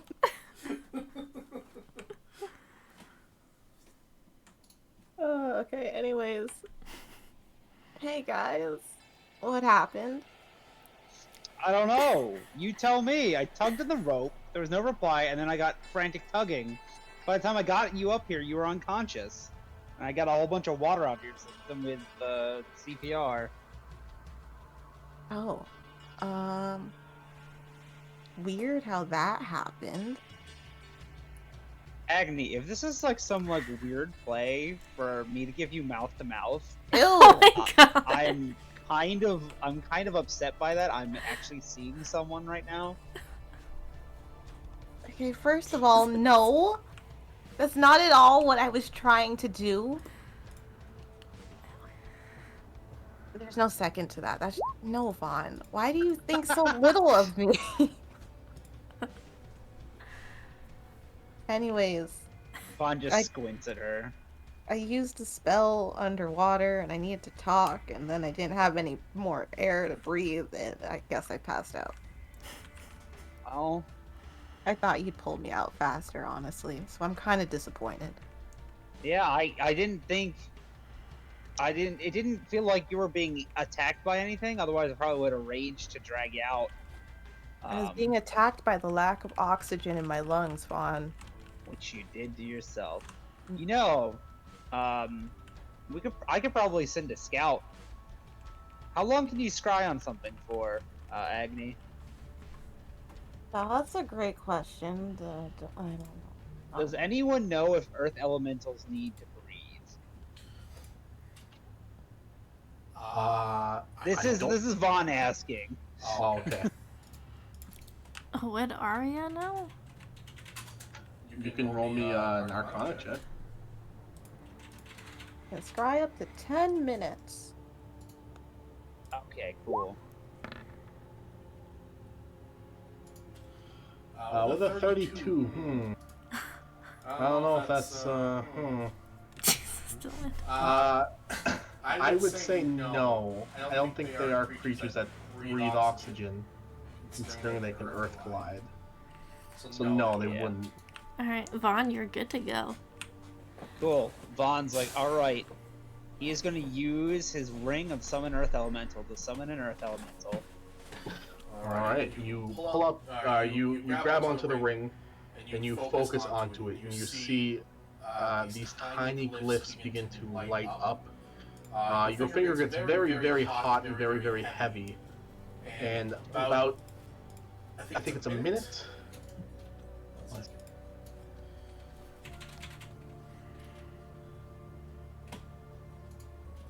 A minute passes of this like hot heaviness on your hand before a mote of light pops out of the ring and plants itself into the ground, and as it does, it explodes into a field of runes. And out of those field of runes, you see a figure emanate, lifting up from the ground, and you see an earth elemental standing in front of you guys. Its eyes begin to glow green, as well as your eyes, Vaughn. They begin to glow green, and it just looks towards you. Hi, my name is Vaughn. Nice to meet you. I'll be your summoner today.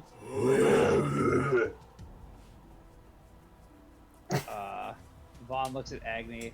Agni, scry on this thing. Earth Elemental, my friend Agni is going to scry on you. Please do not resist.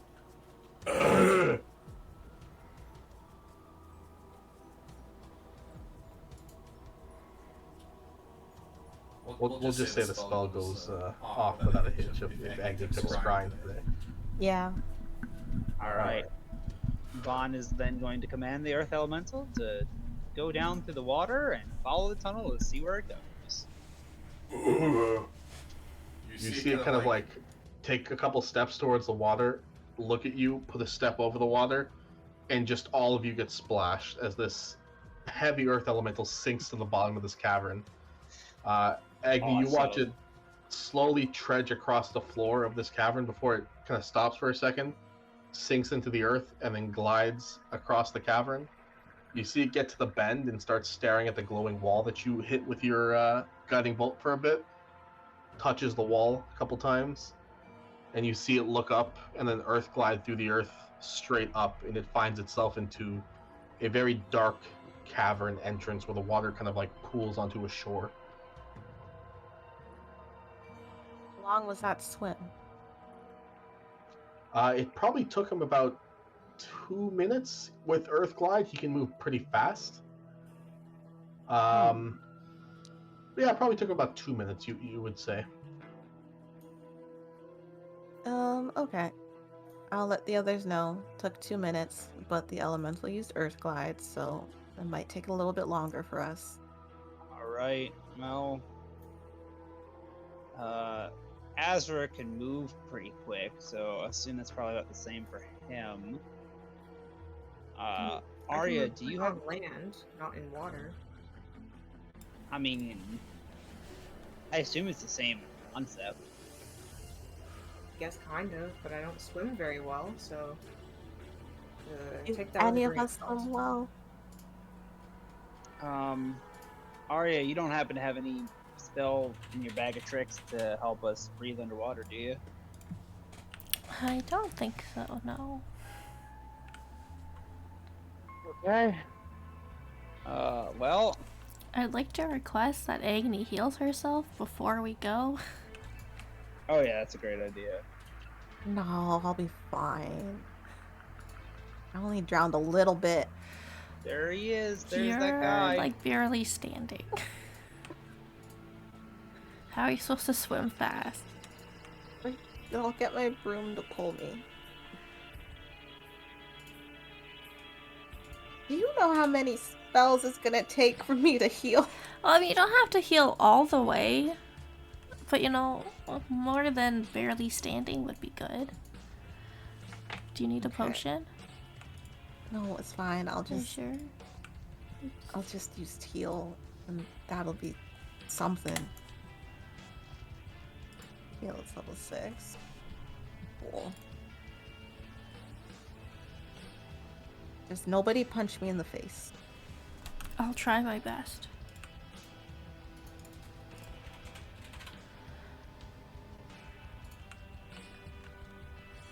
Alright, we swimming?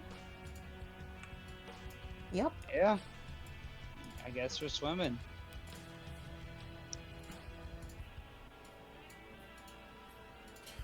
I need to know everyone's con modifier. Bonds is 4. Agni's is 4. So you two are fine. Azrael's is 1. Alright. Arya's is 3. I just put it in the chat because I thought it'd be Oh, easier. you have +3 to con? Jesus. Alright, so the only one that would technically not be able to make it is Azra. As you guys are... Azra can also cunning action dash, so Oh, that's you true. assume, I you forgot about assume that like system. if he can move 90 feet on land normally, cut that in half for underwater movement. So, yeah, okay. We'll We'll hand wave it, yeah. All of you are able to make it, some of you slower than others and need to catch their breath when you get to shore. But... I'm just giving you control of your earth elemental. Give me a second. Yeah. Also make him a little bigger. He's a size large. Yes, sir. Anything else, sir? Chonky boy. I don't. I want to name him Rocky. That's amazing. It's the perfect name. I should be in your journal there. Come on, let me know. Let's take a look. Bond's Earth Elemental. There he is. Alright. So you guys managed to make your way onto the land. Eventually, Guy Stanley and Sasuke show up. That's all I'll I make an got. earth elemental cost. No, so I can't select the token you have there. I was just Oh. dragging him out. That's really weird. Give me a sec, I'll fix it.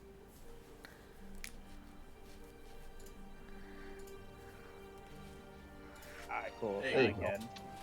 Alright. Do you want to give him the HP tracker too, or no? Yeah, you might as well.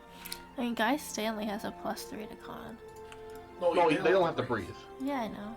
But They're they're not just slow. Why are they slow? Sasuke shows up eventually. Oh, he has a +3 too.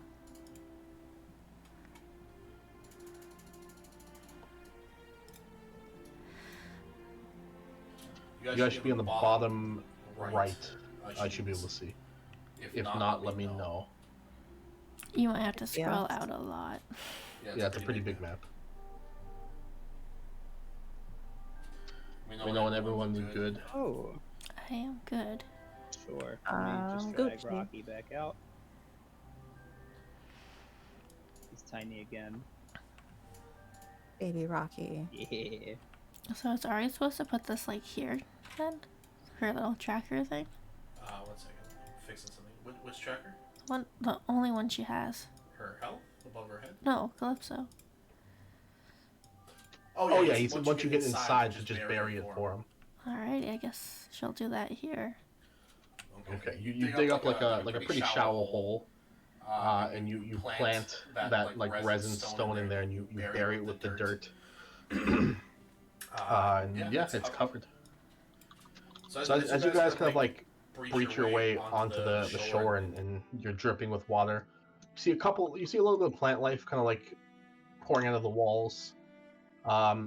In front of you guys, kind of like semi-blocking some of like these cave entrances, there are some large stones that seem like they were pushed in front. Like they don't seem like they were naturally put in front of these entrances.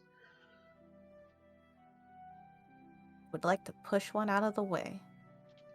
All right, that one you're standing in front of, there is a gap between the two. If you want to try to squeeze through, you could, but if you want to push it, you can as well. Would everyone be able to fit through it? Through the gap, I mean.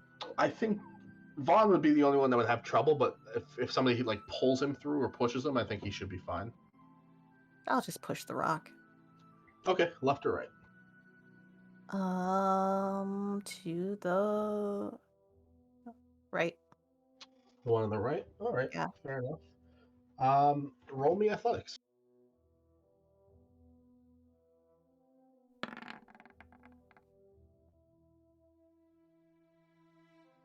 26. Okay, so you guys enter this cavern. You begin drying yourselves out, and you see Agni kind of like stretch her back and her shoulders for a second, walk towards this very large rock, put her hands on it, and start to push. With a 26, you manage to move it out of the way.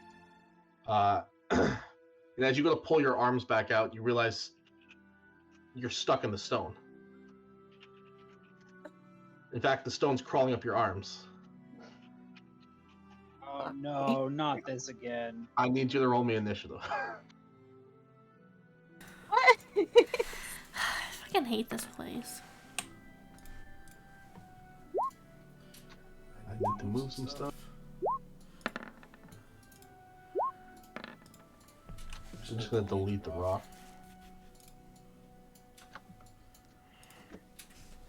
Oh, what the fuck?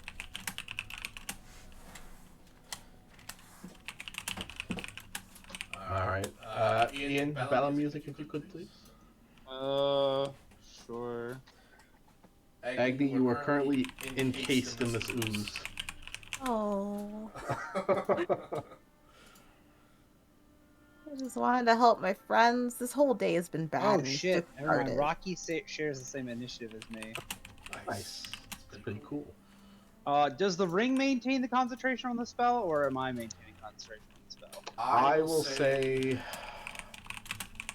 Actually, let me check.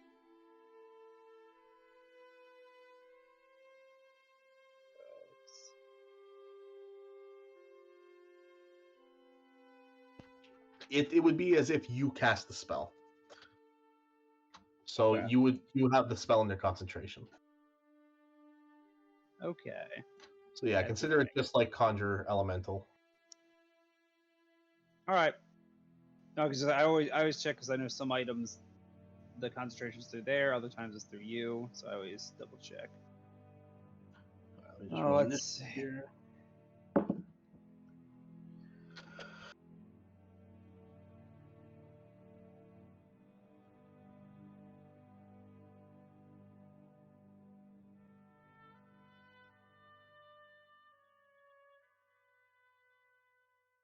I was hoping you'd try to squeeze through the rocks, Agni, because that would have been even more funny. You just want me to get like stuck between both of them and die? What do you mean? There's only one. Sir. All right. So starting off initiative, Vaughn, it's you. You see Agni's like arms are encased in this ooze. Okay.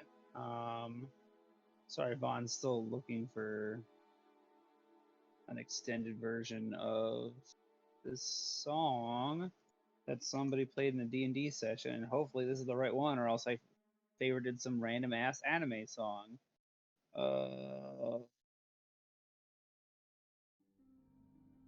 Anyway. Alright, Vaughn's turn. So wait, this thing just turned into what? Like, what does it look like? What am I seeing here? It looks like, at first it looked like a wet rock as Agni went to push on it, and then the wet rock began to like ooze up her arms and then harden itself. So it looks like an ooze right now. Oh boy. Alright. Well, Vaughn is gonna go. Oh no. I'm gonna try to not meta knowledge myself from this, but it's gonna attack the rock in front of him, just in case it's not a rock. He's gonna reckless. He'll use Giant's Bane. Why not? Oh, reckless. He won't great weapon master it though. Say 25 to hit the rock. It hits, and it is a size larger. Gotcha. I need you to make a strength saving throw. All right, let's see if this works. That is a 18. All right, it stays up, but it takes 21 takes 25 points of slashing damage. Nice. And Vaughn will do it again. That's only a 14 to hit. Surprisingly, that hits. Oh shit. Ooh. Damn, that's max. He's gonna take 27 points of slashing damage. Oh, damn, nice. And I needed to make another strength saving throw. It's immune to prone. I don't know why I rolled in the first place. It's immune to prone? Okay, cool, gotcha. Yeah. Have you been rolling the extra 2d6? Yes, that's the 5 I'm including. Oh, gotcha, okay. Alright, yeah, you take a strike at this rock twice. In the first strike, nothing really happens, like your sword sinks into it. It's softer than a regular rock, almost. And then your second strike, you see it kind of like ooze out and liquefy. And there is now an ooze there I need to reveal to you.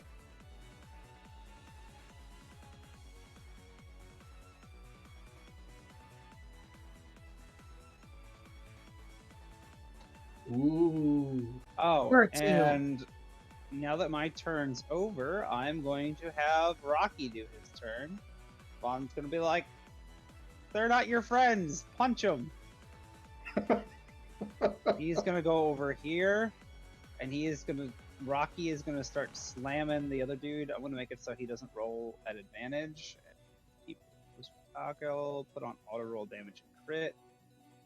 He's gonna slam that rock next to him twice. It's a 10 to hit and a 22 to hit. They both hit. Gotcha. That's 16 points of bludgeoning and 12 points of bludgeoning. So 28 bludgeoning altogether. Alright, you see Rocky begin to pound into this thing, and it still remains a rock. Well, that's okay, Rocky. You really showed that rock what for. I'm gonna have Rocky use the rest of his movement to just earth glide underground. Alright. We'll just keep him 20. in place. Yeah, Or wherever you like want to 10 move him. Like basically like underground so nothing can hit him. So he's like 15 feet down. Alright, sounds good. That's fair. I'll do it like that. He's 15. Alright. Next up is this ooze. You see it, the one you were attacking, Vaughn, begins to stretch out its body and try to attack you with its pseudopods. Mm-hmm. Let me see if they hit.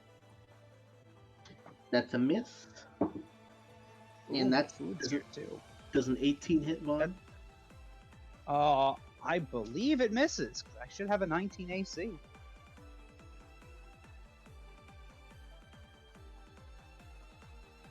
Do you have a 19 AC?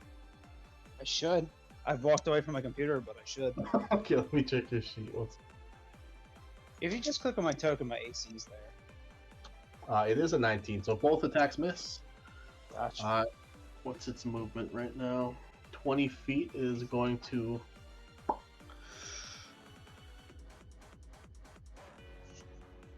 Well, I can't do that, so it's just going to move. If it leaves my space, I'll do an opportunity attack as soon as I get back upstairs. Alright, no, it just walked around you. Perfect. Arya, you see these two goopy goos. One of them is like encased around Agni's arms. She's kind of stuck there, and the other one's kind of swarming around Vaughn. Would you say they're goopy goobers? Yes. As this nightclub music plays over the speakers. Yeah. And that will be on this one. Blight on that one? Yeah, and the DC is actually 20. I just don't know how to change it. Oh, okay, let me roll and I'll see if I can fix it for you. It rolled a 16 plus con? That's 20. You Wow. bitch. So we'll say 20 points of damage. You did number 1, right? Yeah. 20 points of damage. As you see it kind of like vibrate like jello and you hear a come from it. Currently it's still kind of encased around Agni's body though. That's alright. Well, it's not alright, but Hang on.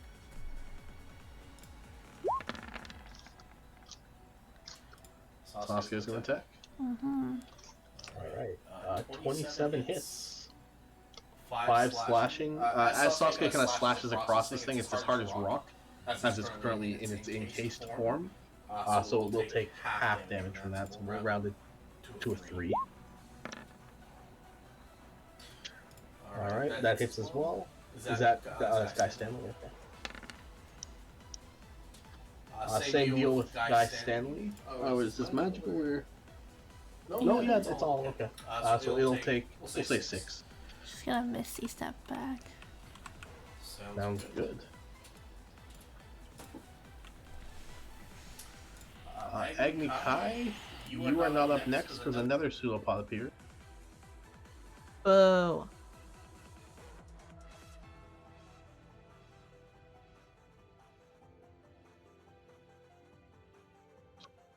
Right there, this rock turns into a goopy goober. Then dashes towards Azra, and that's its turn because that's all it can do. Actually, it's going to use its bonus action to encase itself as it turns back into a solid rock. Now it's Agni's turn. Your hands are bound inside of this thing. What are you doing? Burning it. I'm going to say it automatically fails the dex save. There's no way it's going to escape that. It'll take 12... No, it'll take 6 points of fire damage. As you release the heat, you guys see like light and flame begin to like fire back towards Agni as she's like avoiding her head like she just opened the oven. You hear the creature kind of go... Is that your turn, Agni? Does it let go at all, or am I still completely stuck? Okay. You're still stuck. That is my turn then. Alright. It is... Oh, he doesn't get initiative order. The one around you, Agni, you see 2 pseudopods fly out and attempt to hit you. I am going to give it advantage because you are encased. Let me just read encased because I haven't read this yet, sorry. Oh no, okay, that's a different thing. Okay, so you're mineralized. It's going to encase you, Agni. No. You see this thing kind of reach out and swarm around Agni. You are blinded, restrained, and unable to breathe. Oh, fuck. And you must succeed a DC 14 Constitution saving throw at the start of each of the ooze's turns, or you take damage. If this thing moves, you move with it. You can only have one creature encased at a time, and you can make a strength check to try to escape. But you have disadvantage on it if it's mineralized. No, it's a large creature, so technically not. So as it kind of swarms around you, Agni, you feel it get hard again. As it is now mineralized around you. And you guys see Agni just disappear into a rock.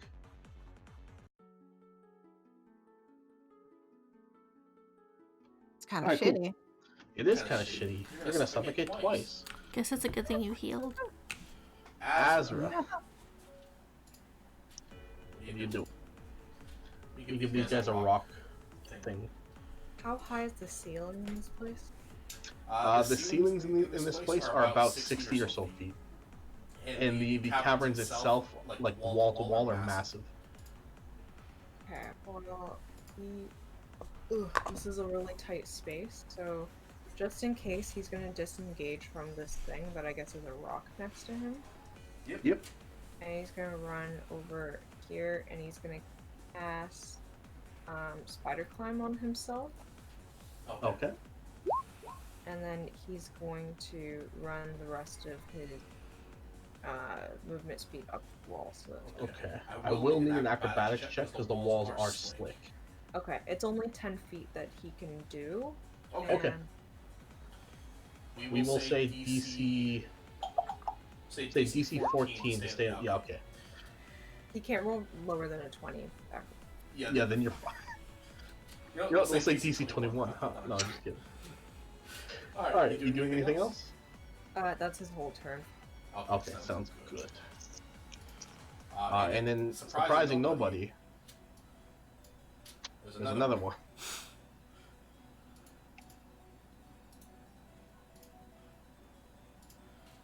As this rock is now going to liquefy. And he is going to attempt to encase Vaughn. He's going to make his pseudopod attacks against Vaughn. I lost my disadvantage. Oh, thank you. The first one misses. I am switching d20s. I hope this one hits.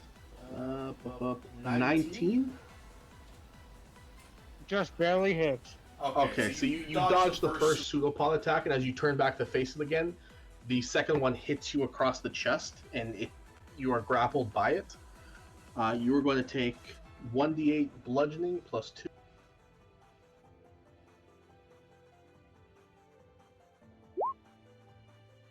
So 3 points of bludgeoning. Okay. And 1d6 acid, which I forgot to roll. 5 points of acid damage. So a total of 8. I need to make a con save to see if I maintain my concentration on that spell. Oh no. Yeah, you're fine. And you are currently encased, same as Agni. I'll just put it there for now. Vaughn, you are blinded, restrained, and unable to breathe. At the start of the ooze's next turn, you gotta make a con save. Or you will take acid damage. And you can make a strength check on your turn to escape at disadvantage. Gotcha. And it will use a bonus action to mineralize and go completely hard.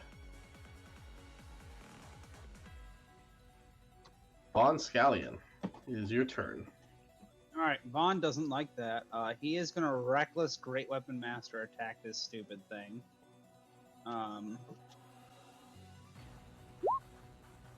That's a 9 to hit. And a 24 to hit. 1 second.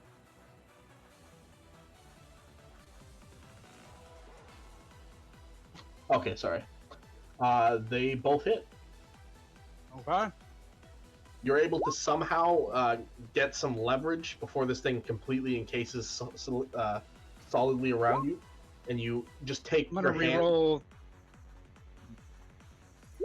Reroll the second damage. Alright, so tell me the total, that please. is, yes, 14. 65 points of slashing damage. Okay. That was number 3. I'm gonna re-tag these guys.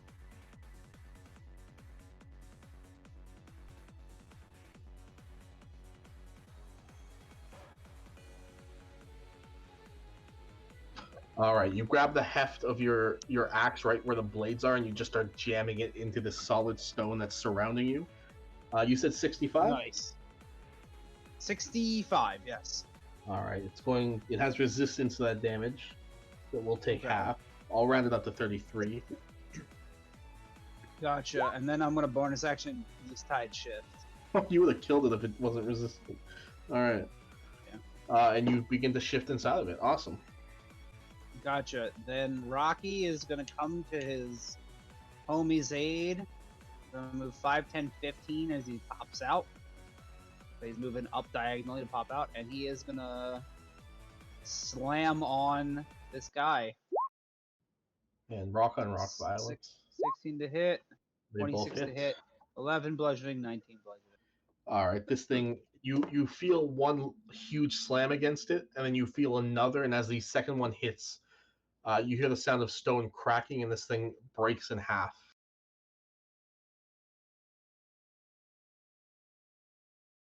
Oh, I gotta find Raiders music extended.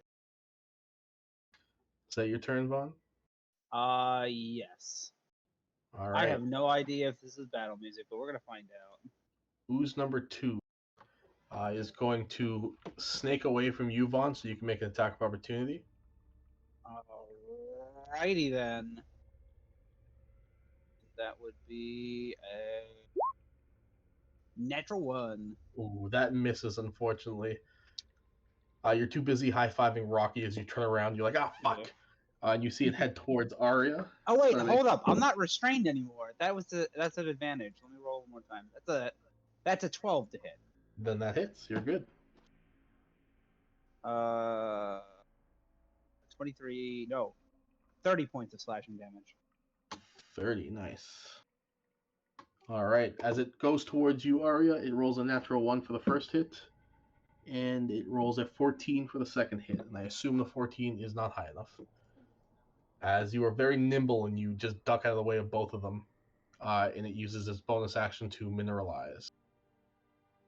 It is now your turn.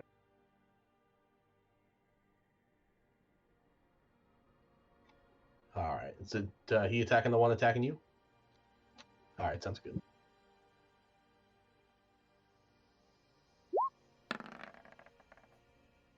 "24 hits.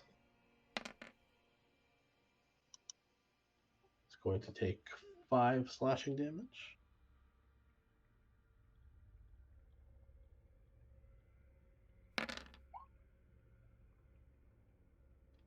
And you are blighting the same one?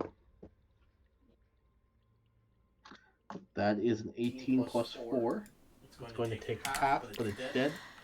You go to blight it, and you see its form switch from like solid to ooze extremely quickly back and forth before it just goes solid one more time and shatters into dust. Oh, thank God. Doing anything else? Well, now it's Sasuke's turn. Oh, Sasuke is going to attack the one attacking Agni. Yep. 17 hits, it'll take 10. 10 minus 5. Sounds good. Sasuke is just slashing at the big old rock.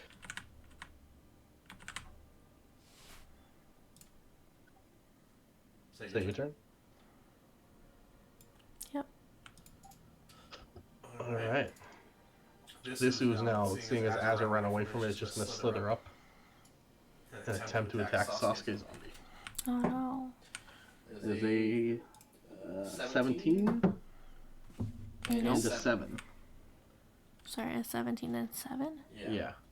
Well, yeah, that's like ridiculously high. No, like a 17? Oh, no. Sorry. None of them?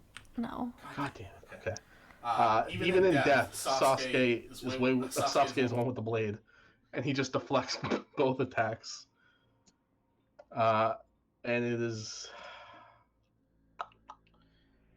It had the bonus action unmineralized, so that's its turn. Sad day. Agni Kai. What you doing? Can I do? You can still attack, you just can't move or breathe. Of. And your attack's at disadvantage. Okay, I will. Or you can try to escape with a strength check. I'll do that. Alright, so just straight strength. A check and not a save? Yeah, just a check. Just click the strength word.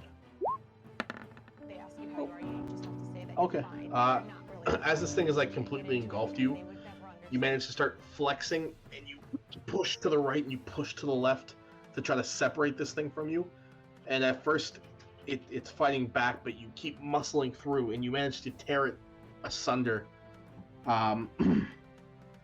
You are pushed back 5 feet from the creature as you kind of pull yourself out.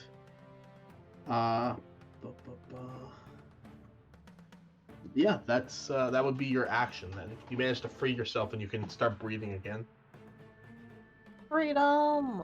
He's going to move far away from these things. Over here. And that's my turn. Alright. The ooze you just split apart is just going to start attacking Guy Stanley. It's a 6. And that's an 8. Alright. Nobody's dying today. Not the oozes. Go ahead, Azra.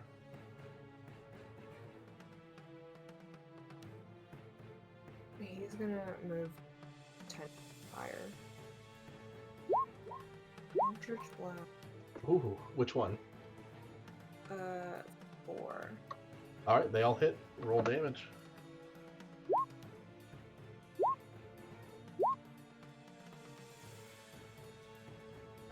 7, 8, 9. That's funny. So that's 17, 24 points of damage on number 4. Okay. You strike into number 4, each beam causing like a ripple through its body before it closes back up. You doing anything else? Thank you. No, he's not gonna waste this spell. All right, Mr. Vaughn. All right. Let's see. Vaughn's gonna nod at Rocky. He is gonna go 5, 10, 15, 20, 25, and with flanking from Sasuke, is gonna just start wailing on this one. Recklessly, or I guess I don't need to do reckless, it's just straight up the minister. Yeah, you're good. 24 to hit, and a natural 20. Good job. So that would be 18, 19, 20, 28 points of slashing on the first attack, and then the crit. I'm going to re-roll that to see if I can get a higher result. Wow. I cannot. Right, you don't need to add it up. Don't worry. Okay. You take the sure? seconds. Yeah, no, you're fine. Because I mean, that's 55 points of slashing damage. That would be pretty cool. It had 52 health. So. Oh, gotcha. Yeah. That was before the first attack. Oh, nice. You take the first swing and you slam into it, and you see it start to crawl its way up your axe, and then you just take your foot, pull the axe out, and slam it one more time and cut it in 2 pieces before it just turns to rock and dust. Nice. And then I'm going to move 30, 35, 40, and do it again on this other one with my bonus action. All right, that hits. Yep. That is 25, 35 points of slashing damage. It has 1 HP. Oh, shit. Okay. Literally do it again. Oh, God. All right, that your turn, Vaughn? Well, yes, and that brings it right up to Rocky, who is just gonna bro fist Vaughn and then crush it. Rocky runs up to it as your axe is still in it. He sticks his hands into it, grabs your axe from the other side, and just pulls it out the other side, killing the thing. Cleans off your axe and hands it back to you. Vaughn, I think Rocky's Vaughn's new best friend. It looks at you, hands the axe back, and goes,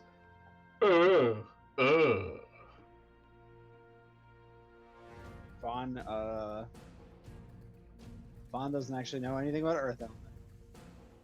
And technically, all these gems aren't his, so he's not just gonna start feeding it gems. All right. Combat is now over, as the ooze that you guys fought has just dried up and crumbled into dust. Around you again is that still kind of slick, moist cave. You do see now an opening to the left, now that the rock is out of the way. And you see a little bit of fauna kind of like growing off the walls. Ahead of you, you see like a tunnel that seems to curve around.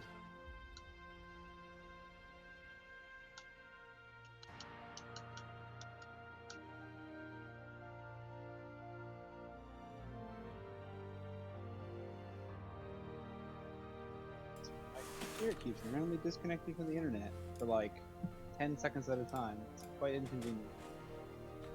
That's weird. It is. Very weird. Alright. Well, what direction do you guys want to go first? As since we're already heading. So I guess Vaughn will D-shift. Alrighty, guess we're following Azrael. All right.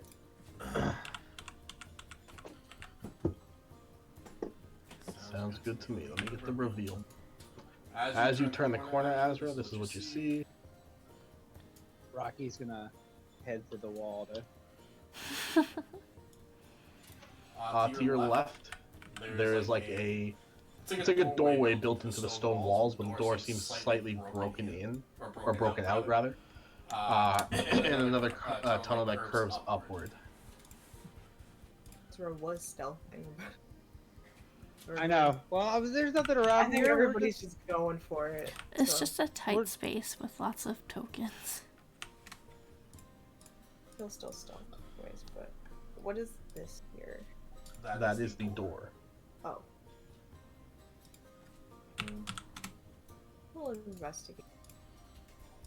Okay, let me just reveal this since you walked that way.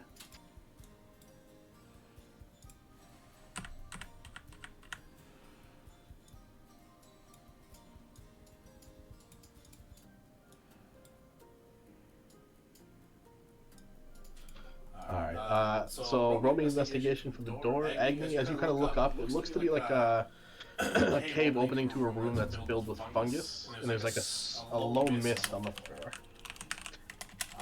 Azrael, the doorway is like broken inwards, like somebody was trying to escape out of it. It's a simple wooden door, nothing. It's not locked or anything like that. But as you take a peek into the cracks, I can reveal the room to you.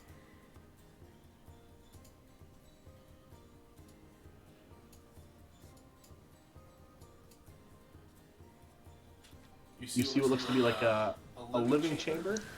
Seems to be 3 broken beds, like a rug, some broken pottery, a couple chests, and there are 3 piles of ashes by the beds.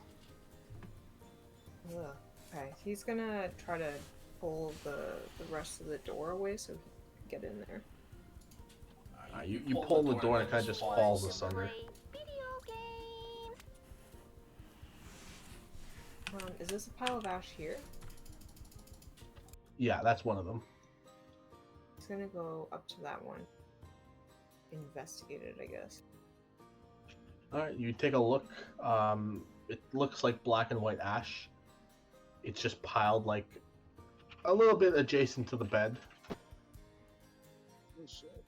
Ah. Hey, Agni. Or Arya, but I feel like this would be more Agni's wheelhouse. What do you want? Found some piles of ashes in here? Ew. Yeah. Is it like people ashes or like burnt That's what I'm campfire? wondering. Maybe you can tell people ash. Do I need to do like a medicine check on these ashes? You can taste it. If it's like beefy, it might be a person. You know Agni will taste it if that's an option. And that's always an option. You can roll medicine. Well, medicine might not even help. If you roll really high on a medicine check, then I will let you discern. If not, can I taste it and then you'll let me discern? It'll taste like ash.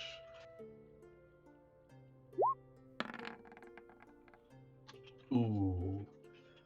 The way the pile is situated, and the way it's kind of like undisturbed until you guys kind of walked in here, this isn't the first time you've seen a pile of ash similar in shape and size like this. You know what, Azrael? A vampire might have died in here. Vampire? How would they have died in here? No sunlight. I don't know.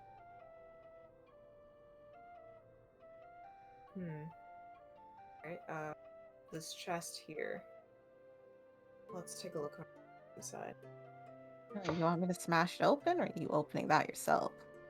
I mean, I could just unlock it. You don't have to smash it. Okay, You well, know I'll what's in smash there. the other one. What if it's breakable stuff, though? Fine, I will carefully pry it open. Alright, neither of the chests are locked. As you both pop them open, Azrael, your chest is filled with like shiny little knickknacks, colorful gems, some gold, silverware, and plating. And Agni, as you pop your chest open, it's filled with what looks to be like a handful of gold coins mixed in with like gold beads and other shiny objects. Are there any really interesting knickknacks? They're more so I mean, that's depending on the person. They're not really unique or interesting. It's stuff that looks like it was found in an everyday store kind of thing. Oh, is it like dollar store knickknacks? Kind of, but they're like plated in gold paint, and the only things in there that might be worth value are like the gold cutlery because that looks to be actual gold. Everything else just looks like it would have been gold to the untrained eye. Okay. He's just gonna, I guess, investigate the rest of the. He can find any clues as to what happened here. You see a bunch of smashed furniture, broken chairs, and stuff like that. Looks like there was maybe a scuffle in here or a panic. But the only thing that really catches your eye, you don't even need to roll investigation. Kind of the walls opposite where the the piles of dust are, you see kind of like the stone in the walls in like a particular pit, like something was carved out of the walls where these ash piles were standing in front of. Like if a hole was carved out in there, or is it like a design? No, like it's missing stone. Like someone took something to it. Oh, can he like look inside then? It doesn't go very deep.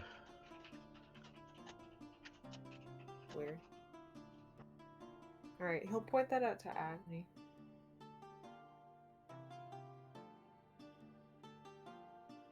What are you pointing at, Azrael? It's like there was something carved out of these walls right in front of where these ash piles were. Cool. I don't know what they would have put in here, but or if things were, I don't know. They're not that deep though, so.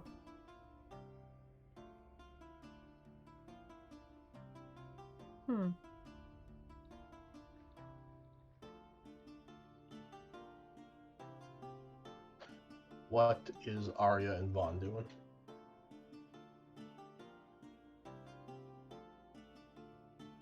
I'm just letting them do their thing, hanging back. Yeah, I'm not gonna lie. I completely spaced out for that whole thing. No worries. Agni, as you approach the room again, there's like fungus and mushrooms growing out of the ground. The ground looks a bit softer than where you were just standing. There's like a low, like spory mist about ankle level. Can we actually end soon? You want to end it here? Sure. Alright, we can continue in 2 weeks. Hell yeah. For more rocky action.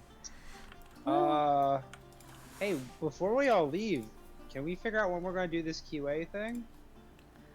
Yeah, I was wondering if you guys still want to do it. It's supposed to be the 19th, right? Is our next session? That sounds Don't right. know if I'll be there the 19th. Even a better reason to push it back. Because also, apparently, Critical Role is doing a very special episode that night, so I feel like a lot of people are going to be watching that. We could also do it on like a non.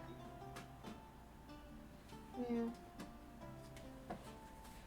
But if Jamal's not going to be able to make it, then... Well, yeah, no, I'd rather us do it on like a non D&D night because I can't imagine that the Q&A sessions would be like hours and hours. And I like as much D&D time as I can on videos. I mean, I didn't expect it to be long anyways, so I wouldn't be doing it for. But if you want to do another night, that works. Yeah, I think we should vote. We should do it on an off D&D. Okay with that. My schedule is kind of like a mess after I guess after the 17th actually.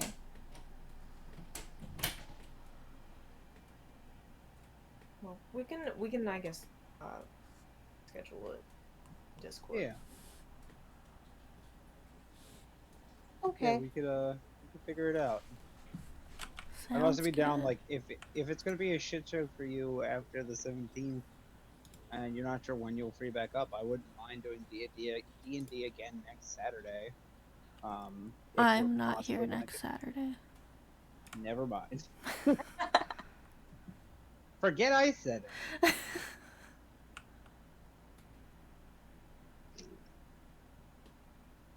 Yep. That's all I got. Alright, Good. good night. Good night, Alright. everybody. Good night, everyone. Thanks Good for night. hosting, Dylan. Dylan's not at his computer. Dylan, you dick. Dylan, fuck you, Dylan. Wow. This Fuck was you, fun Dylan. either way. Oh, oops. Alright. We're gonna go raid cauliflowers. Cool. Bye-bye. Alright, bye. Good night.